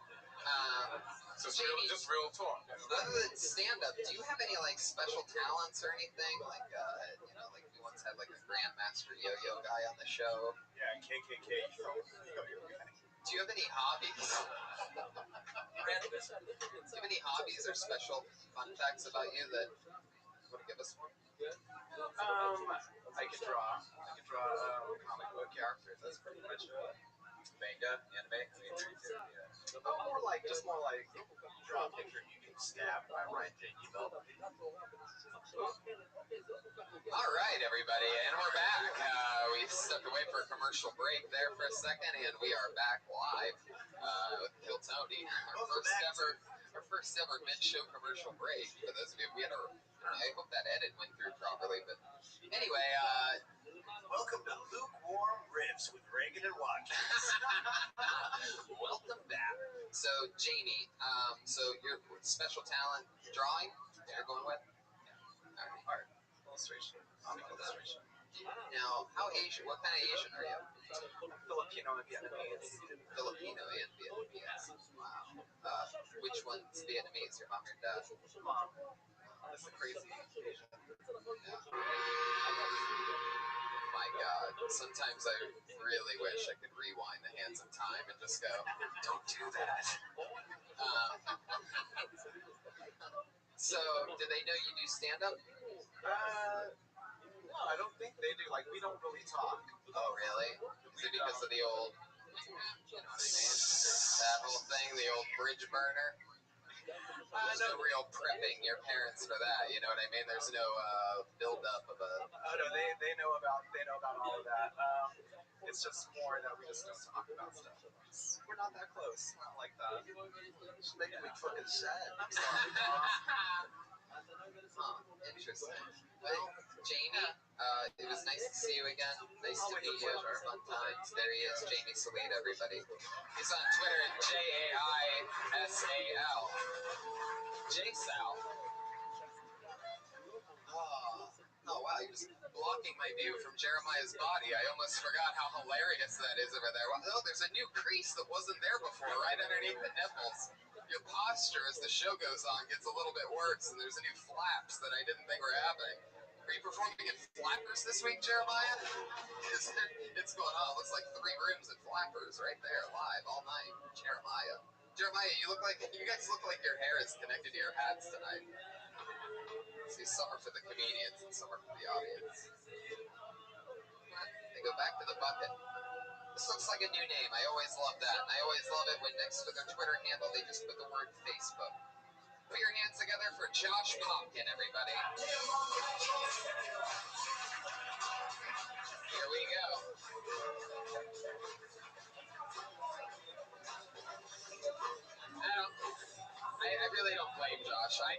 too. Josh, missing the spot. This looks like another new name, and I like this. I guarantee you this person's here because there's a peace sign and a star written next to his name. Put your hands together. This looks like a new name. Johnny Gold, everybody. Here we go.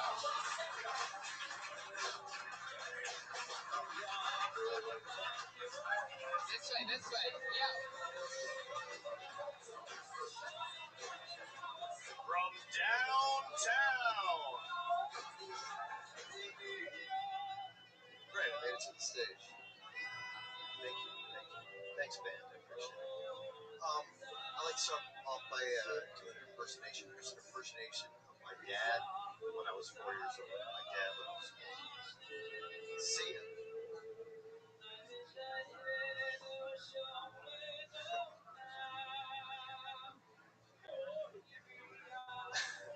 Dads in my neighborhood were like weapons of mass destruction. They were out there, we were looking for them, but nobody could find them. Just gone. And when I was a kid, my mom got me a Big Brother of America, and he came to my door and goes, "I'm your Big Brother of America." And like after 3 weeks, that motherfucker left too. I was like, damn, I got dad powers. Just couldn't believe it. But in my neighborhood, we had pimps in San Francisco, and I used to go down to the liquor store and I used to, get my candy, whatever they had down there. And I saw these guys. I didn't know they were pimps, but I saw this money coming out of their pocket. And I'm like, if my mom could hook up with one of these guys, maybe we can get the fuck out of here. Fuck yeah, Johnny Gold, everybody. Hi, Johnny. Now, have you been on the show before? It's a while ago, right? How long was that? The Anthony Jeselnik?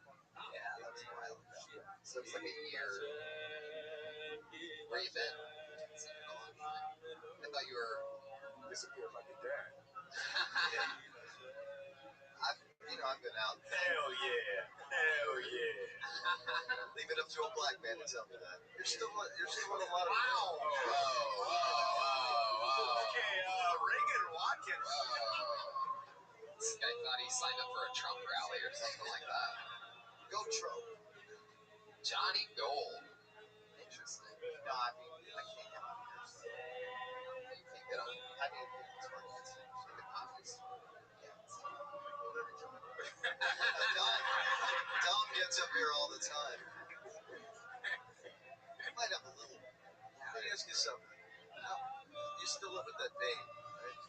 When you were 4. I used to have a joke about my father left home when I was in 2nd grade, never cheated on my mother, used to cheat on me, pick up other kids after school, take them to play ball. But, there's really a lot more you can flush out because the fact that you brought up 2 rejections in less than a minute shows the incredible pain that caused you. And I think that is a way you can make it really fucking funny. Maybe you left it there, you just left it hanging there, right? Bye. I expected more from that. I expected more from myself. Can we make this sadder, please? This is a really interesting episode. I feel like maybe First, the gay guy wants a pussy, and then this white dude has no dad. yeah. Well, I think this show. I come back when people have like parents, dicks. Johnny, do you mind me asking how old you are? 52. Is your dad still?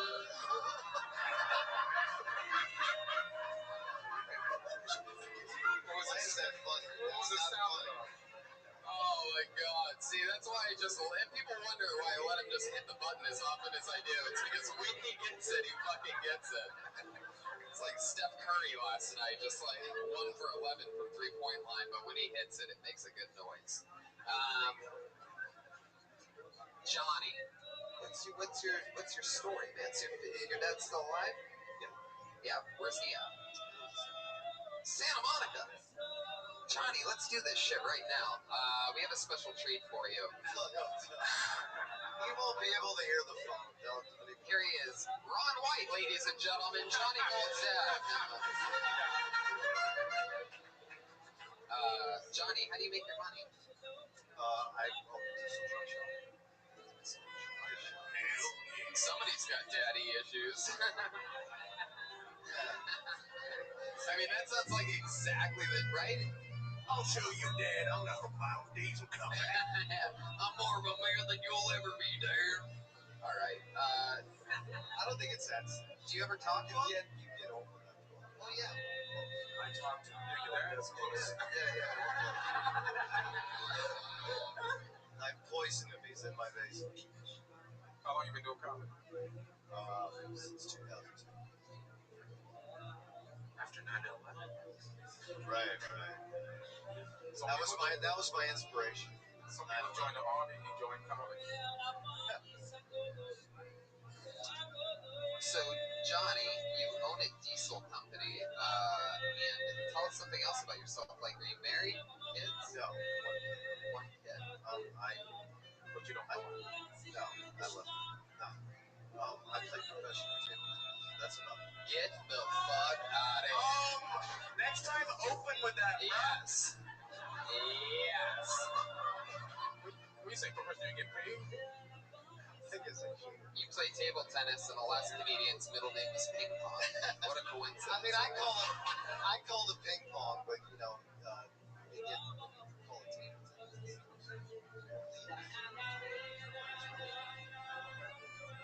It's a hard game. Yeah.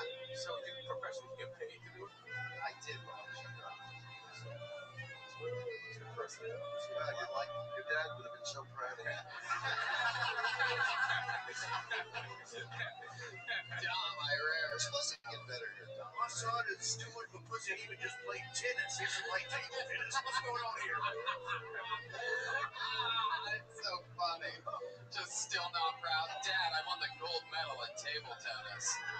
If you're not putting food on my table, I don't care about it. Table tennis, it's a very weird sport. It's not like tennis. Yeah, we know. Believe it or not, curling does not make as much as the NFL. Breaking news. The thing about table tennis is it's not as popular as regular. Little known fact.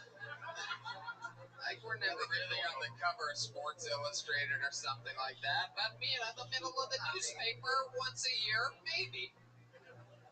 It's a challenge. So, like, what do you win if you win the championship at 14? Did you win at 14? No, So you said? I was in the U.S. Open, played, rounds. I got to the round of 16. And I lost it. Jesus. You're kidding. No. There, the stereotypes really matter. No, there, the stereotypes are right on point. Right. Yeah, right. yeah. You were a renegade. You were like the Jackie Robinson of well, it's not like it's the U.S. Open. If you know anything about sports, U.S. Open, anybody can play it.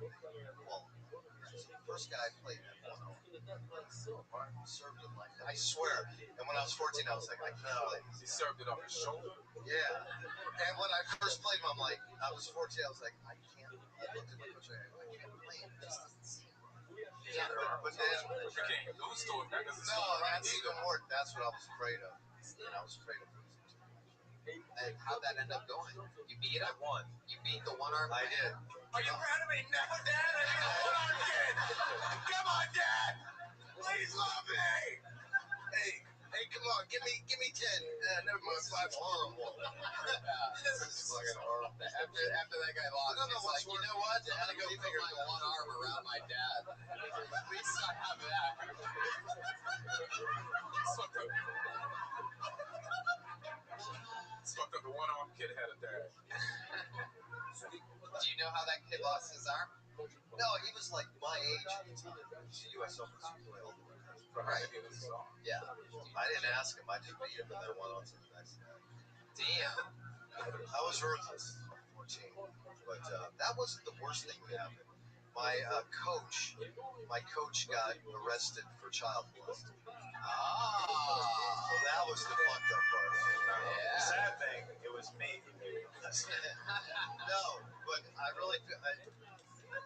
I don't want to waste a lot of your time. Fucked up. Like your dad leaves. He doesn't love kids, but your coach really loves kids. I'm sure you got to find the middle. No, the fucked up thing is when you're 14, okay, you don't come in contact with being molested. this guy comes up to me and goes, I actually used to take me to an adult bookstore and he used to raise me up and have me look. And While he ate your asshole. no, nothing. No, but Tony, this no. When you put your eye up to the people, did a dick come out of the other side? No, it was just a bookstore. It was the 70s, just bookstore, just people in there. But I noticed he picked me up by my fucking dick. And I was like, this is wrong. And then I quit. Right? Oh I knew my that was God. I know. Andre Fagacy over there, right? I don't like how he's licking his lips while he's saying it. Have you noticed this? He's been like, for the whole stories, he's been he's doing these pouty lip things. Look, he's doing. What do you mean your ping pong coach grabbed you by your dick? No. That is like an episode of Dr. Phil, by the way, for some reason here. But I'm trying to, yeah, I like it compelling. Let's stick. No, I mean, I didn't know anything. You don't know when you're a kid. You don't know what it is to be molested. Right. You've never been You have no molested. idea. Your coach is going. But you know when he grabs you. Yeah. How did it feel? Oh, Dr. Phil, I almost didn't recognize you. By your half of the. Oh, it felt fantastic. Now when he raised you up while you're dead. There it is. What happened? Let me ask you a non-molestation question. Like, how serious are you about comedy? I think I'm fantastic. I do. I really do. I have a high feeling about myself. But the thing is that I know my expectations. I have to keep working at it. I've been doing it a while. You know, I've had a lot of success and I've had a lot of failure, but I feel like I'm an artist. I feel like I just keep going out. Stage presence just need to be a lot funnier. Right. Thanks, Tom. That's maybe take some that's gonna help me sleep tonight. Maybe take some advice from your old table tennis coach. You know, go back to your roots and why you got into it in the first place. Well, that's why I like doing the show, and because you do a minute worth of comedy, and then I'm just trying to ask. It's a challenge. It's a challenge doing a minute and finishing. You know, being funny. I mean, it's okay. It is, absolutely. Ever since you got grabbed by a dick, everything he's been good at has been something that you're holding in your hand, like a microphone or a ping pong ball.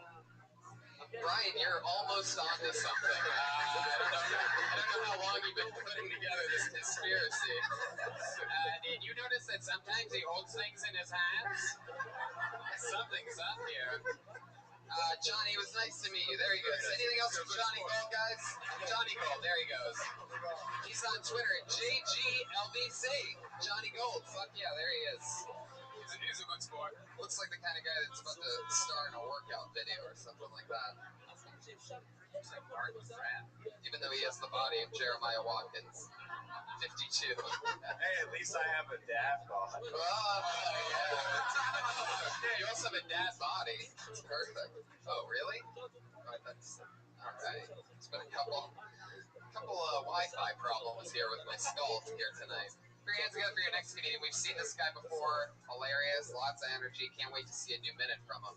Preacher Lawson, ladies and gentlemen. Here we go.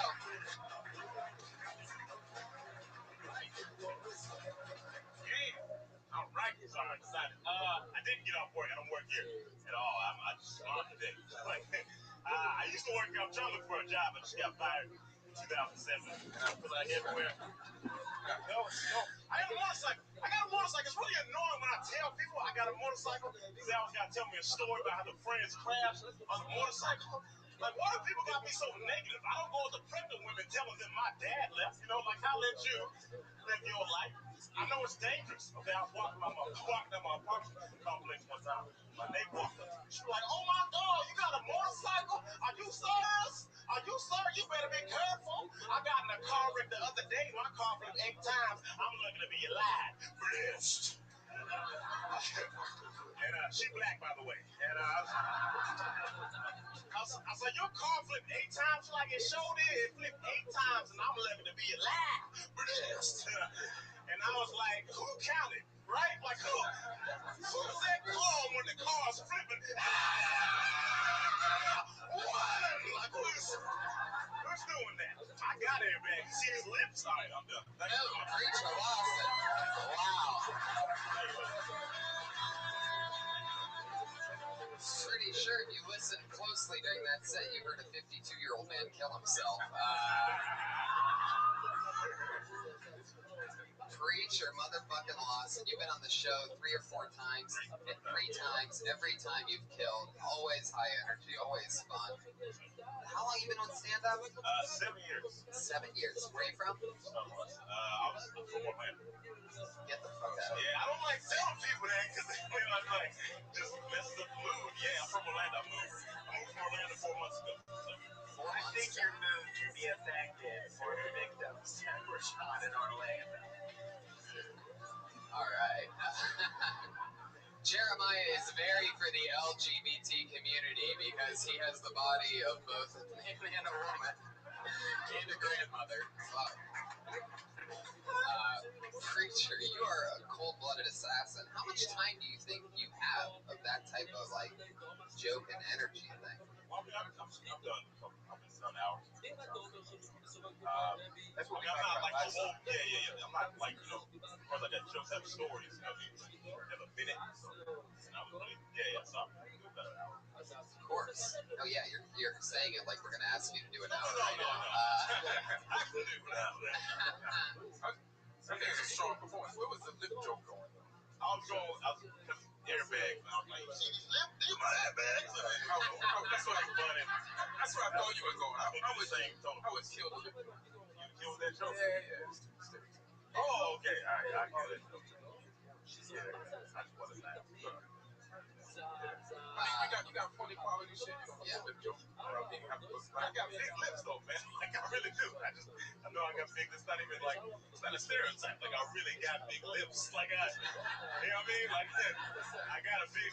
Like they can see it. You know what I mean? Like it's not like they're like, what? I didn't even notice the big old lips. Like it's 70% of my face. You know what I mean? I took, man. They were about to ask you how your shrimp company is going. Yeah, I'll cut that part. Yeah, it's not even. Sometimes I don't even get a laugh. Since the last episode, did you do anything different from that last episode? I think it was something about your energy. If you could do it for like a whole hour set, we were talking about slowing it down. Oh yeah. I mean, do I slow it down? Or did you try that? No, man. When I do longer sets, I feel like this. I had to rush it, and yeah. So I mean, that's the only reason. I mean, when I'm doing longer sets, I definitely pace myself. Preacher, what do you do for work? How do you? I work at LA Fitness a lot. I didn't get fired. I just need a quick joke to get y'all on the side. Personal trainer? Or? I'm a fitness counselor, so I sign people up for training. And if they're like, I don't want to do it, and I'm like, listen, I'll train you for free every week. And they're like, I'm stupid, and then they do it. So I do that. You don't train? No, I do train every day. I have a friend who recently I found out is one of the most unhealthy bodies I've ever seen. And if there's anything we could do, like some kind of like, I'll throw you some money once in a while, just like $20 or something, because I like feel really bad. Oh my god. I mean, is that not working out, or is that mostly diet, would you say? Dude, what kind of it really is. Even Dom it's like he just saw him puke a little bit. It's just like a weird pattern for you here, like because he got the line up here, and it's like a blank space. Okay. For those of you listening to the podcast, Preacher is now giving a TED Talks on Jeremiah's body. Pulled out a laser pointer and started Jeremiah's pointing out the steps. See right here. Good stage work. What do you laughs? It bounces. Preacher, anything crazy ever? How long have you been working at LA Fitness? I've been working at LA Fitness for 4 months since I got it 2 weeks after I moved down here. And anything crazy happened? Jeremiah, you should switch gyms, dude. You should get rid of your membership at LA Fatness and switch it over, dude.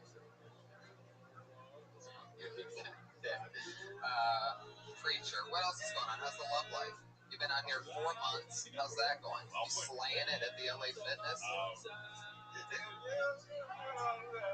It's alright.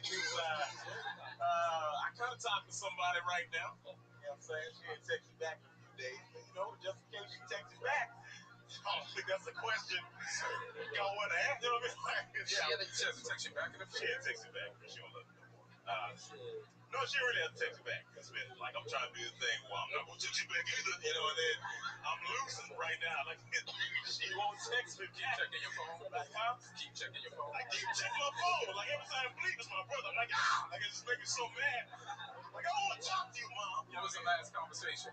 Our last conversation, I was just like, hey, good morning, beautiful. You know, hope you have a good day. And then she had a great life. Like, you know what I mean?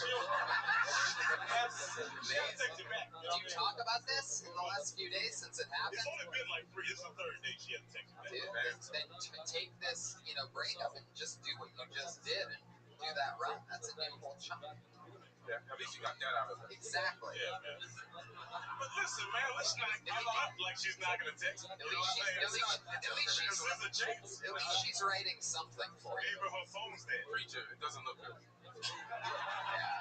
Man to man, she lost her charge. How long y'all? Why y'all being there? Another new dude's bedroom. I'm sorry, Brian. What is she doing in Texas? What's she doing in Texas? I'm from Texas. Oh, that's right. It was Texas. So, how long you been smashing? But listen, making love. I've been, that's the problem. Listen, are you treating her different than the other women you fuck with? First off, I only have one woman. Alright? You don't have a woman. You sound like a crazy man. Listen, just because we haven't met yet doesn't mean no. Look, man, she cool. Preacher, just be honest. What's happening here? You turned into the nutty professor on us for a second here. Preacher, you like her too much. You scared her off. I think you like her too much. You scared her off. I do like her. I mean, I don't like her. Look, man, if I like her enough, go ahead. Listen, I like her, man, but I don't want to be in a relationship right now. So that's if I think you just said I have a woman. Listen, I know. Like you talk to a girl and then you stop talking to her. You're like, no, I don't do it. You know what I mean? Like I'll be with you and then you get with her. Like, I don't know if I'm English. What the fuck you saying? That's why she's not texting you back. You're in an auction right now. That's racist. That's extremely. Last date you went on with this girl, what was that? Well, tell us the truth. Don't stop thinking of bits, you funny motherfucker. Just tell us what you really did. What exactly did you do? It was inside the Kill Tony. See, it's y'all fault. It was inside the Kill Tony room. I took it here. You brought her here? Yeah. Dude, that's why shit went bad. I don't know if you've seen tonight's show. What happened after? What happened after? I think she's not taking me back because, come on, man. No, special guest coming in with the back of the She's in on it. She contacted us a few days ago and she brought her to the show. She said, all right, HGH. All right. Yeah. Wow. Preacher, what did you guys do? That didn't get a laugh because that could actually happen. Yeah. It's real. My boy, Patty Reagan, smashes. She don't do drugs. That can't even happen. That's not possible. Preacher, answer this question. After you brought her to the show, you probably didn't get up that night, right? No, I didn't get up. Random bucket selection. So, what did you guys do right after you left here? Tell the truth. I thought you said you were going to get up at the comedy store. Well, baby. I want to get a baby. You know what I'm saying? We're going to get a car. Oh my God. Killed it. That's what I was looking for. Something like that. To my next baby. What we do. Each other. Like, I don't know. What do you mean what you do? Look, man. Doing the finger? Listen, I don't want to be nasty, guys. Did you smash it? Huh? Did you smash it? Like a bunch of times. After Kill Tony that night? Yeah, like a lot. And then what happened? So she's not into the sex? No. Sir, hold on. Oh, man. That's some weird. You know what I'm saying? Hold on.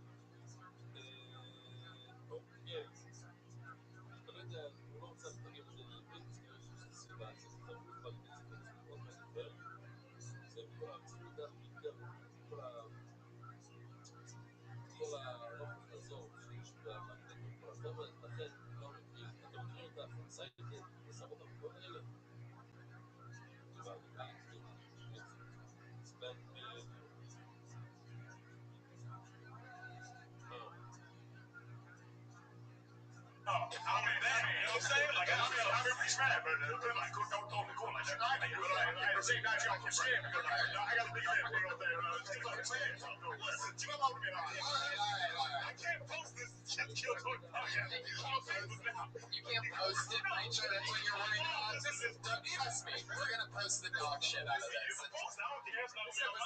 This episode, like, so one dude doesn't talk to his parents. The other dude, his parents left, and then everything seems bright and happy with you and your girl. I don't know my dad. I don't know what my dad look like. You don't know what he looks like? I don't know what he look like. I don't know his name. No. I know my mom. She's pretty cool. I mean, I sort of have an idea. I mean, I don't want to sound racist here, but I think I sort of have an idea of what your dad looks like. I mean, Preacher, let's not bullshit ourselves, shall we? Was that an Eddie Murphy joke? That didn't went through my head. You don't know what your dad looks like? Welcome to the NBA.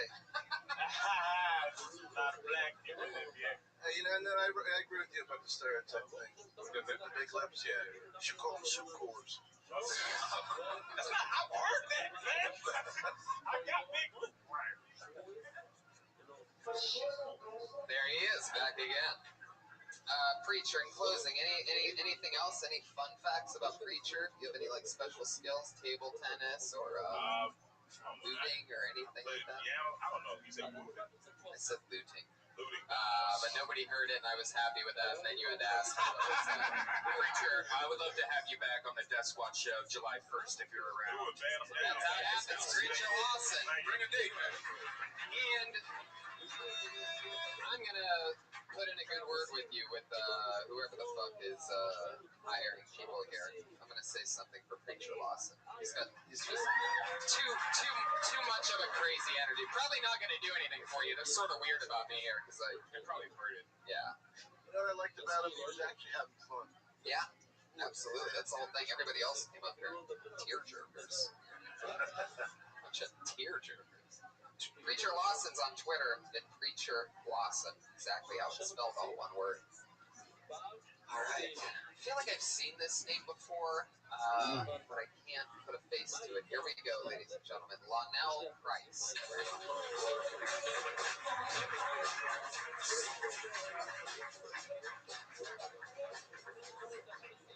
What's up? Hey, I'm mad at y'all Chicago people. I mean, California. I've only been out here for like 3 weeks. And why y'all tell me about these crazy ass homeless people? I swear to God, like, true story. I'm on the bus, man, in my business. Think of this goddamn crazy homeless dude. Hey, you. Me? He said, yeah. You. I was like, what's up? He said, who's the hottest rapper in California? I was like, Snoop Dogg's like, no, me, MC Mucho. Hit. Shotgun in my hand, go bang. I got your girl on my dang car, bang. She gonna let a nigga rock by a train.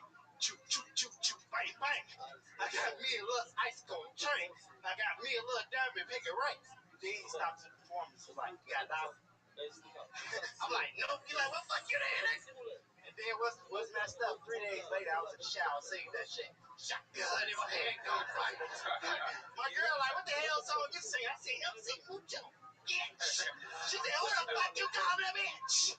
We got to fight, and I call it domestic. I went to jail, y'all. Wow, Lonnell Price. Fuck yeah. I don't even know where to begin with that. Did I told you I rode the subway in New York City? And I think were you on the subway? It sounded like you were on the subway in New York City. No, I had no idea what the fuck you were talking about that whole entire time. Right, so one of the super awkward things that he does once an episode. Look out, everybody, just ignore it and pretend like it didn't happen. I mean, seriously, if there was a joke wrapped up somewhere.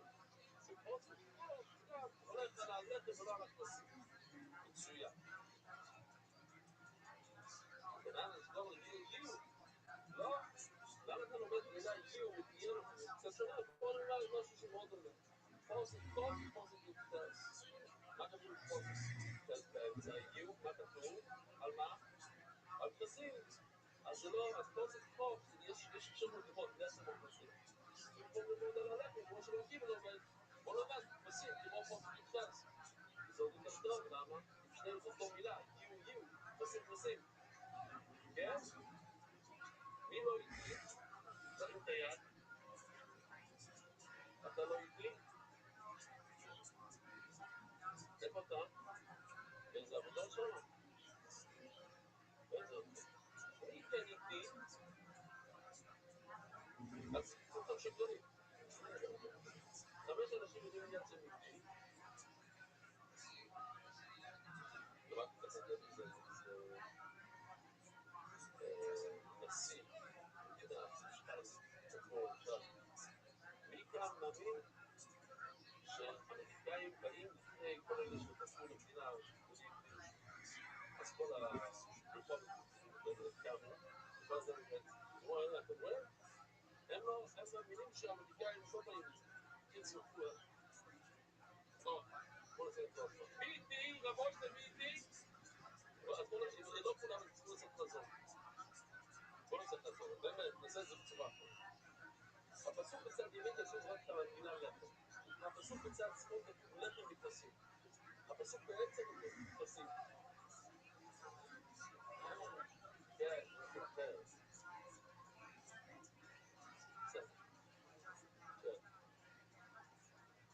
אז בואו, מה שהאדום כאן, לא מה שאתם רואים, בסדר? לכן לא הבנתם.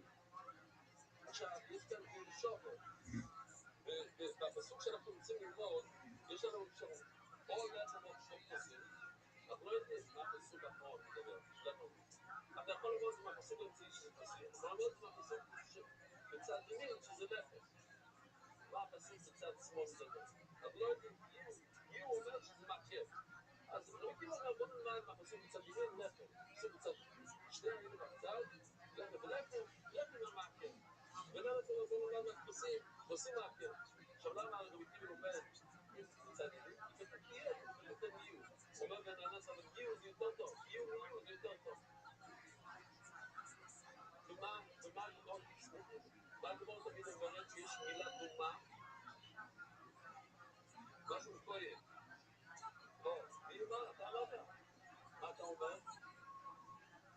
פה אפילו אני אשמח, אתה מסתכל אחר כך? אוקיי. בסוף גיבור. מתי אני מדבר איתי וגומר יהיו ותהיינו? כתוב בפסוק בצד שמאל יהיו, כתוב בצד ימין תהיינו, לומדים אותם נשים. מה לא, לא יכול לכם. ובנהלס גומר יהיו, מה פוסט נותן פוסט, לא לומדים בצד ימין, לומדים מהאמצע, האמצע כתוב פוסט, אז הכבשים זה העיקר ועליו. שואל הגמור, ובנהלס למה תהיינו ותהיינו, למה לא לומד כדי רבי מהפסוק בצד ימין, שזה לב, מה לא לומד אותם. אומר הגמור, לא יהיו, אבל יותר טוב ללמוד מילה דומה, ומילה דומה יהיו. לא יהיו ותהיינו. שואל הגמור את השאלה המפורסמת, מה זה פעמים? שאל, הנה, איפה אבכם? מה? זה מה שקורה. זה, רבוי סוף, זה נקרא לפספס את הזמן. איפה היה כאן? סוף סוף אחרי חודש מגיע כאן, הוא היה כאן. עכשיו אנחנו רואים סרטון עליו, הוא לא כאן. לפספס את הזמן. זה כאילו בסוף שבוע הראשון כתוב, שוב הכהן, מה הוא עושה? הוא בא, הכהן בא ובודק את הנגע על הכיס. כי הוא היה כאן, זה היה ווסט היה, היה חושב שזה לא אמיתי. עכשיו הכהן מכניס את הכל, בוא נסגור, חול פה, בוא נסגור את הכל. מה קרה? למה זה נעשה? טוב, אתה תמשיך את זה משם, אתה נסגר,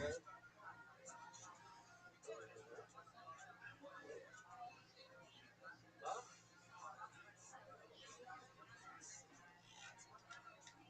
שזה פטנט, שתיים,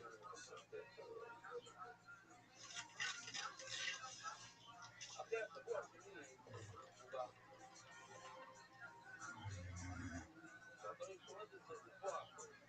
יש שוב הכהן, הוא בוא הכהן. מה היה כתוב קודם? היה כתוב שוב? שוב. לא יודע איזה מה.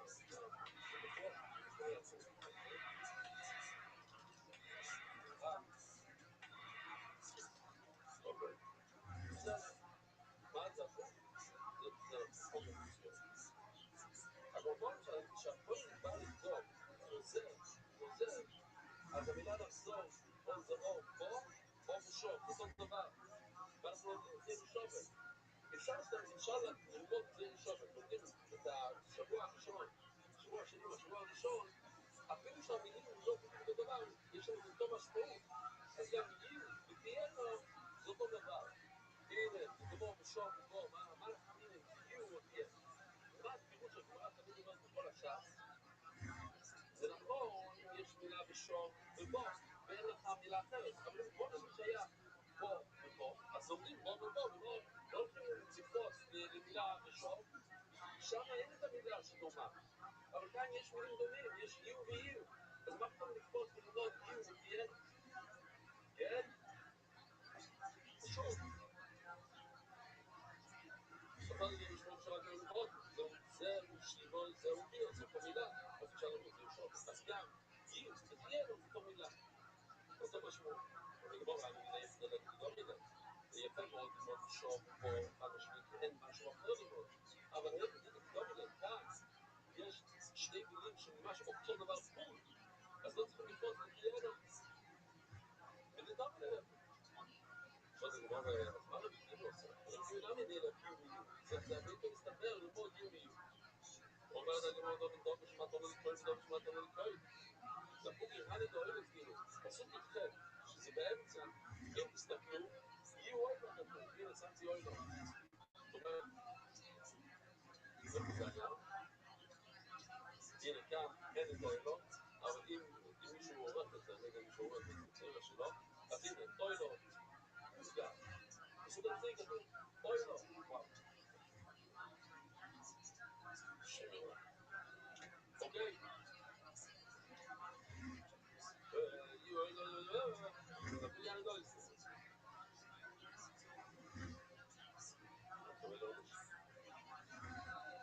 תמיד אצלי זה כל היום,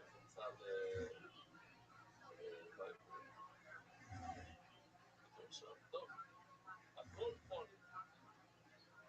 זה אומר שאנחנו מדברים על הלחם, לחם ולחם זה משהו שאנחנו יכולים, זה מתנה לכהן, אבל אוי לו, שום דבר לא הולך לכהן, ופשוט אמצעים זה אוי לו, אז אי אפשר לבוא לשם.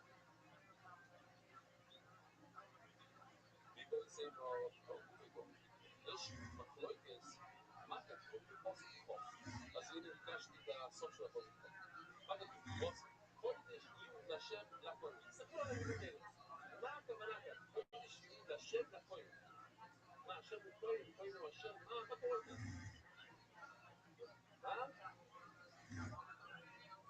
בואו, זה פשט אחד. אז זה המחלוקת, צריך ללמוד את לשם לכהן. או שאפשר ללמוד שזה לשניהם, או שהשם נותן את זה לכהן. זה שני הפירושים, זה המחלוקת, כמו שאתה אומר. חודש יהיו לשם לכהן. לא הייתי בסבא איזה דור שכולה לכהן, אבל לא את זה ככה. ובננה, אז חודש יהיו לכהן, חודש יהיו לשם לכהן. לא מכיר הקופץ, מדלל, הוא אומר, זה על הכהן, על זה.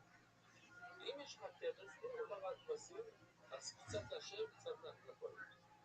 אבל זה לא כהן, אז הוא אומר, אלוקים על הכהן, זה הלחם. הלחם הולך לכהן, זה לא הולך למזבח בכלל. הוא אומר, בננה, זה לא פייר. אתה מדלג על מילה, כתוב לשם, לא כתוב לכהן, כתוב גם לשם. איזה דובו שהוא צריך לשם קצת לכהן, אבל לא אומר לקפוץ. במילא זה לא לחם, זה כבשים. כבשים זה חלק, חצי. כאילו ניסים חודש יהיו לשם ולכהן, לא כתוב לשם לכהן ניסים. כדי רבונה, יש הלוכה, בן אדם גוזל את הגר, אין לו יוצאים, רק הוא נשבע שהוא לא לקח את זה, הלכה מאוד מעניינת, לא כולם יודעים את ההלכה הזאת. ישראל, שגנב מהגר, מה זה אומר? אני יכול עכשיו להבין את זה, עכשיו אני חושב משהו קורה כאן. יש יהודי בן 95, יותר צדק, מיליונר, הולך למות. אומר לשכן, עוד 5 דקות, בעצם השם, הוא ימות, ואין לו דורשים בכלל. בואו נחתוך, מה אני צריך לחכות עד שהוא ימות, וכמו שהוא יודע מה שקורה. אז בואו נחתוך את הדברים עכשיו, שהוא יעלמים, כל דברים פשוטים. זה גזל הכל. ומה עושים? מי הדבר הזה? הוא נשבע שהוא לא קרה. מה עושים לזה? רבוי, ומה עושים? נו, בחוץ לעם, מה עושים לזה? מי אומר את זה? דברים עושים את זה. לא, עושים זה לכהן. איזה כהן? איזה כהן? יש הרבה כהנים. זה אותו מישהו. אותו מישהו. אז למדנו הלכה. אם גמרנו כאן, למדנו הלכה שהלכת הביתה עכשיו. מישהו רוצה ללמוד עוד הלכה ראשון. אבל רק זה, הלכה אחת. שוב אני אמרו לך. מה, אתה היית כאן כבר חודש? זה פעם ראשונה? שואל לכם, מאיפה? מה זה שואל עליהם? אתה אורח עכשיו? אתה היית אתמול? אתה מאליזבת. אני עושה כאילו שאני... מה? לא, אני מסתכל שם.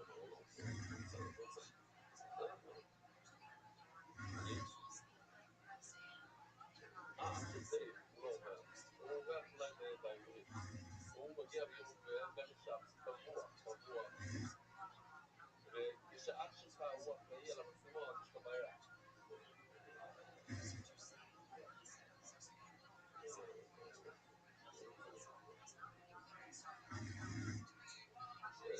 נגיד, הוא היה דוקטור, אתה רוצה להגיד שלום? אחר כך להגיד לשם, ביתה, לא צריך.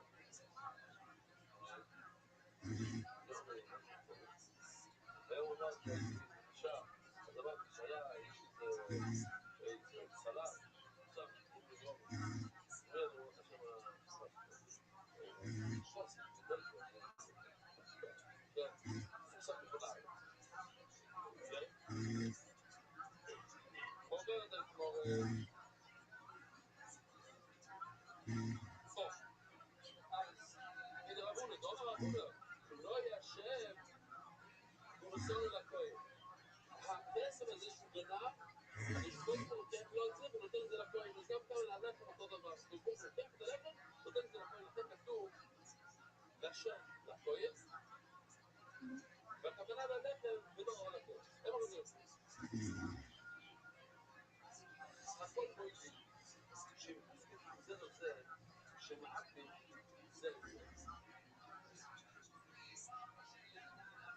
מה זה זיקה? שלמדנו מבונס, זיקה, הכוונה שהבעל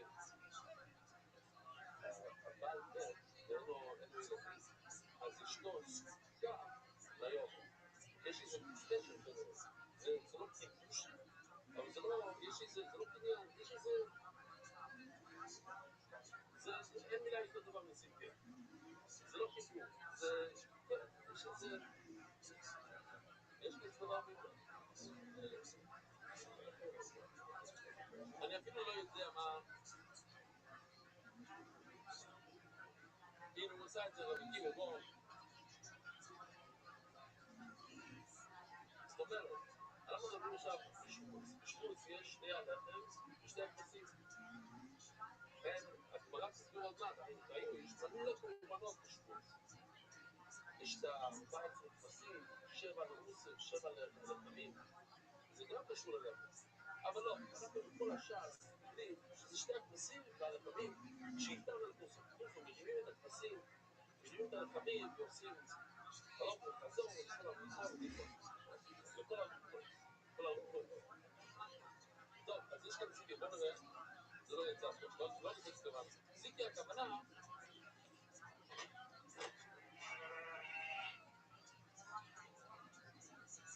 לפי בנאמס הוא עושה הפור.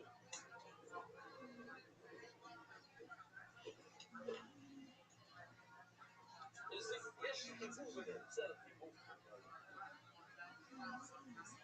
כן, שייכות. שימוש בזכות זה לא זה. ברגע שיש זיקה, אין זיקה, כמו תגיד עוד שנייה, איך זה קורה, יש את זיקה. עכשיו שייכים אחד לשני.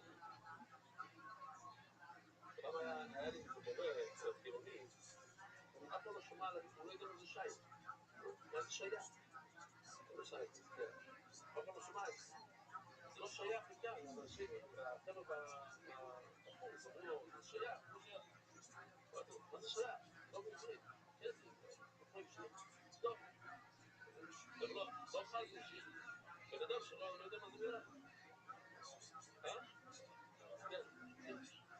שמוסקים גוזל את זה, שמעת גוזל את זה.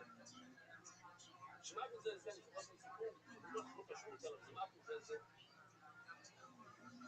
כן, חיים ולוז'נר הלך לאסוף כסף, הוא היה צריך 50,000 רובל. אז הוא הלך לזיקים, הוא אמר לי, תשמעי, הוא 50,000 רובל. אמר לה, תשמעי, אתה שומע, אני רוצה לתת את זה, אבל אני צריך לפחות חודש לארגן את כל העסקים שלי, ולמכור, יש לי מניות, אין מזומן, תקשיב, יש מזומן היום. הוא למכור דברים, לעשות, אני מסדר לך. הוא היה מאוד רחוק מהישיבה, זה חודש, מה? הוא יחכה חודש, מה? אין מה לעשות, זה לא יכול להפיל את זה על הרוח, זה לא ככה 50,000 רובל. אז הוא חיכה, אחרי החודש, מגיע אליי, 50,000 רובל. תוך כדי שנתן לו 50,000, רץ השותף של הכביל, ואומר, זה לא פייר. אני שותף של הזה, הוא אמר שהוא לא יעשה שום דבר של הדעת. והנה הוא נותן כל 50,000 רובל, זה חייב להיות שמעתו, כן? הוא מתלונן על זה שהוא לא זכה לתת סטופ לגלות, הוא עושה את 25,000. זה לא פייר, שהוא לוקח כל הכסף לבן אדם אחר. השאר הוא לא שזה, רגע, אמרתי לי שאתה סתם קודם, מה יעשה? זה כסף פרטי, זה לא מהעסק. לא נכון. אז למה שאני אתקן את זה? לא עובד. תוציא את זה מהחוש, לא. שלב ביקש, תקשיב, ביקש, תקשיב את זה המון כסף. ואני רציתי לתת את זה, חשבתי שזה לא בלב שם. אז אמרתי, בוא נעשה איזשהו כל טוב, 50,000 רובל האלה, 90 שקל. בוא נתסתר את החלק אחד של 50,000. כיתות קל, זה אני יכול לתת בלב שם. כל יום, כאן נורא לי. אני נותן, אבל לא עוזר אותם. כל יום, זה אפשר לתת. עכשיו, חודש משפטה, כל הסכום אני נותן לך. זה היה בדרגל של שני שותפים. עכשיו שאני רואה את הסיפור, זה לא נשמע כל כך אמיתי. מכל הכיוונים. אבל זה מה ישראל? טוב, אז אמרתי קצת זה, שלא ממש נגיע לסוגיה שלהם. אבל תמיד אפשר לעשות את הסיפור. באיזו זיקה שלהם, איך זה באמת, איך יש להם שייכות אחד לשני? שליטה.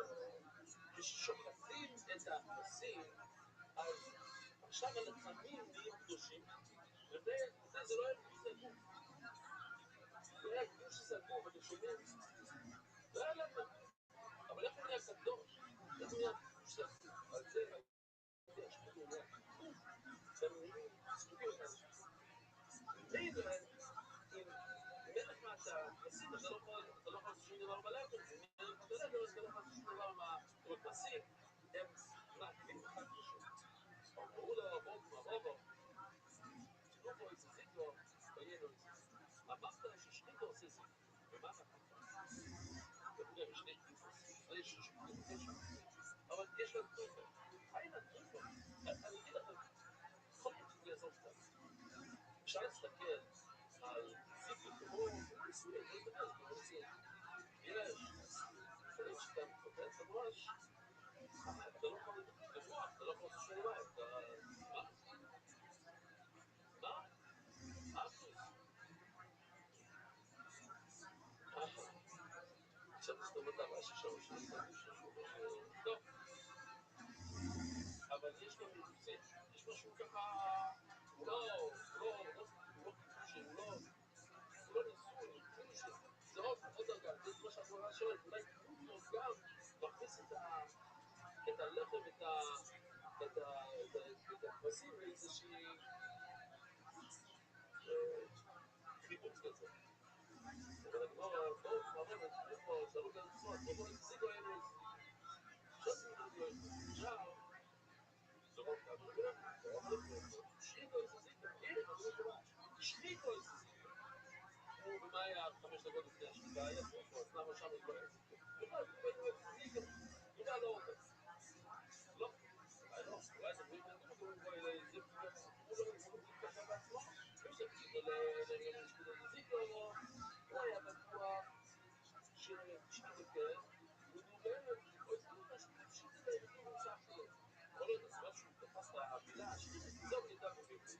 הוא כבר לא עדיין ספק, אז הוא לא רוצה להיכנס לזה, הוא אומר שחיקה זה זיקה. כן, ולא צריך לחכות במיליון לא. אבל הוא לא יודע. הוא יכול להגיד, הוא לא היה בטוח, מה שהוא היה בטוח ששחיקה זה עושים תמיד ישבו לשבת כהן. איך זה יכול להיות? בוא תחוץ את זה. זה כל הכל. תגיד לאן זה לא מגיע. יש עדיין מחלוקת, האם הלחם הוא העיקר או החצים העיקר. ובאמת, לא כלום ולא תשקידו. אלא מה יצטרכו ממנו? ומה אפשר? מה אנחנו עושים עם הפסוק הזה?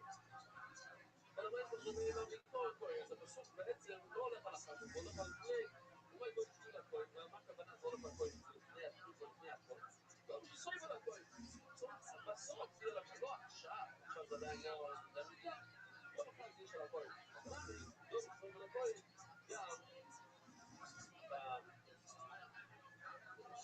גם כתוב, שגם משקיד להכהן זה סוף על הכהן. שואל, אומר, שקידו יספידו, הלא, מי אמר לך ששקידו עושה יספידו? ולגיני, כתוב בטויטו, עד שישחוט לו נכנס לאחס. לפני ששחטו את הטויטו, אז הלחם נשבר, מה עושים? ועוד לא עושים שקידו. לא מילה בנחס, אבל מי יותר? המשוב זה נכנס לאחס, לפני ששחטו את הטויטו. אז זה נשבר. דרך אגב, אני לא בטוח, כמה עולה קילו של מצה היום? 200 ואופסון. או סתם, כמה עולה קילו של מצה שחורה? אותו דבר? לא. חצי מחיר הוא אומר. אתה אומר אותו דבר, הוא אומר חצי מחיר. אז למה לא קונים את זה? כאילו, לקנות שניהם. הרי מכל דבר, אם שני אמרה שזה יכול לקפור מהדקס, אני כזה, כן? אבל זה שני, זה הרבה. למה? עכשיו לא ספורים, לחלק לכולם ספורים, לכל הקזייסים, והכל הכל לחלק. טוב, שם זה רואים ספורים. אז יש 3 מצות, אם אתם זורמים, זה מספיק 2, זה סדר, שבת כמה, אוקיי. מה? הם אומרים שונים, זה לא יותר זו. הוא אמר לי חצי מצות, אני לא מסתכל. אפשר להציל פה. איפה הוא יותר? אוקיי, סליחה. אוקיי, חוזר. כמו חייתי ברנקו, עשיתי לו, יש כהן, עכשיו, הוא לומד את זה בספר, הוא מסתכל, הוא לומד משהו אחר. הוא לומד את זה, נגיד, חוקר, הוא לומד את זה בספר הקשר. הוא עושה קובץ, אני לא יודע מה הוא עושה קובצות. הוא שתיתו איזה זיקיון. בנימיני. עד שלא ישחוט לו נכנס לאחרון, ובדרך כלל אנחנו שואלים, לא, כמו האדם זורק והכוס יוכל. פה, אחרי ששחט, ונשבר הלחם, אז מה עושים? זורקים את הדם, והכוס יוכל, והסידרו ליוסי, זאת אומרת, אנחנו מסתכלים על הכל הזה, תקשיבו טוב, מסתכלים על הכל טוב, כמו שזה שלום. מתנהגים בו כמו שלום. אז ממשיכים הלאה, אוכלים את הבשר, אבל הוא לא יצא את הדרך שלו, הוא לא, עדיין הוא צריך להביא טויטו. והלחם לא עושה. הוא אומר, בואו נזרח אותה. אם כבר תקוד אותה, טויטו ונשולים תנפות. הרי, מה זה תמורות? צריכים לתת הכהן אחד בכל סוג. אפשר בסוגים, צריכים לתת אחד בכל סוג, אז צריכים לתת שלם, אבל אנחנו מקשיבים את הפמוס כמו שזה חלק מהתפרקות. הכל נותנים אחד שלם. אז לשחוט לו יוצא לך או הנה. עכשיו תקשיב, עוד שנייה תראו סרטון. תגידו לי אם זה עובד טוב עם הסרטון הזה. אז לשחוט לו יוצא לך. לפני שהוא שחט, הלחם יצא. מאיפה זה יצא רבו ישראל? מהזורו? לא. הרי זה קודשם כאן אפשר לכל ירושלים. אז יוצא כאן, זה הכוונה לכל ירושלים. מכניסו ושולטת. מכניסו ושולטת, מכניסים את הלחם בחזרה. למה בחזרה? כי אין לי איזה קשור. ואחר כך שולטת. וששופטו לא צלחנו. אבל אם הלחם יצא אחרי השמיטה, אתם נזור בעבור זה יופי. אז הולכים דם, אוכלים את הבשר, יגידו לו יוצ'ו, והלכת פה עושים עוד פעם. אנחנו ניסינו את זה כמו שאתה רואה לכם את הסרטון הזה, זמן זה יעזור קצת. עכשיו הגעת? זה הוא בוא הכויין! אז בוא נראה את הסרטון שלו. הוא הביא את המדריך. אתה בדרך כלל לא הולך ככה עלינו. בוא, תבוא נראה, בוא לקח שם, לא, אז בואי, לא צריכים לעבור את זה. שולה, כהן, הנה, שולה, כהן, זה מה, הוא שגר, בוא, הוא יצא לחזור. זה נראה לי אותך עושה דווקא. כן? טוב. רציתי להראות משהו עכשיו. אני רואה כאן שני יצורים.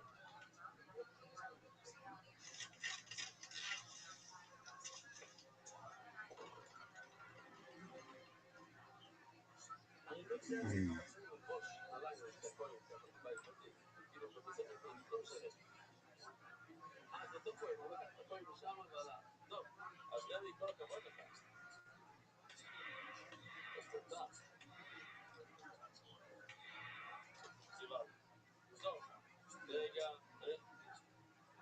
בואי תקרא, שנייה, יש כאן סיבלתם. לא יודע אם זה זה.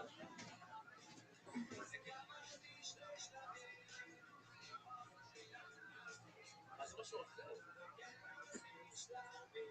אני לא טוב, רגע, עוד לא רואה. רגע. הנה. זה לא שרציתי להראות לכם. אני לא יודע מה זה. עוד לא רואה. הייתי רואה גיסט. מה זה דבר הזה? שזה בטעות.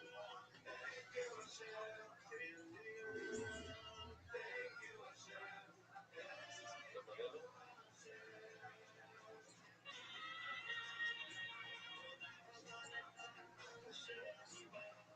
יש לנו מלא כאלה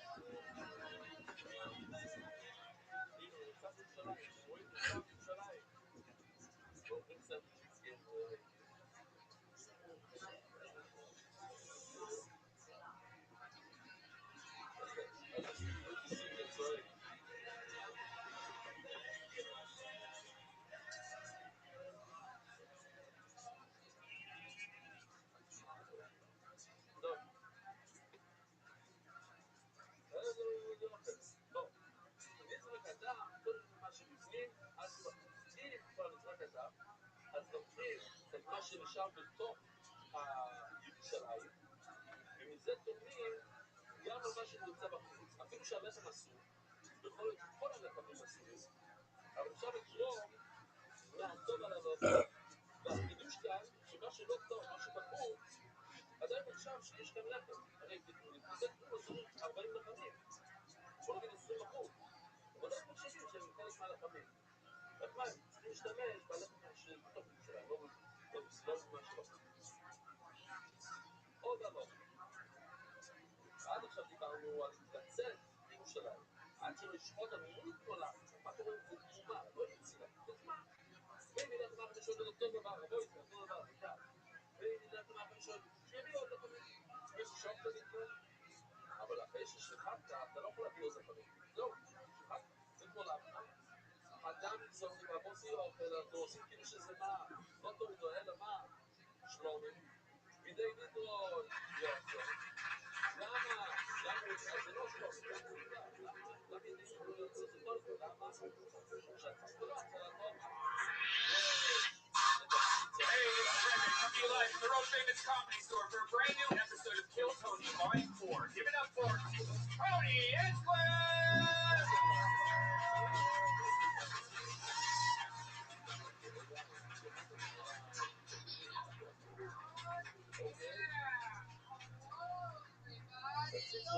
Goodness, it's like everything's down. single thing sound except for your microphone again. Ladies and gentlemen, welcome to the show, everybody. Hi, everyone. My goodness, look at that. You can hear me like it's a show with speakers. Hi, everybody. Welcome to another fun episode. Are you guys ready for a crazy night or what? Fuck yeah, you are. How's it going, everybody? Keep going for Pat Reagan and the Baby Boys. It's fun. Playing some music. Hello to everybody on Ustream and Periscope and so many other great things. To those of you that are on those things, I'm just going to tell you, I have some fun stuff coming up. Also, Oklahoma, St. Louis, San Francisco, Sacramento, San Diego, and Boston's Wilbur Theater. So if you live in any of those cities, get tickets for that at my website, TonyHitchcock.com. Hi, live audience. Welcome to the show, everybody. It's still a live show. Keep that applause going. We have Jamie Vernon on the HD camera. Ryan J. Ebel drawing tonight's episode from scratch, the house artist. Ryan Redband, founder of Death Squad, king of sound effects, so many other great things. And the producer, Josh Martin, that runs around making sure that the sound works at the very start of the show, because it's both a live show and a live podcast, so the sound is extra important on a show like this. For those of you just joining show business, fuck yeah, now you know.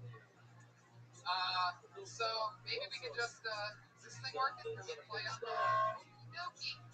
Yeah, baby. So much practice goes into this. Episode 163, everybody, you're at live. Yeah. 163. We are the #1 live podcast in the world. And with that, I bring up your band. You know them. You love them. It's Pat Reagan, Jeremiah Watkins, and Joel Jimenez. Reagan and Watkins, ladies and gentlemen.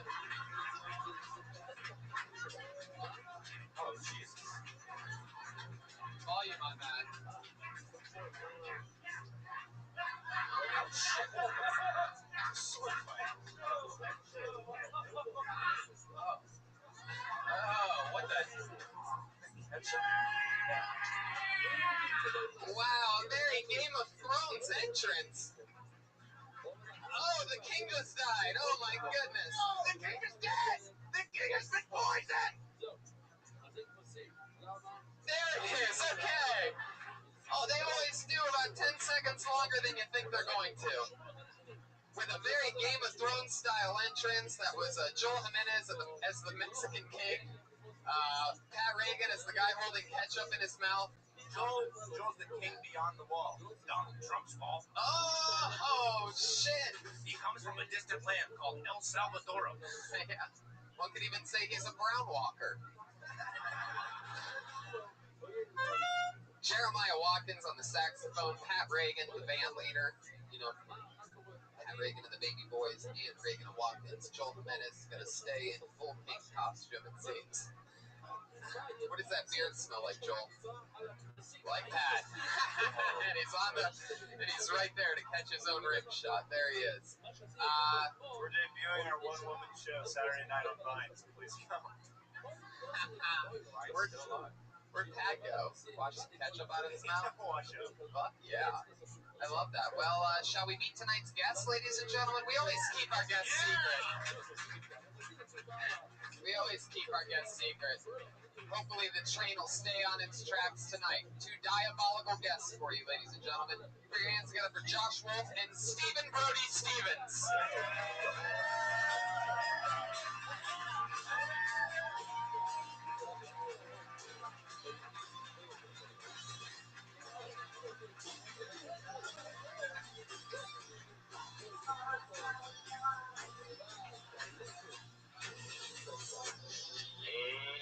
Here we are, ladies and gentlemen. Josh Wolf joining us for the very first time on the show. And Brody Stevens, one of our favorite guests, one of our favorite comedians, is here. And not only is he here, but he's also chosen to use this moment to advance his own numbers on Periscope. 170 viewers enjoying the show. Watching streaming live at DeathSquad.tv on a better feed. And be helping the actual show, the show that you're on. What's that? He's filming the show. Yeah. Well, I'm being filmed. Yeah. I'll do it for a little more. I got to laugh. I'm happy about it. I love it. That's a great entrance. people that's taken the opportunity to stream an already streaming show. When the Ghostbusters say don't cross the streams, I'm pretty sure this is what they mean, Brody. Well, we crossed them, and I'm excited to be on the other side. Fuck yeah. It's amazing how well you use technology since you dress like a 30s paperboy. I'm an LA Weekly fan. I get it. Well, you know what? I'm wearing the Cleveland shirt, Cardiac Kids, because you and Redman are both from Ohio, and the Cavaliers won the championship, so it's kind of an homage to Cleveland sports. Fuck yeah, Brian Redman. Arms cross negative. This guy arm cross negative. What did I do wrong? Oh, okay, Brody, skipping a beat there for a second. That part's going to be edited out. Oh, look at this, the number one. Okay, let me take it here. Steven, are you here? Are you talking to yourself? Stephen Brody Stevens, are you here? I have a selfie stick. Hold. Jeez, that's like your holder, yeah. I have a selfie stick holder. Brody. Yes. Do you have an assistant? Do you pay that guy? There's a finder's fee. There's commissions. What do you mean? He found you? Oh, he's a good guy. He's from Pasadena. We're both Southern California raised. 818 till we die. Yeah, no, things are good. You need help. I know that I need help from people. And this guy, Steven, I found him here. We've reached out, and I need some male energy in my life. Yeah, that's what it sounds like. That's what it sounds like to me.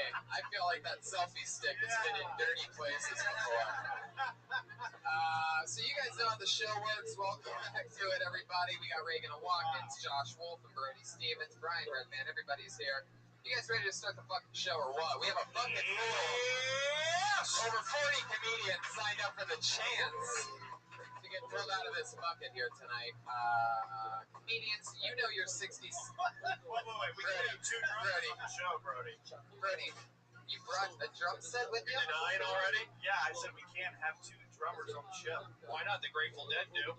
You got it. Thank you. You can have a drum. You can have a drum. And so do the Doobie Brothers. I think we should just have a drum. I'll have a drum on and end it. Let's just keep it positive. Let's just say that Joel Jimenez won the drum off, and let's keep moving. Comedians, you know your 60 seconds is up when you hear the sweet little sound of a kitty. Oh, you can barely hear that. Come on, kitty, you can do a little louder than that. There you go. That means wrap it up then, or else you're going to bring out the angry West Hollywood bear. Oh, no.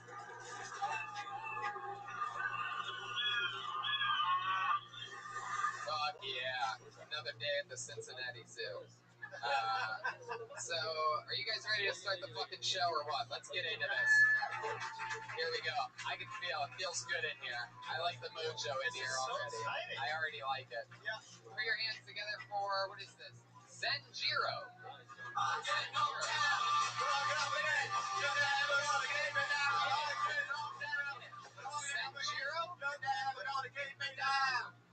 Oh, poor Zenjiro. How about Dan Nolan?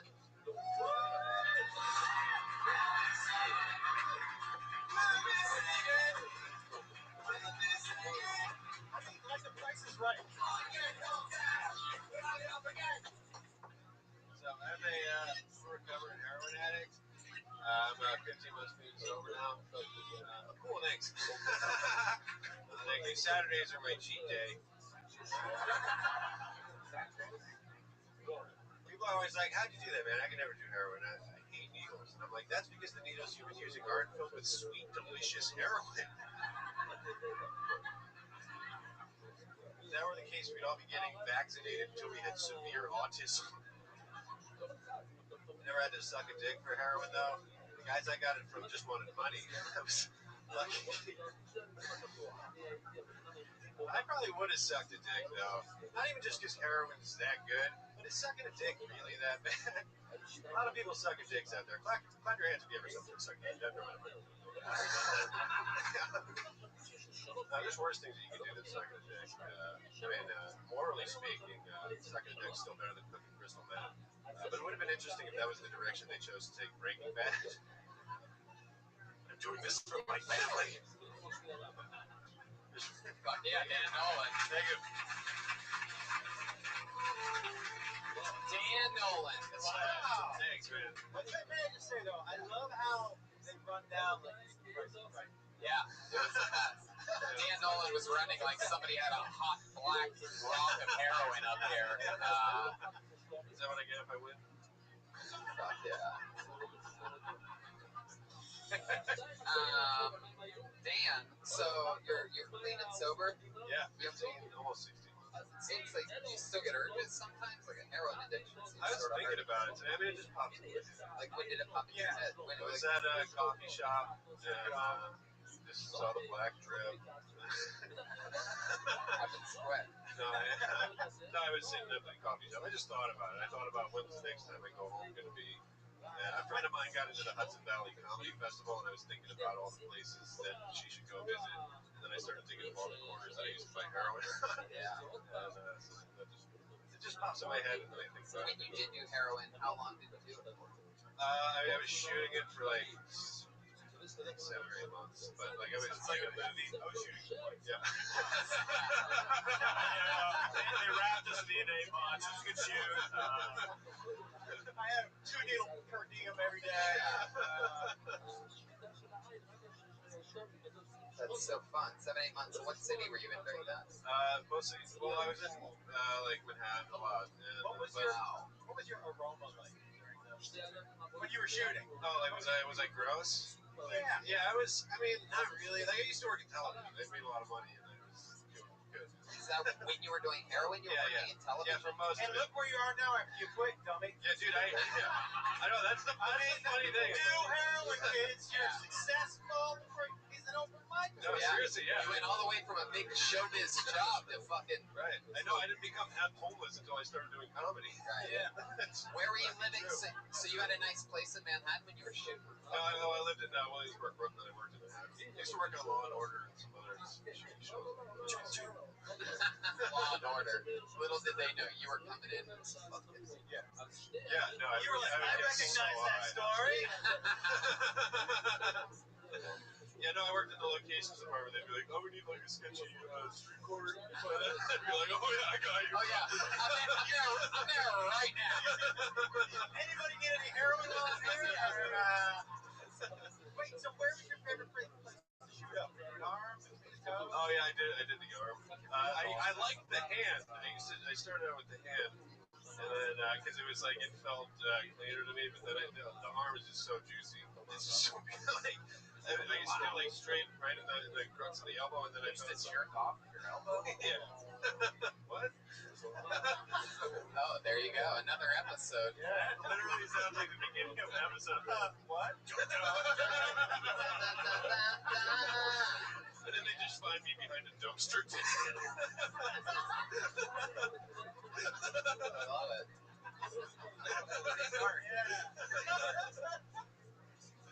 So, Never between the toes or anything? No, that's what they say. Between the toes, nobody knows. But I didn't. You know who says that? Heroin junkies. That's why none of us knew that saying. We were like, who says that? You know, People I used to hang out. you know what they say. You've never heard that heroin? Everybody knows this one. Between the toes, nobody knows. Yeah. Behind the ears, have no fears. Unreleased Dr. Seuss title. Yeah. Heroin, Dr. Seuss. Yeah. Dr. Seuss prescribed heroin. So that's fun, Dan. What else went wrong? What else goes wrong in your life that we wouldn't normally, that we wouldn't know as a heroin addict? Like, what else happens that us, like, for example, you thought we knew about the because nobody knows things. Oh yeah. What's interesting? His mom thought that it was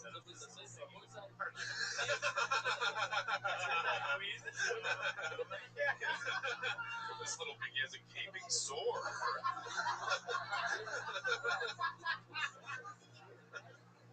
Yeah. Man, this boy can rip. I like this guy, yeah.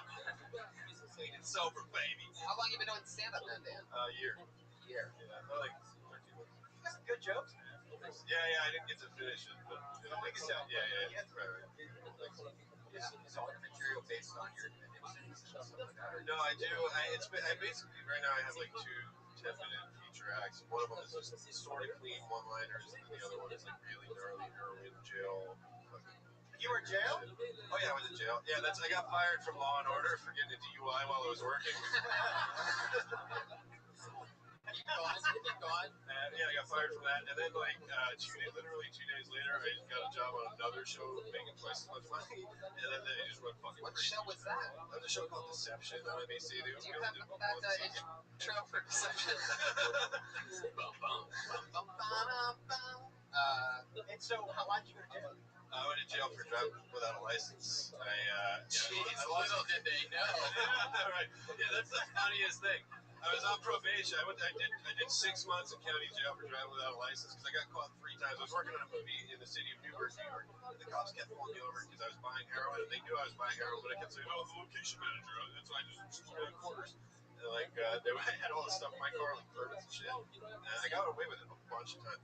One time I fucking threw heroin under the seat. I got pulled over by the city of Newburgh police department, and I had they had looked in the car, and I had no license or anything. But I knew the Newburgh police because I worked on a movie at the station a bunch of times. You know what they say. You know what they say. Under the seat. Be discreet. Be the heat. Stephen Brody Stevens, Yes. you self-medicate. What do you think about Dan Nolan? I thought he did a great job. I like the Pete Holmes thing. You know, people are gonna like You're like Pete Homeless. Thank you, Joel Jimenez. That's what people are looking for. They say they want different in this town. I don't think so. They want to be able to say, you know what? Yeah, that's Pete Holmes. Yeah, that's what they want. So, yeah, Pete Holmes is doing stuff with Judd Apatow. Judd Apatow cut me out of funny people. So, I remember that. Is Apatow here tonight? Find him. Oh, God. So Dan, what else is exciting in your life? Anything in real life? You've been doing it a year. Anything breakthroughs lately? How do you make your money now? We're going to start up a dog washing company. iPhone app. You work at a Starbucks? You work at a Starbucks? This is some good old dog walking music live here in the belly room. So when you're walking these dogs, No, I don't walk the dogs. I do the dispatch and then book Dispatch. service. 10-4, I need a half retarded person to walk a dog. Can I get anybody at the absolute bottom of the barrel to walk a dog? Mr. Nolan, he's on his way. Is there somebody that is sub-retarded that we could get that's a professional dog walker? It's so funny. Some of the dog walkers are people that really care about dogs, or they're artists and musicians that need a steady income. And then I can tell that some of them are just fucking junkies. Right. they just because anybody can do it. All of a sudden they have the dog leash. Does it pay okay walking the dogs? Yeah, it's I think it's $18 for a half hour walk, and I think it's a 60-40 split, so it's 25 for a half hour, and I think 35. Damn, you're like pimping dog walkers over there, Jesus Christ. Yeah. Yo, 60-40 split, bitch. You ever slap one? It's like an Uber slap a dog walker, bro? I never even mentioned it. Like an Uber dog? Yeah, it is. It's like Uber for dogs. Thank you. You get a For Uber, except you don't have to know how to drive. You just have to walk. Yeah. And not let go of the leash. Did you pick up after the dog? No, I don't deal with the dogs at all. I mean, there's dogs in the office. We're in an office. If something goes wrong with the dog walk, did they call you? Yeah, that's my problem. Give us some examples of some shit that's happened. Fucking dog walk. Like, the biggest thing is that we're going into people's houses. We're sending the dog walkers in.